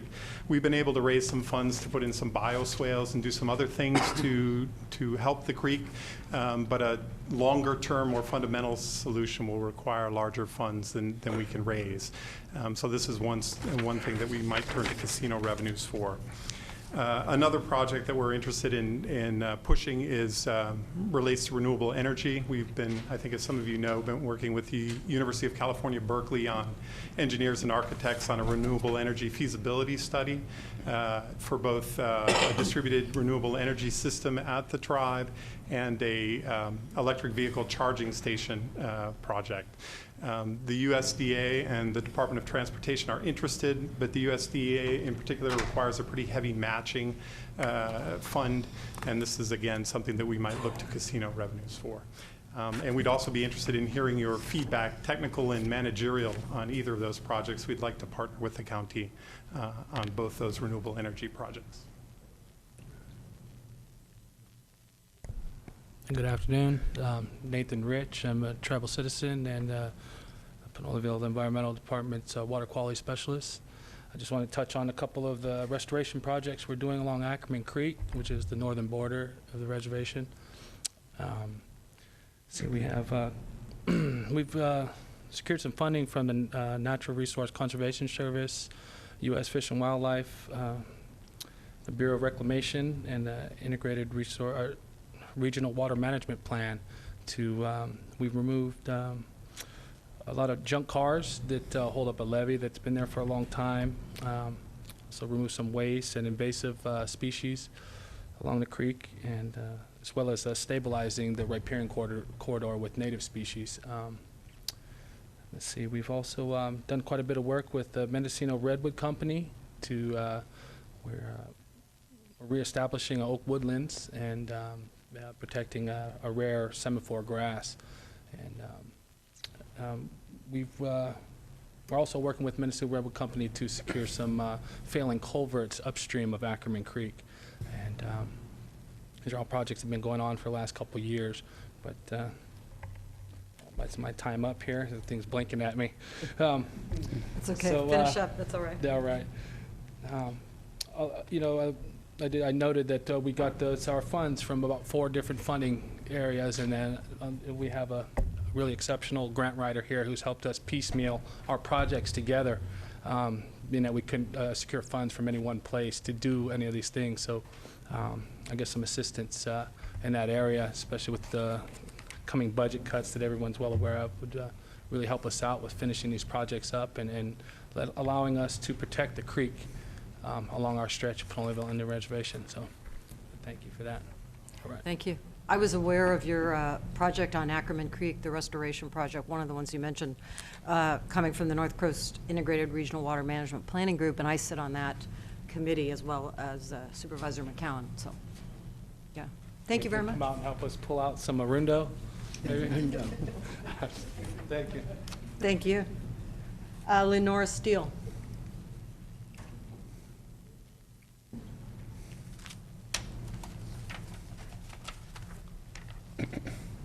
Good afternoon, Supervisors, Madam Chair.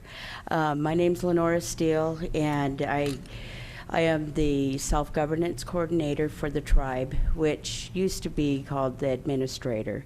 And because of the status of the tribe, we're Self-Governance Tribe, which there's 8 tribes in the state of California that's self-governance, and we're one of them. And there's well, I'll go ahead and I went to Ukiah High School, graduated in '83.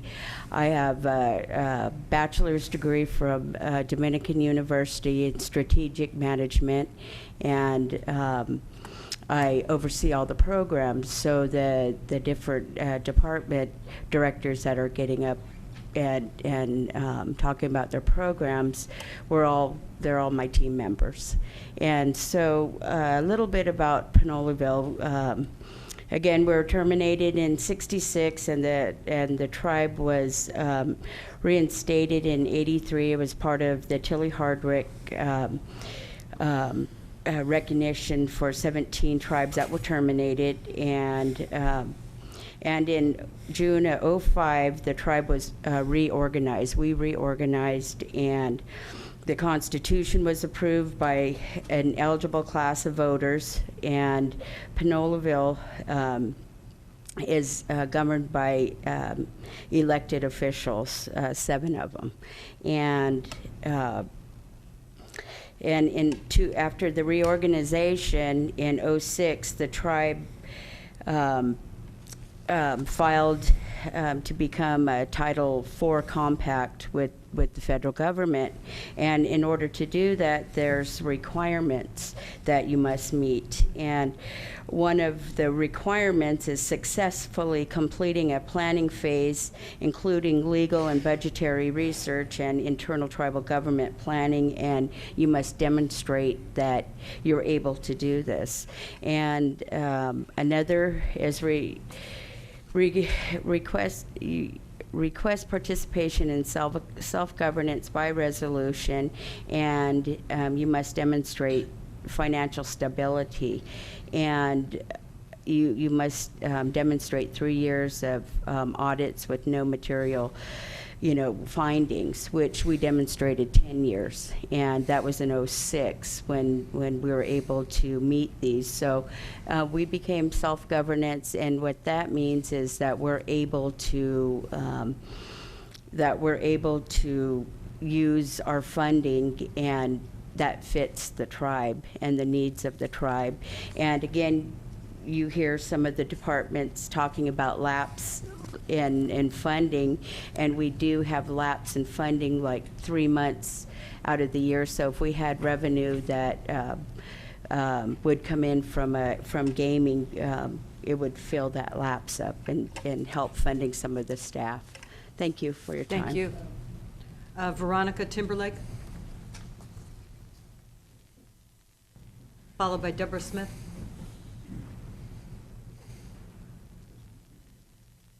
Good afternoon. Thank you for having us today.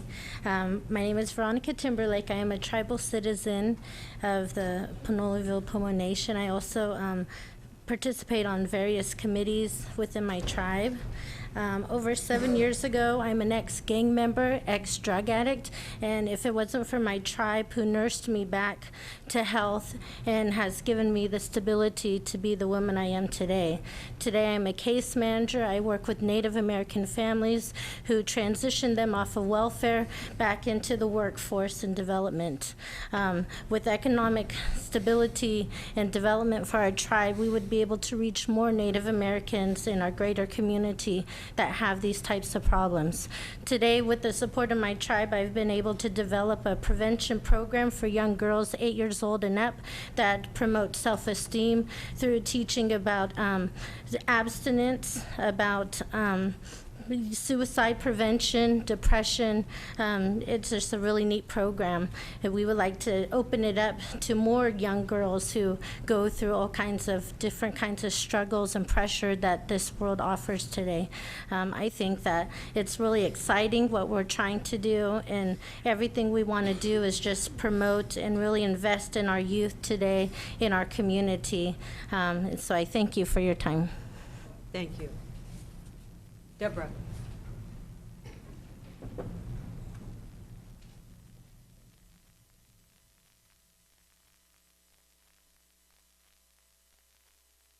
Thank you for having me here today. My name is Deborah Smith. I am the director for our Strengthening Communities Fund, which is funded through the Department of Health and Human Services, Adults, Children, and Families branch under the Public Law 111-5 American Recovery and Reinvestment Act of 2009.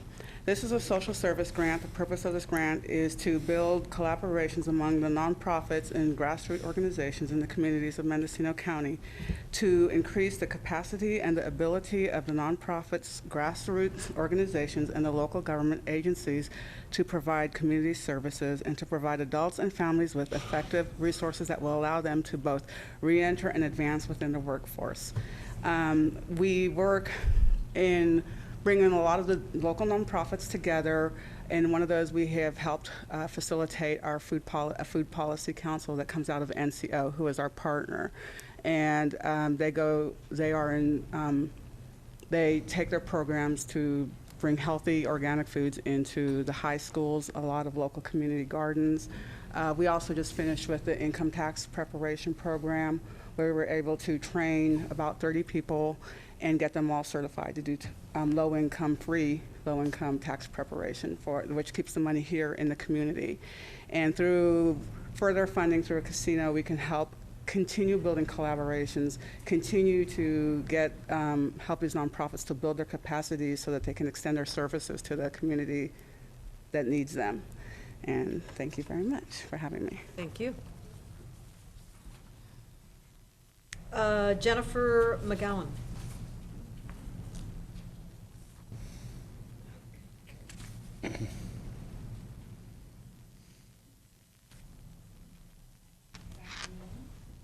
My name is Jennifer McGowan, and I am the director of the Pinoleville Head Start program, which has been in operation since 1999. I have a bachelor's of arts in the humanities from the University of Memphis. I began working for the program 2 years ago.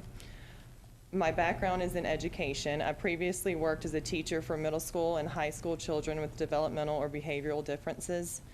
When I moved to California, I began working for Pinoleville Head Start program in the classroom with 3 to 5 year olds. This was totally different from what I was used to. I was so impressed with this program's quality, uniqueness, and dedication to the children and families that I became completely devoted to the program and worked to become the director. Children graduated from the program are often more advanced than their peers when entering kindergarten. We spare no expense when it comes to the education of the children.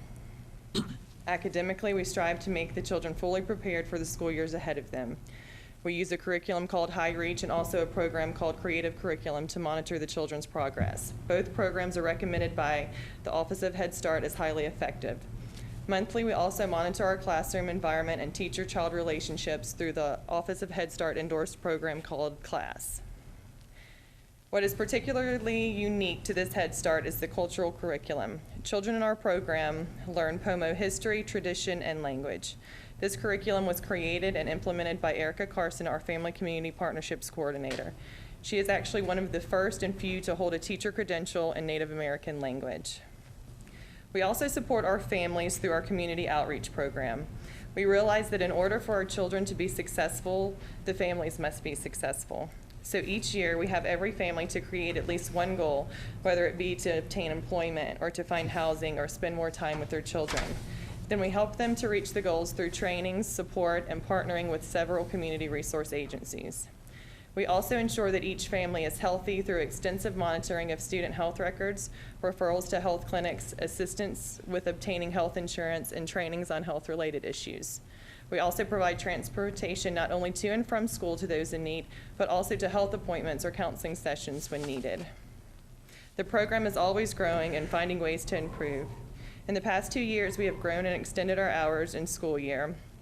We are now a full-year program, including summers, and hours until 5 o'clock in order to meet the needs of our families. One of our biggest goals for the future is to build a larger facility in order to service more families and meet the needs of our community. We would also like to extend our services to include an early Head Start for children from ages birth to 3. Our annual community assessment has found that this needs to be our #1 priority for the future. Thank you. Thank you.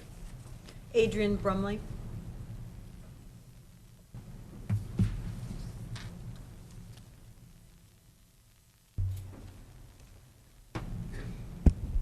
Thanks, Madam Chair. Good afternoon, Board.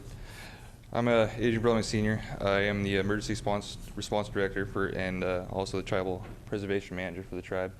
I also sit on the Housing Department Board of Commissioners. I've served my country in the Navy for 4 years. I serve my community currently as a firefighter for the Ukiah Valley Fire District. I also serve my community by coaching local sports, which my kids participate in. Real quickly, I'd like to give you a broad summary of the programs I run and also express my opinion on how impressed I am with Pinoleville Pomo Nation's drive to better the community and their tribe. The Tribal Historic Preservation program that I run is under the National Historic Preservation Act, Section 106. My job as a TIPO officer is to respond to 106 letters from people wanting to disturb the grounds in the areas that may be culturally sensitive. I have to identify these sites, record, evaluate, document, protect, restore, stabilize, and preserve these sites for the tribe. I conduct site visits. I enter consultations with these agencies that are wanting to develop these projects. In these consultations, I meet with agencies such as Mendocino Redwood Company, National Park Services, Bureau of Land Management. That's the TIPO side of things. The emergency response program that I'm currently developing is run under the self-governance part of the tribe. My job as the director of this program is to design emergency preparedness plans for the reservation and all families affiliated with the tribe. I am responsible for making the Pinoleville Reservation a safe place to live and work at all times. I'm currently developing relationships with as many local agencies as possible, including the County of Mendocino Sheriff's Department Office of Emergency Services with Sergeant Shannon Barney. We, in hopes of these plans that we're developing, we are not only wanting to have our community prepared as far as the tribe goes, but we are wanting to make them aware of our plans, and that is where the building relationships come into effect. Attending meetings and getting our tribe known, let them know that we're here to help just as well as the county and the state and all the local agencies. Also, if I may take a moment to express my opinion on how impressed I am with the tribe's drive to better the community and the tribe. I have worked with most of the local tribes and never seen such a devotion to better their people and encourage their people to be active in a positive way in the community, such as I've seen while working with Pinoleville Pomo Nation. They not only do this with the adults, they are big on teaching their youth to be very respectful of Native culture, and very respectful to the Native culture in their community. The tribal leadership they have in this tribe is one of the best, if not the best, I've seen when it comes to bettering their people. And I think the extra revenue to help all the programs that you've heard here today would do nothing but better not only the tribe but the community and build better people to become a positive impact on the community. Thank you. Thank you. Thanks. Zachary Sampsel?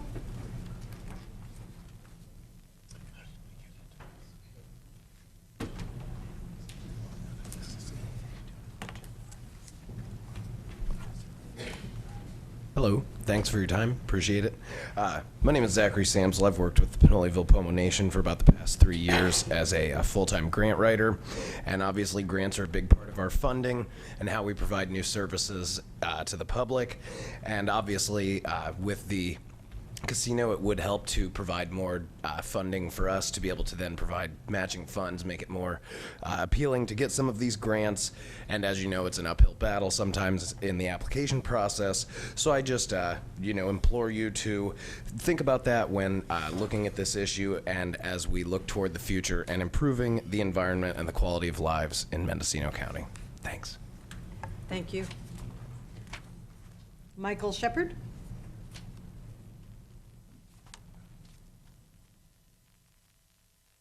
Good afternoon, Board of Supervisors. I'll be quick. It's after 5 o'clock. I'm sure you guys want to go home. My name is Michael Shepard.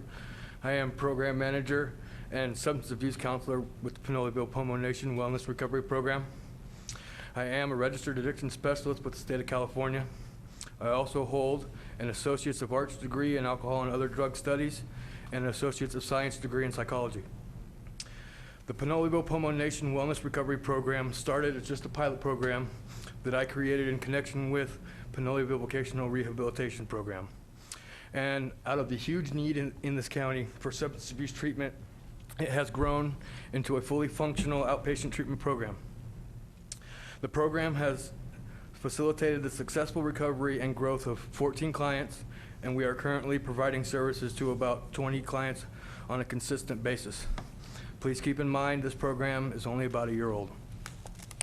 This program operates on approximately $800 per client and would greatly benefit from gaming revenue. This added funding could enhance the program services by allowing clients to participate in cultural and spiritual activities, which is the foundation to our recovery services.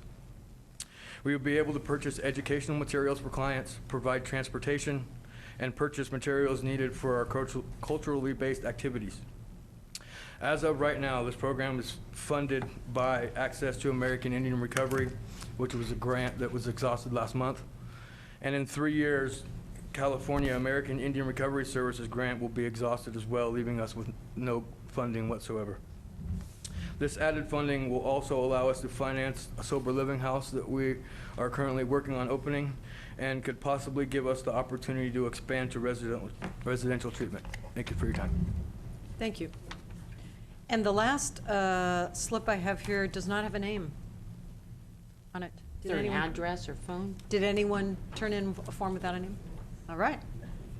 Please come forward and state your name.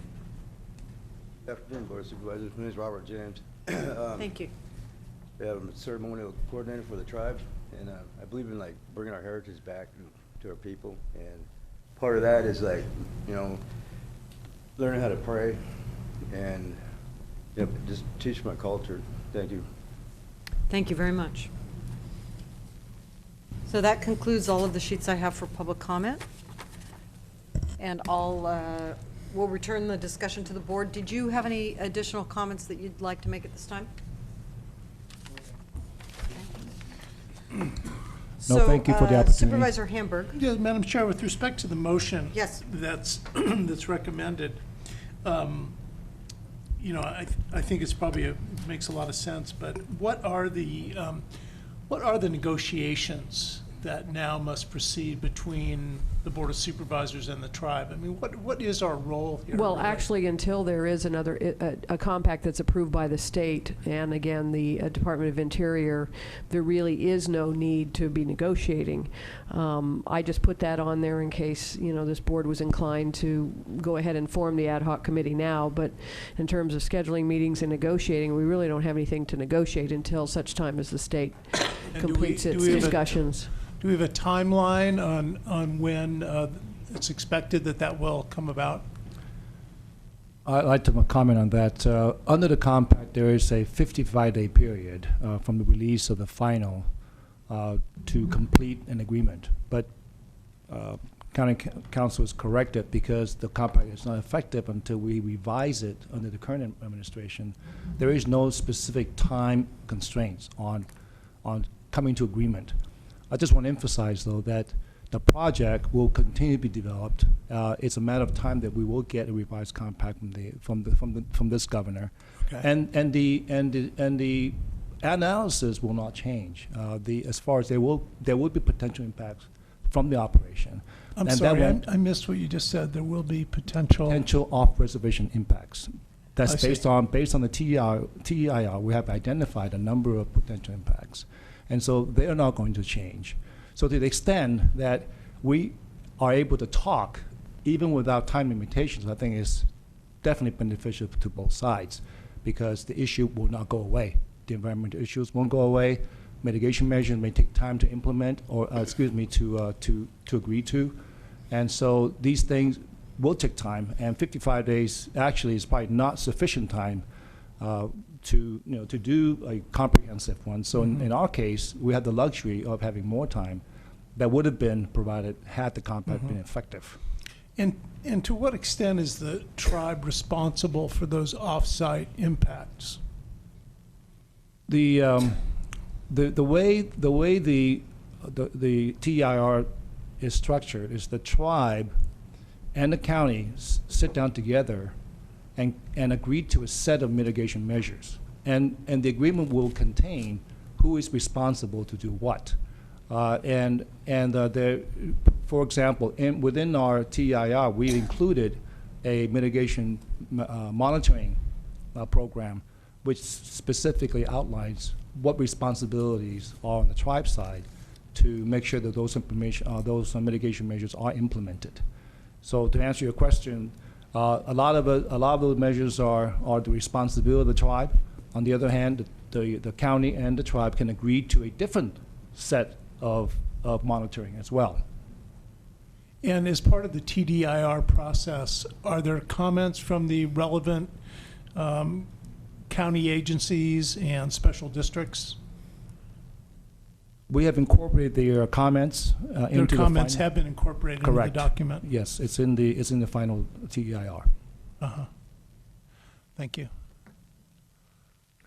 So, to the board? Well, I don't know that we have any Chair action Smith, to take. I wanted to bring up the fact. Yes, Supervisor Brown. Wanted to bring up the fact there has been other correspondence that has come in. I wanted to mention, we did receive one that I noticed that talked about it might be premature to set the ad hoc committee at this point. That's the only one I recall reading. Well, this one from Eric Sunsweet, is that the name? Quite a long communication, which I Yeah, haven't there was read. also a shorter one that he did And there as was a well. shorter one. Yeah. Supervisor Pinches? Well, I just want to take this opportunity. I've been out to the tribal administrative headquarters, it's been a couple of years ago now, but of all the tribes in the county, I got to say I'm most impressed with you folks, especially on your ability to keep your land clean and the environmental work that you've done out there. I would hope that the other tribes would take you as an example, because we have some real problems with just trashy land out there in some areas in my district, and I think it's really important. But I just want to applaud you, and I think I would have to label you as a progressive tribe, and I really appreciate that. So, back to the board for any action. I'll make the recommended motion Okay, we have a motion by to Supervisor appoint the ad Pinches. hoc committee. I'll second it. And we have a second by Supervisor Brown.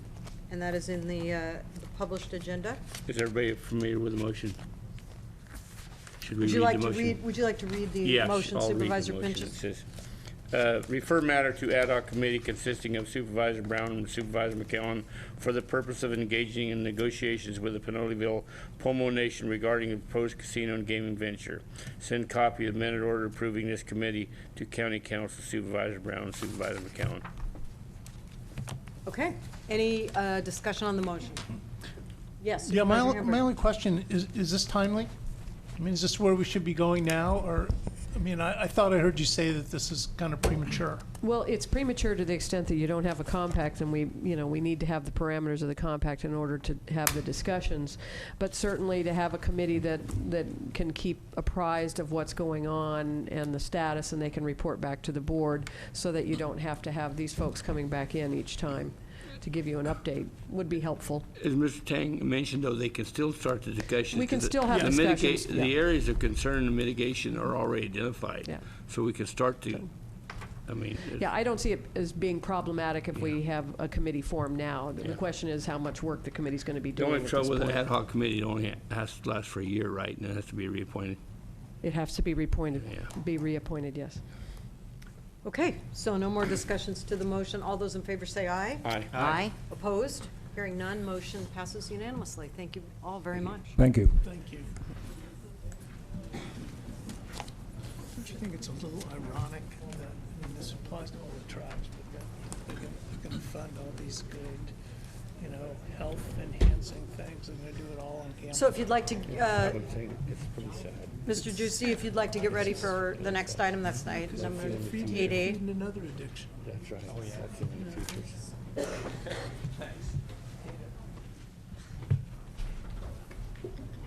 Well, you know what? Economic development, Dan, that's the only thing out there. No other thing will pass the water quality and truck traffic. You know, in this county, it all comes down to water quality and truck traffic. But that's the way. You look at any issue the planning commission deal with. So we are moving on now to item number 8A. This is discussion and possible action related to a report from Greg Giusti, Forest Advisor, regarding the current status of the Little River Airport Timberland Tract and the feasibility of a timber harvest in fiscal year 2011-12, and the Executive Office is the sponsor. Mr. Dunicliff.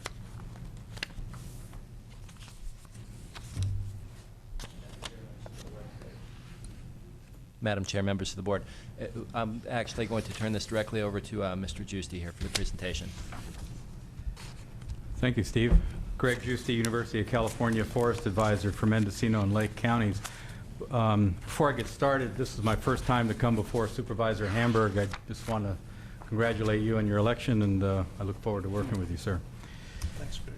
The last time I did come before the board, you'd asked me to move the proposed project of a possible timber harvest at the Little River Airport tract forward. And if I remember your instructions correctly, the quote was, "Go for it."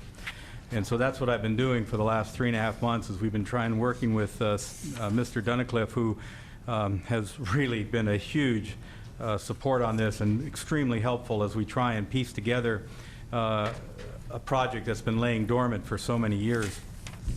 So in context, before I get into the 6 slides I have to show you, as you can imagine, in the timber world, there's always a state of flux, and some of you know that as well as I do. And one of the challenges we've had since the last time I've met with you is just to find out which rules are in play for 2011. With the new year starting in January, there were new rules for northern spotted owls. There's new rules for salmon protections and stream corridor protections. And quite frankly, even the regulatory agencies haven't worked out all the bugs as of yet. And so it's been challenging to move through that process and to get some commitment on the part of those regulatory agencies on what needs to be done. Just for an example, the biggest change for northern spotted owls is a requirement to change from 1 year calling 6 times a year to 2 years, 6 times per year, so a total of 12 calls over 2 years. Well, that would have set everything off set us back for another 12 months. And all of that is in response to the invasion of an eastern species of owl known as the barred owl. It's really thrown quite a twist in the management of owls in California. And also for salmonid rules, the protection of salmon and steelhead is paramount to everybody that manages resources in Northern California. Well, the Little River Timber Tract has a Class 2 stream that goes right through the property. However, the regulations recognize it as a Class 2 stream because there are water bugs in it and water plants. But the headwaters of the stream are the tarmac of the airport, and it's a collection basin, and it's been in place for so long that it's now taken on the properties of a natural stream, when in fact you can walk to the beginning of the stream and see where the water is coming from.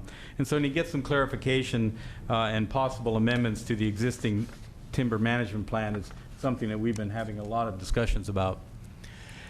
For those of you that may not have been around back then, the board in 1994 asked me to take the lead on putting together a timber harvest at Little River Airport, and at that time we with a contract with Stephen Smith, who was a private consulting forester at that time, put together a non-industrial timber management plan, a plan that essentially is in place into perpetuity, and it can be viewed as a capital asset for the property.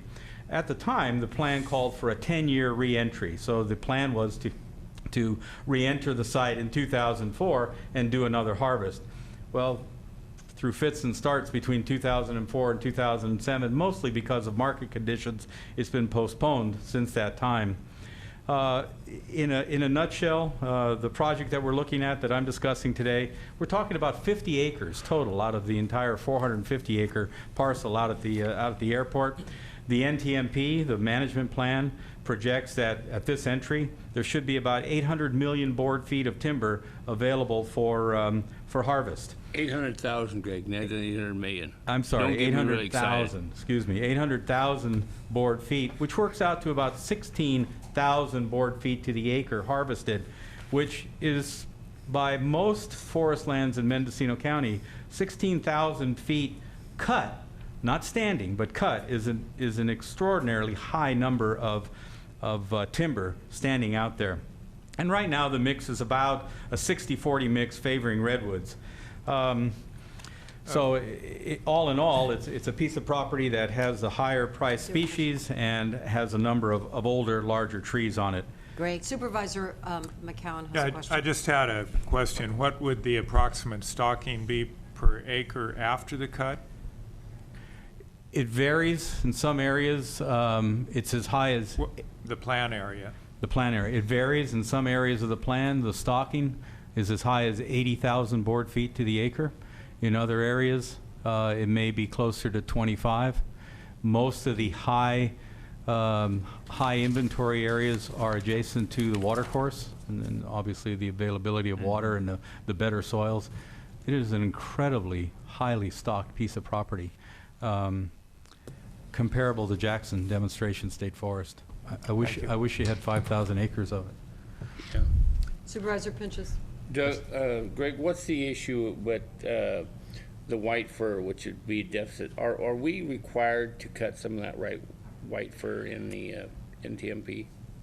The purpose of... Because you're going to lose money on it. But can we just leave it, or are we going to... Part of the purpose of capturing some of the whitewoods, including the Douglas fir, is to try and capture them before they simply get to the end of their life cycle and fall over.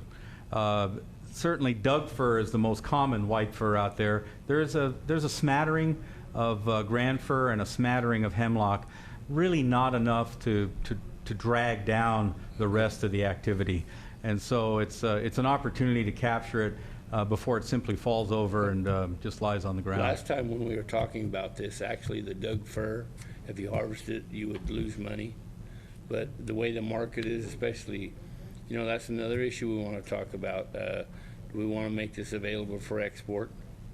If you do, that's your Oakland markets right now. They're taking Doug fir at Oakland, which is a short haul from there. Here's some numbers for you. You're on track with me, Supervisor. So as of this morning, the prices that are floating out there, and I purposely left these in rounded numbers. I'm always hesitant to throw out numbers in the public, but here's accurate ballpark figures. So small redwood logs less than 12 inches. They're going for about $600 a thousand. There aren't a lot of small logs out there. Medium redwood logs, 12 to 24 inch, about $750 a thousand. Large redwood logs, greater than 24 inches, which there are a lot of them out there, upwards of $800 and higher dollars a thousand. As Supervisor Pinches has alluded to, the Douglas fir market is probably the best it's been in years, certainly the best it's been since 2004 when we first looked at this. The domestic market right now for high quality logs, 16 inches and up, it's about $400 a thousand. The export market, which is the Chinese market, is upwards and higher than $500 a thousand. Again, I'm being somewhat vague and very conservative on my pricing here because I'm trying to manage expectations. The challenge always is you know, what's it going to cost to get the wood out of get the lumber out of the woods. Right now, just what I call coffee shop talk, talking to some of the loggers out there, we're looking at about $180 per thousand board feet to do the actual logging. That's the falling, moving the logs, putting them on the truck. Once the trucks are loaded, then the price of diesel starts to play a big role in this. So I'm using a number of $4.50 a gallon. It works out to about $90 an hour to haul a log truck loaded full of logs. So if you're looking at taking these Douglas fir to the Port of Oakland for export to China, it's going to cost you about $220 a thousand board feet. There's boats starting to go out of Eureka, out of Fields Landing. The little bit closer, we're looking at about $180 per thousand board feet. So those previous numbers I cited to you, this is the cost of doing business, if you will, of moving these logs to market sites where they can ultimately be processed. The first thing to do, though, if we're to move this project forward, is to hire the services of a registered professional forester. And in a brief synopsis of the things that need to happen from now to the closure of any kind of harvest, here's a little diagram. So once the RPF is in place, everything from serving as an agency liaison with the botanical and bird surveys that are required, the pre-consultations with Fish and Game, CAL FIRE, and water quality folks on northern spotted owls, marble murrelets, wetlands, stream crossings, and roads, perhaps doing some amendments, hopefully minor amendments to the existing NTMP to make it current to address regulatory changes, and then also the timber activities. Everything from flagging the possible roads and the skid trails to marking the timber, executing the sale of the logs, selecting a helping the county to select a logging contract, and then finally closing down the project. So, you know, the RPF in charge, we're figuring about 300 hours worth of work. That's about 37 and a half days. And just again, a ballpark figure of about $70 an hour. We're looking at about $21,000 for the RPF to initiate and complete this project. Generally, about 60% of that $21,000 could be paid at the end of the project. But the front loading, if you will, we're looking at about 40% or about $8,400 to initiate the project, hire the RPF, and give that person the ability to start doing their job. I threw together a rough time frame here just to, again, to put things in context for you. If we start in about early May, we're looking at hopefully late September, early October of actually getting the logging started and wrapped up. But there are other things that need to be done first. I mentioned the consultations, I mentioned the surveys, the amendments. There's a stream crossing out there. There would need to be some negotiations between the county and Fish and Game about, do we put in a bridge, do we put in a culvert? In the past, we've had a public tour. People are interested in this land. They want to go out and see the mark. They want to understand what's happening. A lot of neighbors around the airport preparing and awarding a contract for both the logging company and who's going to buy the logs. And then finally, you know, you get down to submitting the notice of timber ops to move it forward. I guess if you ask me to go out on a limb today, I think at this time, sitting before you, there's an opportunity to capture a robust Douglas fir market that hasn't been here for several years. There's an opportunity to generate local jobs in the community. And there's an opportunity to generate positive cash flow for the county. I'm going to change my tune from years past. I think this is the year to move forward on this project. That would be my recommendation to the board. Thank you very much. Supervisor Pinchas. Craig, what do you estimate the net sales of this? 400,000, 450? Net sales? The nets. No, sir. No. No. No. What do you mean, no? Much less. Much less. Well, I was figuring it 500,000 feet of redwood at average $500 stumpage, which you should get that anyways, because you only have a 50-acre plan. Right. With 800,000 volume. That's going to give you a real cheap logging cost. You got no road building.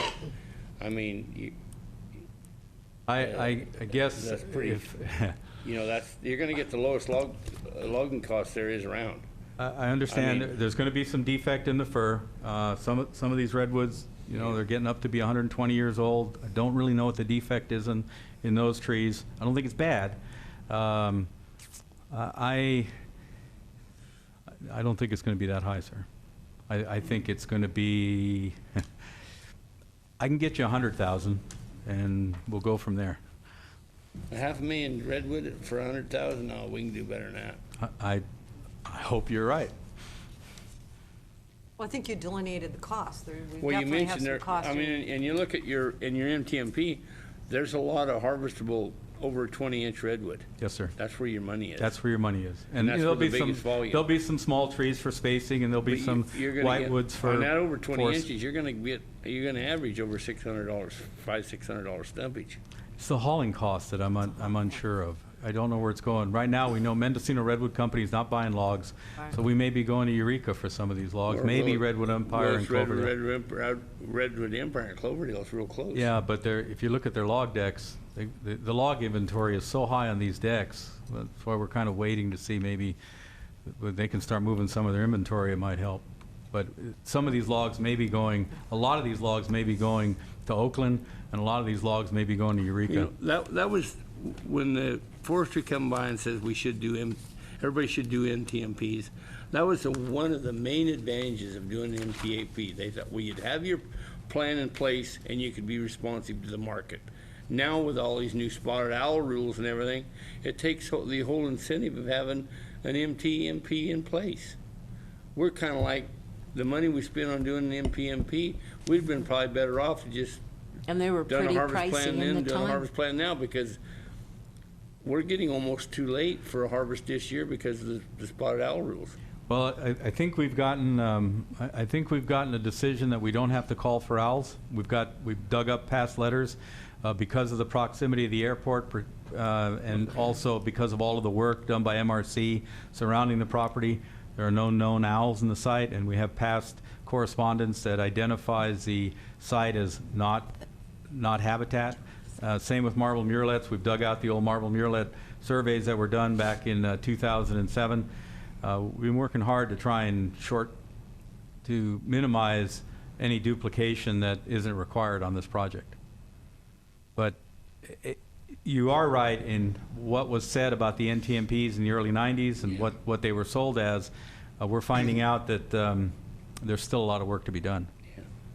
We Do you just- think, if I Yeah, may, go ahead.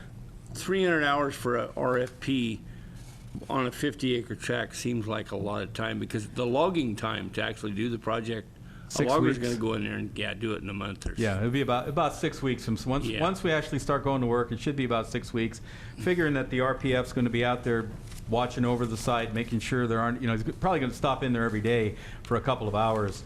And you're saying we can totally bypass the spotted owls and getting a biologist to go out there and... We've been told that we do not need to hoot for owls, and I've just forwarded the past surveys for marble murrelet to Fish and Game this last week. I'm hoping we're going to get a pass on them. That determination has been made. So I'm hoping, but there still needs to be a bird survey. There still needs to be a botanical survey.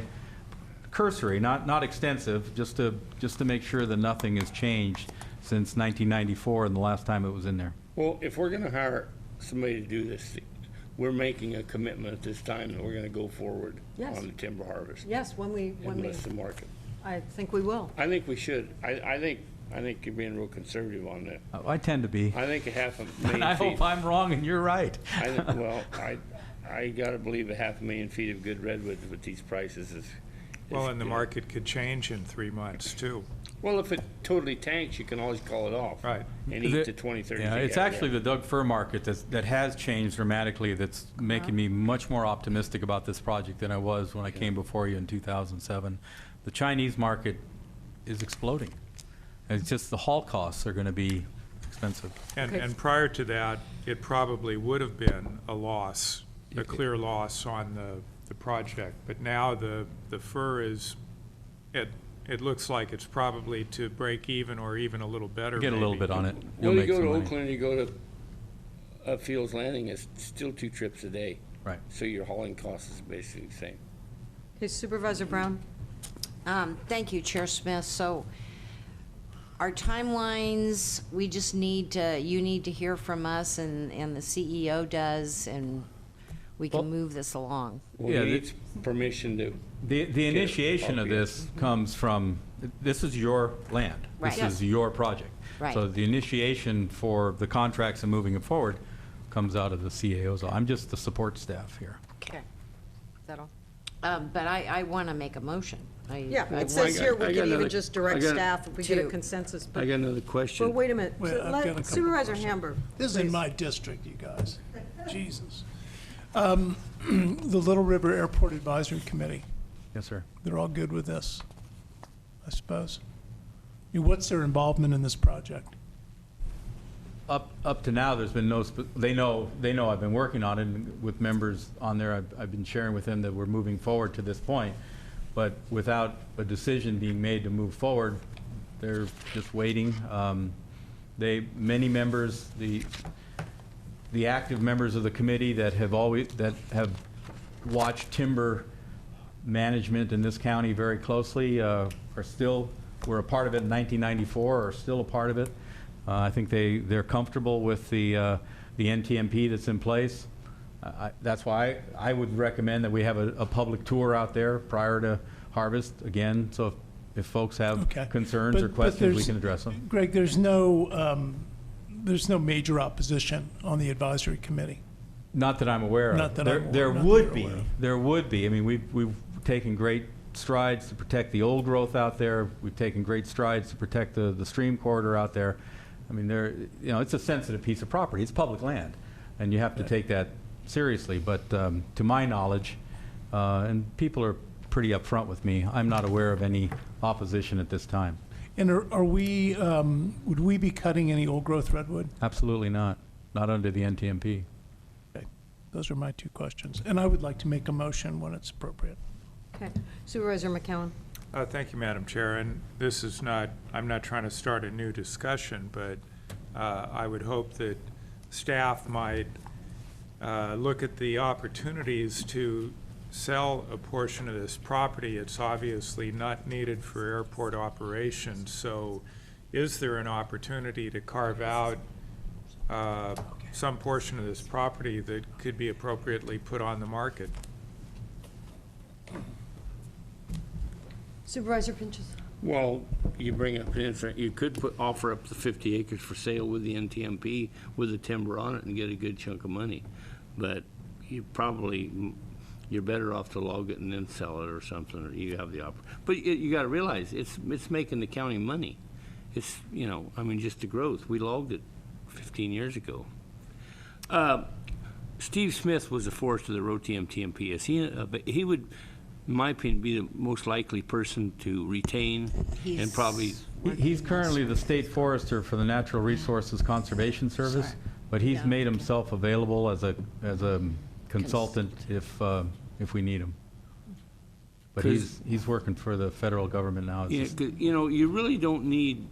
I've done a lot of timber harvest plans, and I've never hired an RPF to monitor the operation, the ongoing operation.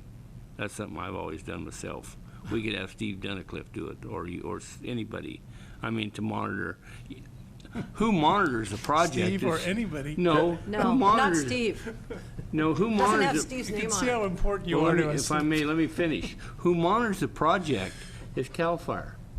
They sit there, I mean, the LTO, the licensed timber operator, has to go by all the rules and all the conditions of the MTMP. So it's not like you gotta be out there because they're gonna do something wrong. They get heavily penalized if they do something wrong.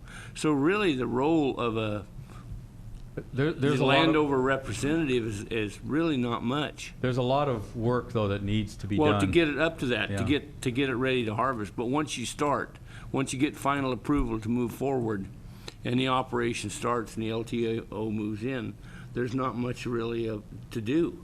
I think, Supervisor, that Mr. Giusti, being our forest advisor, wants to make sure that we handle it in a very, very comprehensive fashion, and that we dot the i's and Well, that's what I'm saying. cross the t's. If, So I if think we that's can get probably. Mr. Smith, he's the likely one to do it. Yeah. He's real familiar Well, with we'll it see, but and everything. The suggested motion here Madam talks Chair? about Oh, I'm sorry. preparing a timber harvest, to give direction to Mr. Giusti to prepare a budget for and pursue a timber harvest plan. So, Supervisor. I would like to so move.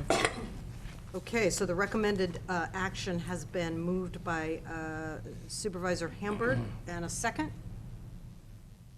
Well, I'll second it. Yes. A second by Supervisor Brown. Is there Be the gonna be a only limit on how time much that we're I gonna make the front motion in for a it? timber harvest in my life. And then no one takes your vote on it. What I is the did. cap or how much we gonna, I because we're think gonna have to front, the general fund's gonna have to front this to get Well, this going. Supervisor, this is just direction to prepare the budget and pursue the timber harvest. No, he's gotta It's start still- to get the spotted owl and all that stuff in place. Well, it talks here, the estimated cost is $30,000 for fiscal year 11-12. That's right in the summary. So we're giving him approval to spend up to that. Well, not me. Okay. Over What it there. is you're giving the approval to the executive office. You're directing us to basically find $30,000 of general fund to do this, and we will gladly do that. I already asked him the question. He said he turned it over to our CEO. So I think that we have everything we need. So any other questions directed to the motion? When Dan Hamburg makes a motion to do a timber harvest, that's all I need. That's Okay. right. All right. You got it. You finally got it. Don't question the We coulda- dollars, we then coulda you start saved talking half an about the hour money. here. You started to just, Somebody asked me about Dan Hamburg the other day, and I said, yeah, he's learning. yeah, he likes to cut trees now. Okay, Thanks, we're John. getting So, tired and Just all call me, those just in- call we me need to Chainsaw go Dan. forward. All So those you- in you've favor gone- say aye. Aye. Aye. So you've gone over to that Opposed? side that None. likes the trees laying down instead of. Well, not So really. motion passes unanimously to the Well, clerk. you know, another point, Dan. Okay. It's an airport. There's not supposed to be tall Thank trees you. there. Oh, I know. Okay, let's move on. We've got a few other items before we adjourn. And we've got Howard. And we have our, there'd be public comment, but I guess. Do oh, you want to sorry. make some public comment? Sorry, I was thinking of it at one moment, Nick. Howard DeShield, Yes. Director of County Transportation. Just by way of information, I'd like to fill in a few things that I've heard today. The Department of Transportation obviously supports the harvest. The Airport Advisory Committee, which our staffs and attends. I will say the comments that have been made by that committee through the years is that they felt that the money, the proceeds from this should go to the airport. Actually, the county signed an agreement with the federal government when they accepted the property. And they actually, in the agreement this board entered into, stated that they would enter into no other agreements that would supersede the airport management plan. So your controlling document for the airport property is tied by contract to airport operations. All that being said, the Airport Advisory Committee understands that the logging operation isn't an airport operation, therefore they don't have a claim to the monies. Right. But I would say that the Department of Transportation is the one that paid for the Merlet survey, that managed that. The Department of Transportation has identified a series of trees that need to be removed for obstruction purposes. The Federal Aviation Administration does require that property out there for clear zone. I'm not saying you couldn't sell it and retain rights to keep the airport operational, but I just want the board to know that the property was given for an airport, and in fact, the federal government has the first right to reclaim that land if it's ever not an airport. So just so you know that. So we won't call it logging it, we'll call it weeding the airport. Keeping us straight. So And we hope that as many of the trees as the department identified, and some of them are old growth, anything that can be done with the community meetings to cut any of those, DOT supports. We support cutting more, not less. So log away. We're all But for it. we don't want to confuse the issues you're talking about any kind of cutting that, for clearance at the airport with the timber harvest plan. We want to keep those separate. Timber harvest plan goes forward, we'll keep that as a separate issue. is Unless my the two understanding. can be blended in the process, together which would be at the great. same time. And I don't know that that's feasible or doable or desirable. So I guess we'll. I know there will be future meetings out there with Mr.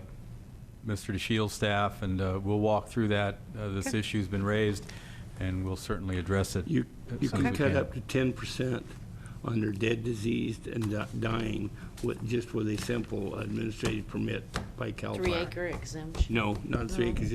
Those are basically gone, but you can cut up to 10%. And I had a judge tell me that had a case over in the valley, and he says, you know what, when you really think about it, every tree is either dead, diseased, or dying from the day they're a seedling. It's on its. Same as us, Yeah. Okay. you know. But anyways, you can do 10%. Greg, are you going to do any kind of a public walkthrough? I mean, is the advisory committee going to sponsor anything so that, you know, people who want to know what this CHP is all about? Well, yes, we're gonna do a tour. Who sponsored it? How's it done?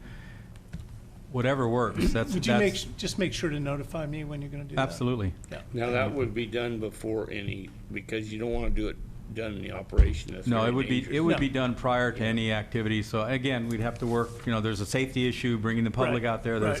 It's not just something that happens. It takes quite a Right. bit of planning, Yeah. rightly so. Yeah, And thank so, but absolutely. Thank you. Good. Thank you both. So we're going to move on now to Director of Transportation's report, and then Mr. DeShiel's your Greg. item. Thank you. So we have 6A and 6B. Let's go ahead with the report first, 6A. Well, you have the report in writing. I will just add, if there are no questions, again, Howard DeShiel, Director of County Transportation. The first item deals with the fact that we're put our preliminary budgets together, and I mentioned the storm damage, making lemonade out of lemons. There was some good news after I wrote that report, because I always write those a week ahead of time to get them submitted. CalEMA called me and said that they had reversed their finding on the state's threshold to ask the federal government for a declaration, under the Stanford Act, which would trigger FEMA. And in fact, CalEMA is sending a letter to FEMA requesting, that the disaster be expanded from just a federal highway declaration, which was made 2 weeks ago, to a full Stanford Act declaration. So that would open up funding that, in my report last week, I said we wouldn't have. So that's a little new news. And with that, I'll just take questions. Other than that, we'll try to get things wrapped up. How are we doing on Compton Ukiah? Oh, we're in a mode now where we're strictly at emergency opening level. That damage will be federal highway eligible, and we will take emergency protective measures, do some temporary fixes, but permanent fixes to those could be I'm talking about the slump. the slump. We'll do some emergency temporary measures there as soon as it stabilizes, and then we'll go for a permanent repair, which could be a year or two away. But we'll get A yeah. year Oh, or two? We're Wow. we're still finishing the 06 storm damage. That's been 5 years ago. Yeah, it takes Can a I while. ask you one other question? What's going on Cameron Road? I Nothing haven't you know heard. of? What have you? Okay, I mean, we're not. We can talk about it later. Okay, all right. Supervisor Pinches. Laytonville, Dostrius Road. The Beaver Slide is about 2 weeks from now. We'll get in there and work on that in earnest. Again, we wanted to let these things quit moving. They've been moving, and it doesn't do much So good. it's still to work on. closed? Still closed, but we're looking at give it another week to stabilize. Start the week after that. We definitely will have it open by fire season. So we're looking at middle of May, into May for sure. Howard, a question on your notes here. Address the concerns of the new park ranger about Bryceland Road past Four Corners. Mm-hmm. What does that consist of? Well, there was a movement there on that road as well, and the new park ranger wasn't comfortable driving around it, so he closed Needle Rock, the little campground there. And again, we're letting things kind of settle down and dry out, and you got to remember you're running close to 20 vacancies in your road crews. Yeah. So, we'll slowly get around to all these things. Is the park still closed? I think so. And so he's concerned because of the water, the runoff, the culvert issue? Yeah, just that he thought it was unstable and unsafe. That's his call as the park director. So he's looking to us because of our ownership Well, of the because road. it's a county road, Okay. but. So you'll do. We'll work on it when it's when you stable, but priority-wise, no one lives down there, so we're probably gonna work on the other roads first. Thank you. One Supervisor Benjamin? thing I'm gonna mean to bring up, Howard, this time of year between now and, let's say, fire season, there's a lot of probably good operators out there that are out of work and whatnot right now. And in your budget, you have a little money reserved. What would be wrong with hiring a few of these guys like us on extra work or something to help with your road crews? I know it's like in Laytonville, you're down and you're even budgeted for it.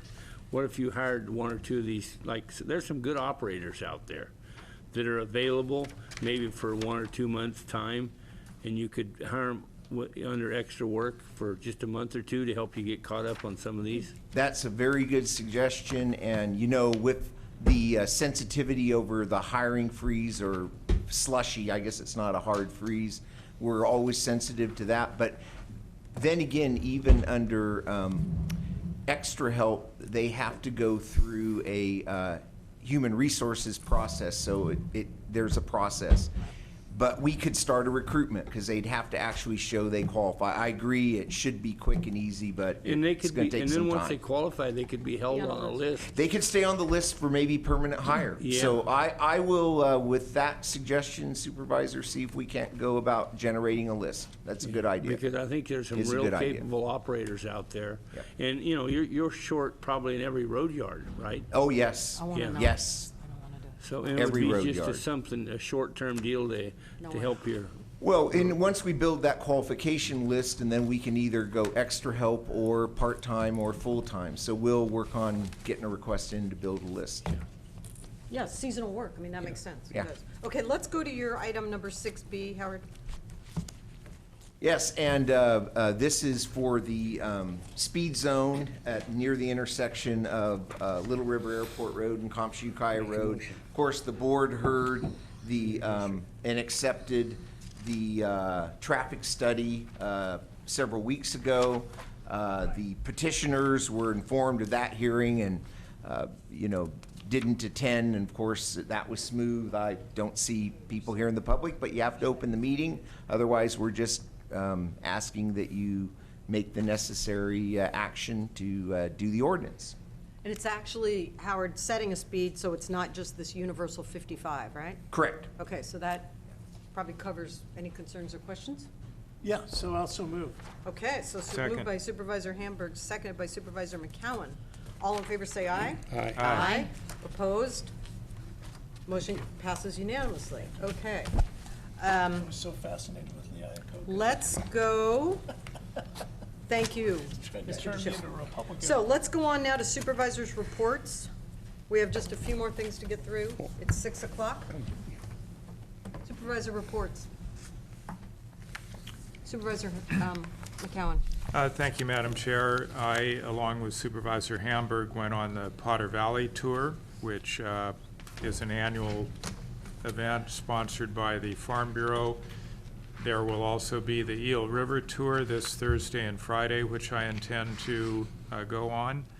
I also went to the post office meeting regarding the Ukiah Post Office along with Supervisor Brown.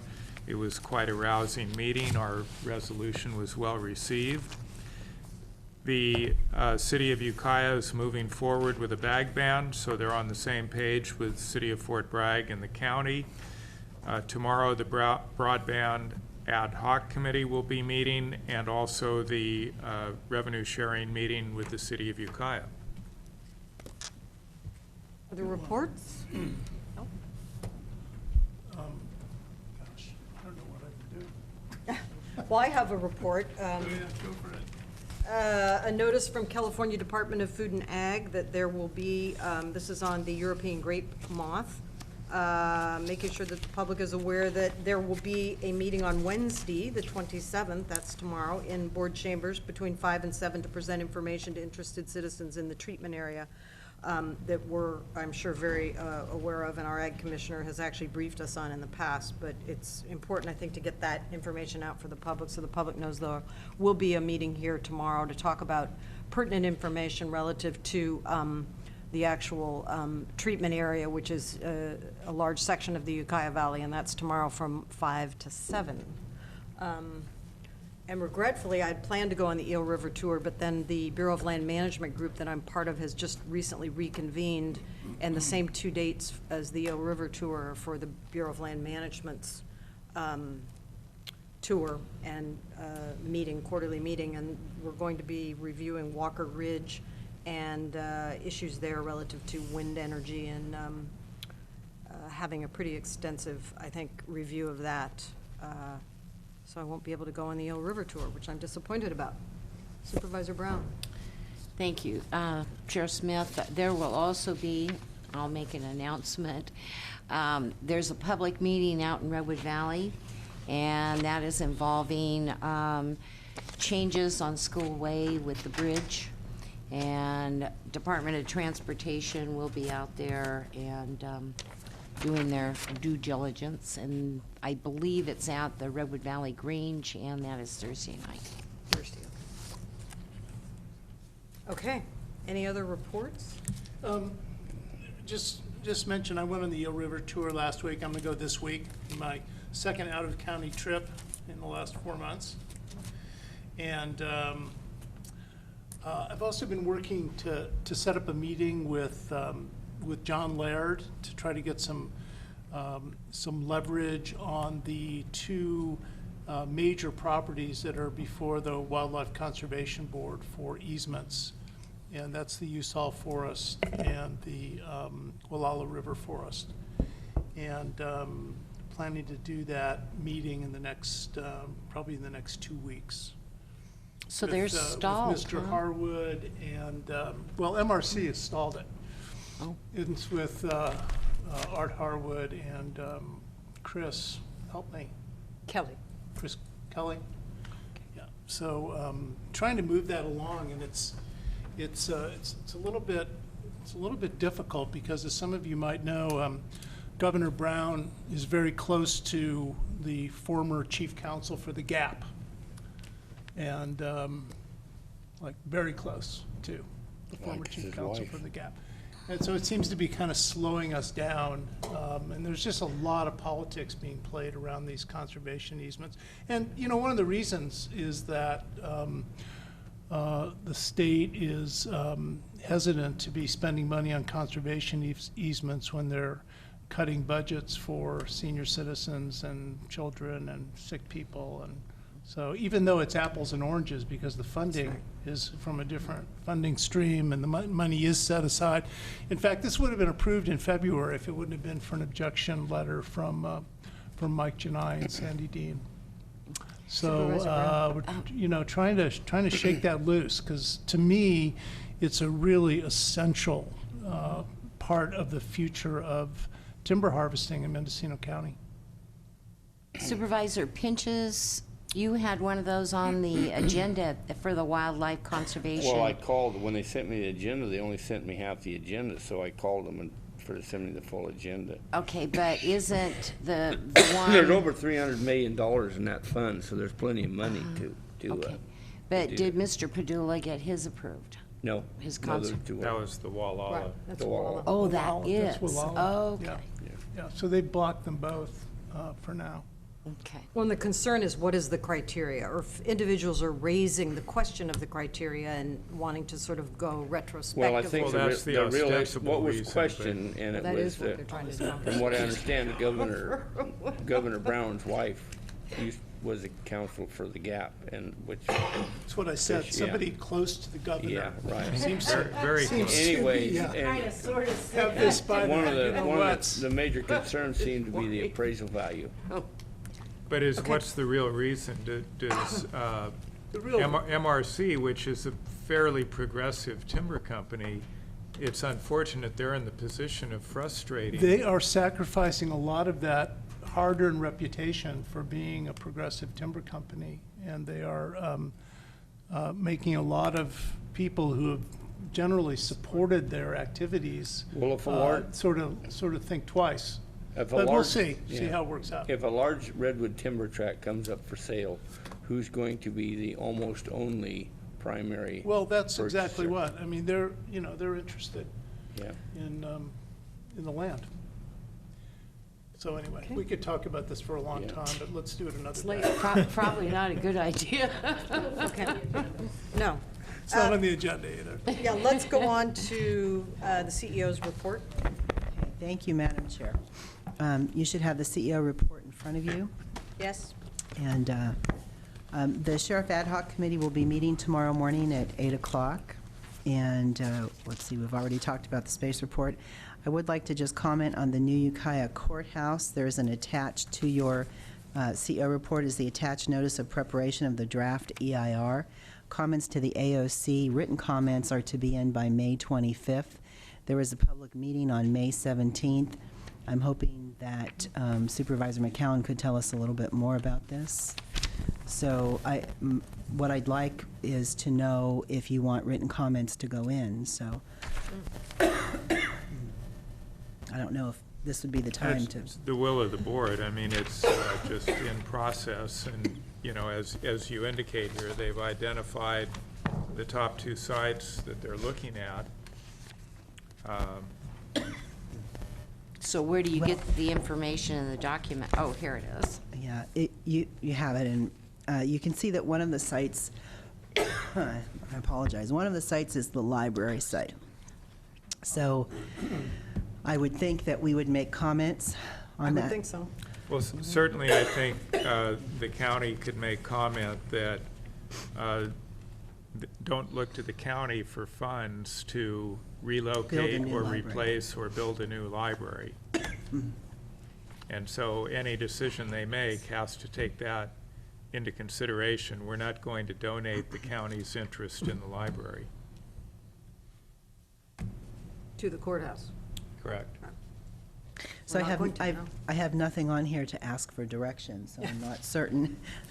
Well, my only comment to that, was not agenda item, but We have time. it's, Well, there, and I don't see where, there's one real problem that the existing courthouse house has, and that's parking. And I don't see either of these new locations where that situation is gonna be any better. And that was the reason why they talked about the Brush Street Triangle, is because there's more room out there. But I don't know how they're gonna address if they take that block where the library is, or down by the depot, either one, there's no parking, and that's the biggest problem they have. That really hurts all the businesses downtown Ukiah, because there's no parking.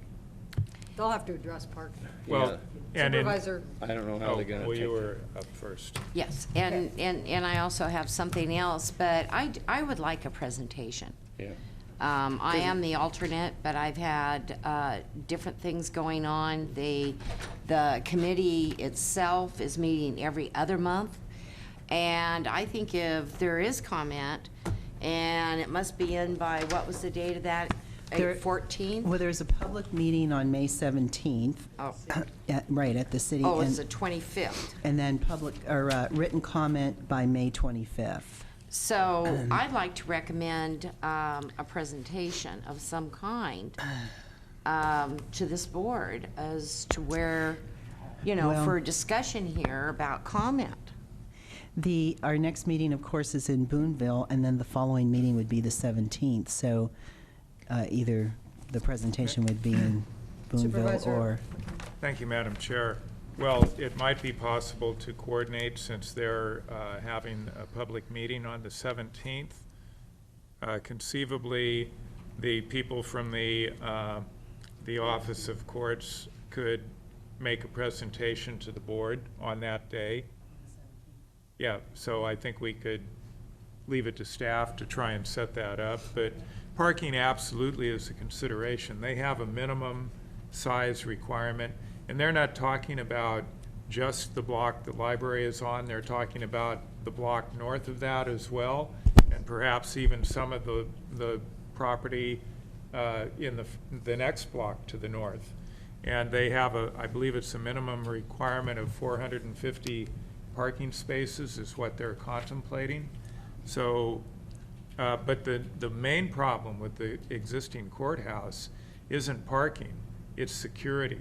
Because having the prisoners come in off the street and they're walking down the hallway right next to the public is just an untenable situation. Well, that's the main problem for the court, but the main problem, you talk to any business person alongside that courthouse, they're gonna tell you the main problem they have is there's no parking for the business. You know, That's because people won't walk the Madam- block, but they'll Yes. walk all the way Madam through Chair, the you know, shopping center parking we're kind of going, we're talking about a we lot. need to Right, wrap it up. but, you know, we have staff in that building. They're going to build up to a 5-story building. My understanding is that county staff will not be in that building. So, I mean, I think there are a lot of issues that we need to vet on this one. Well, but a lot of that, it's set in stone. Now, I have asked, and they say court collections can be included in the new building, but other than that, it's court operations only. So it won't be the DA, it won't be the public defender, it won't be probation. Yeah, you know, I have not been invited to or attended any meetings. I don't know what meetings are happening. I don't know who's doing what.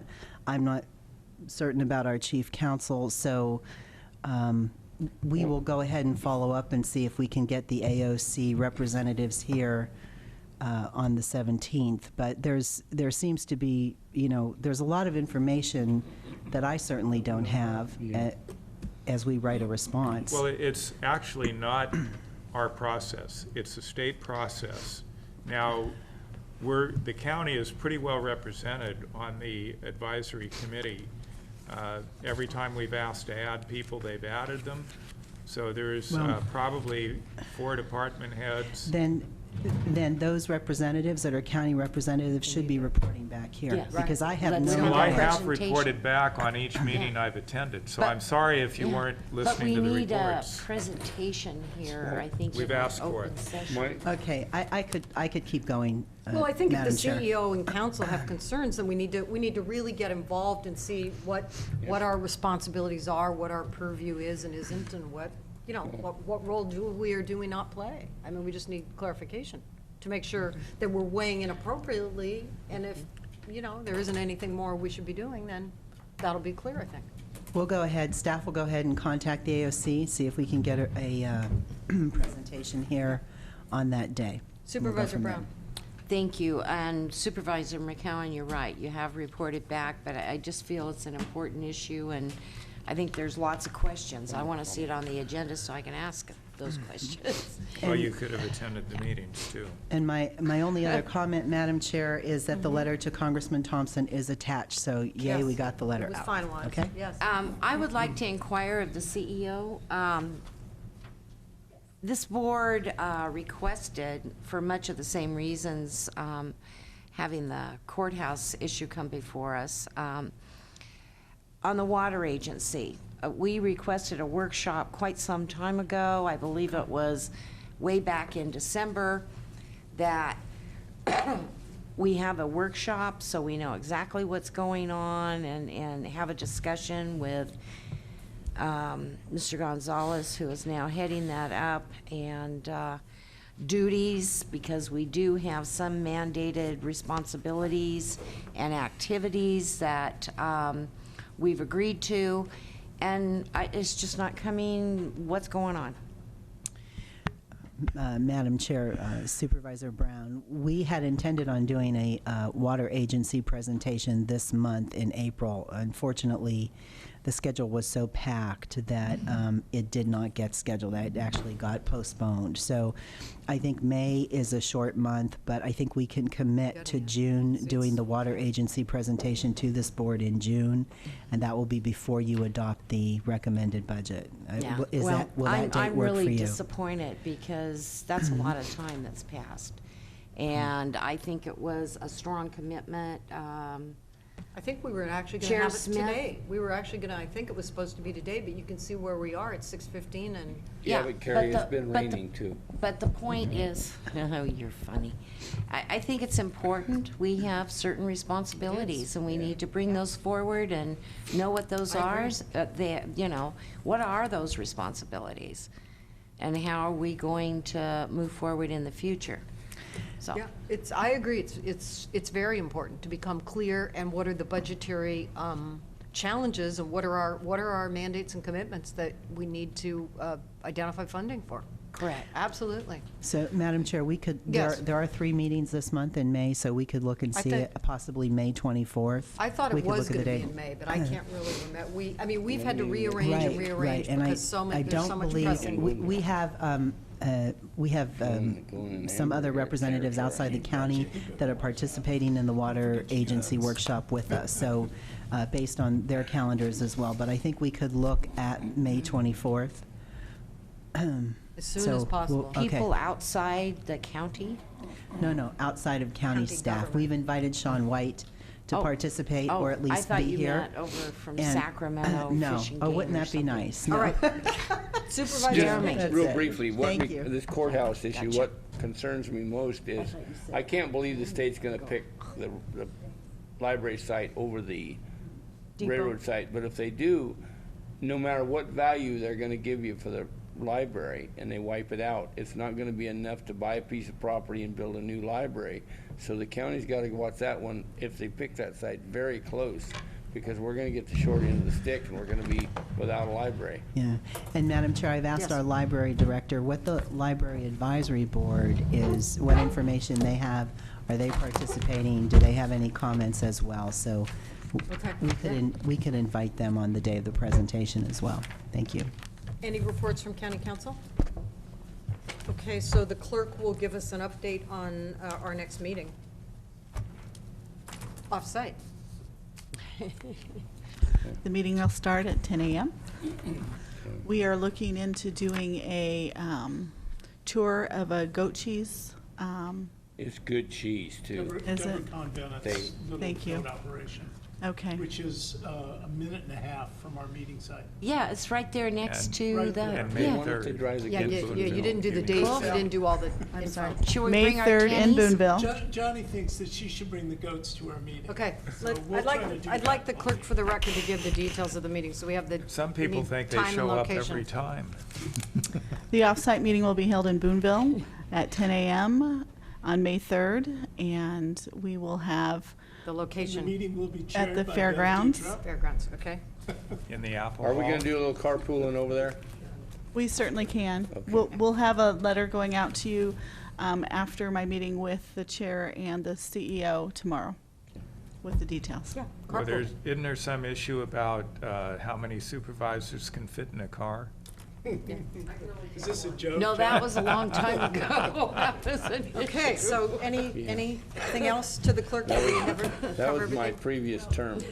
Oh, They went to Sacramento. All right, is there any ledge report? We had our ledge presentation last week, we had the concluding letter today, so I think we're set. We had one more closed session item. We had one, we're gonna have to postpone that, it's 6:20, so. Is it quick?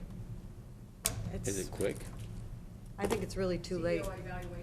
Oh. Oh, God, we can't do that now. It's not fair. No, it's way, You're on it's too late. TV. Dan, I hope that's not a reflection. No, we can't do that. No, You're on TV. no, I'm crazy about you, Carmel. I just don't want to Okay, evaluate so, you right now. meeting adjourned at I 6:20. wouldn't give you your due.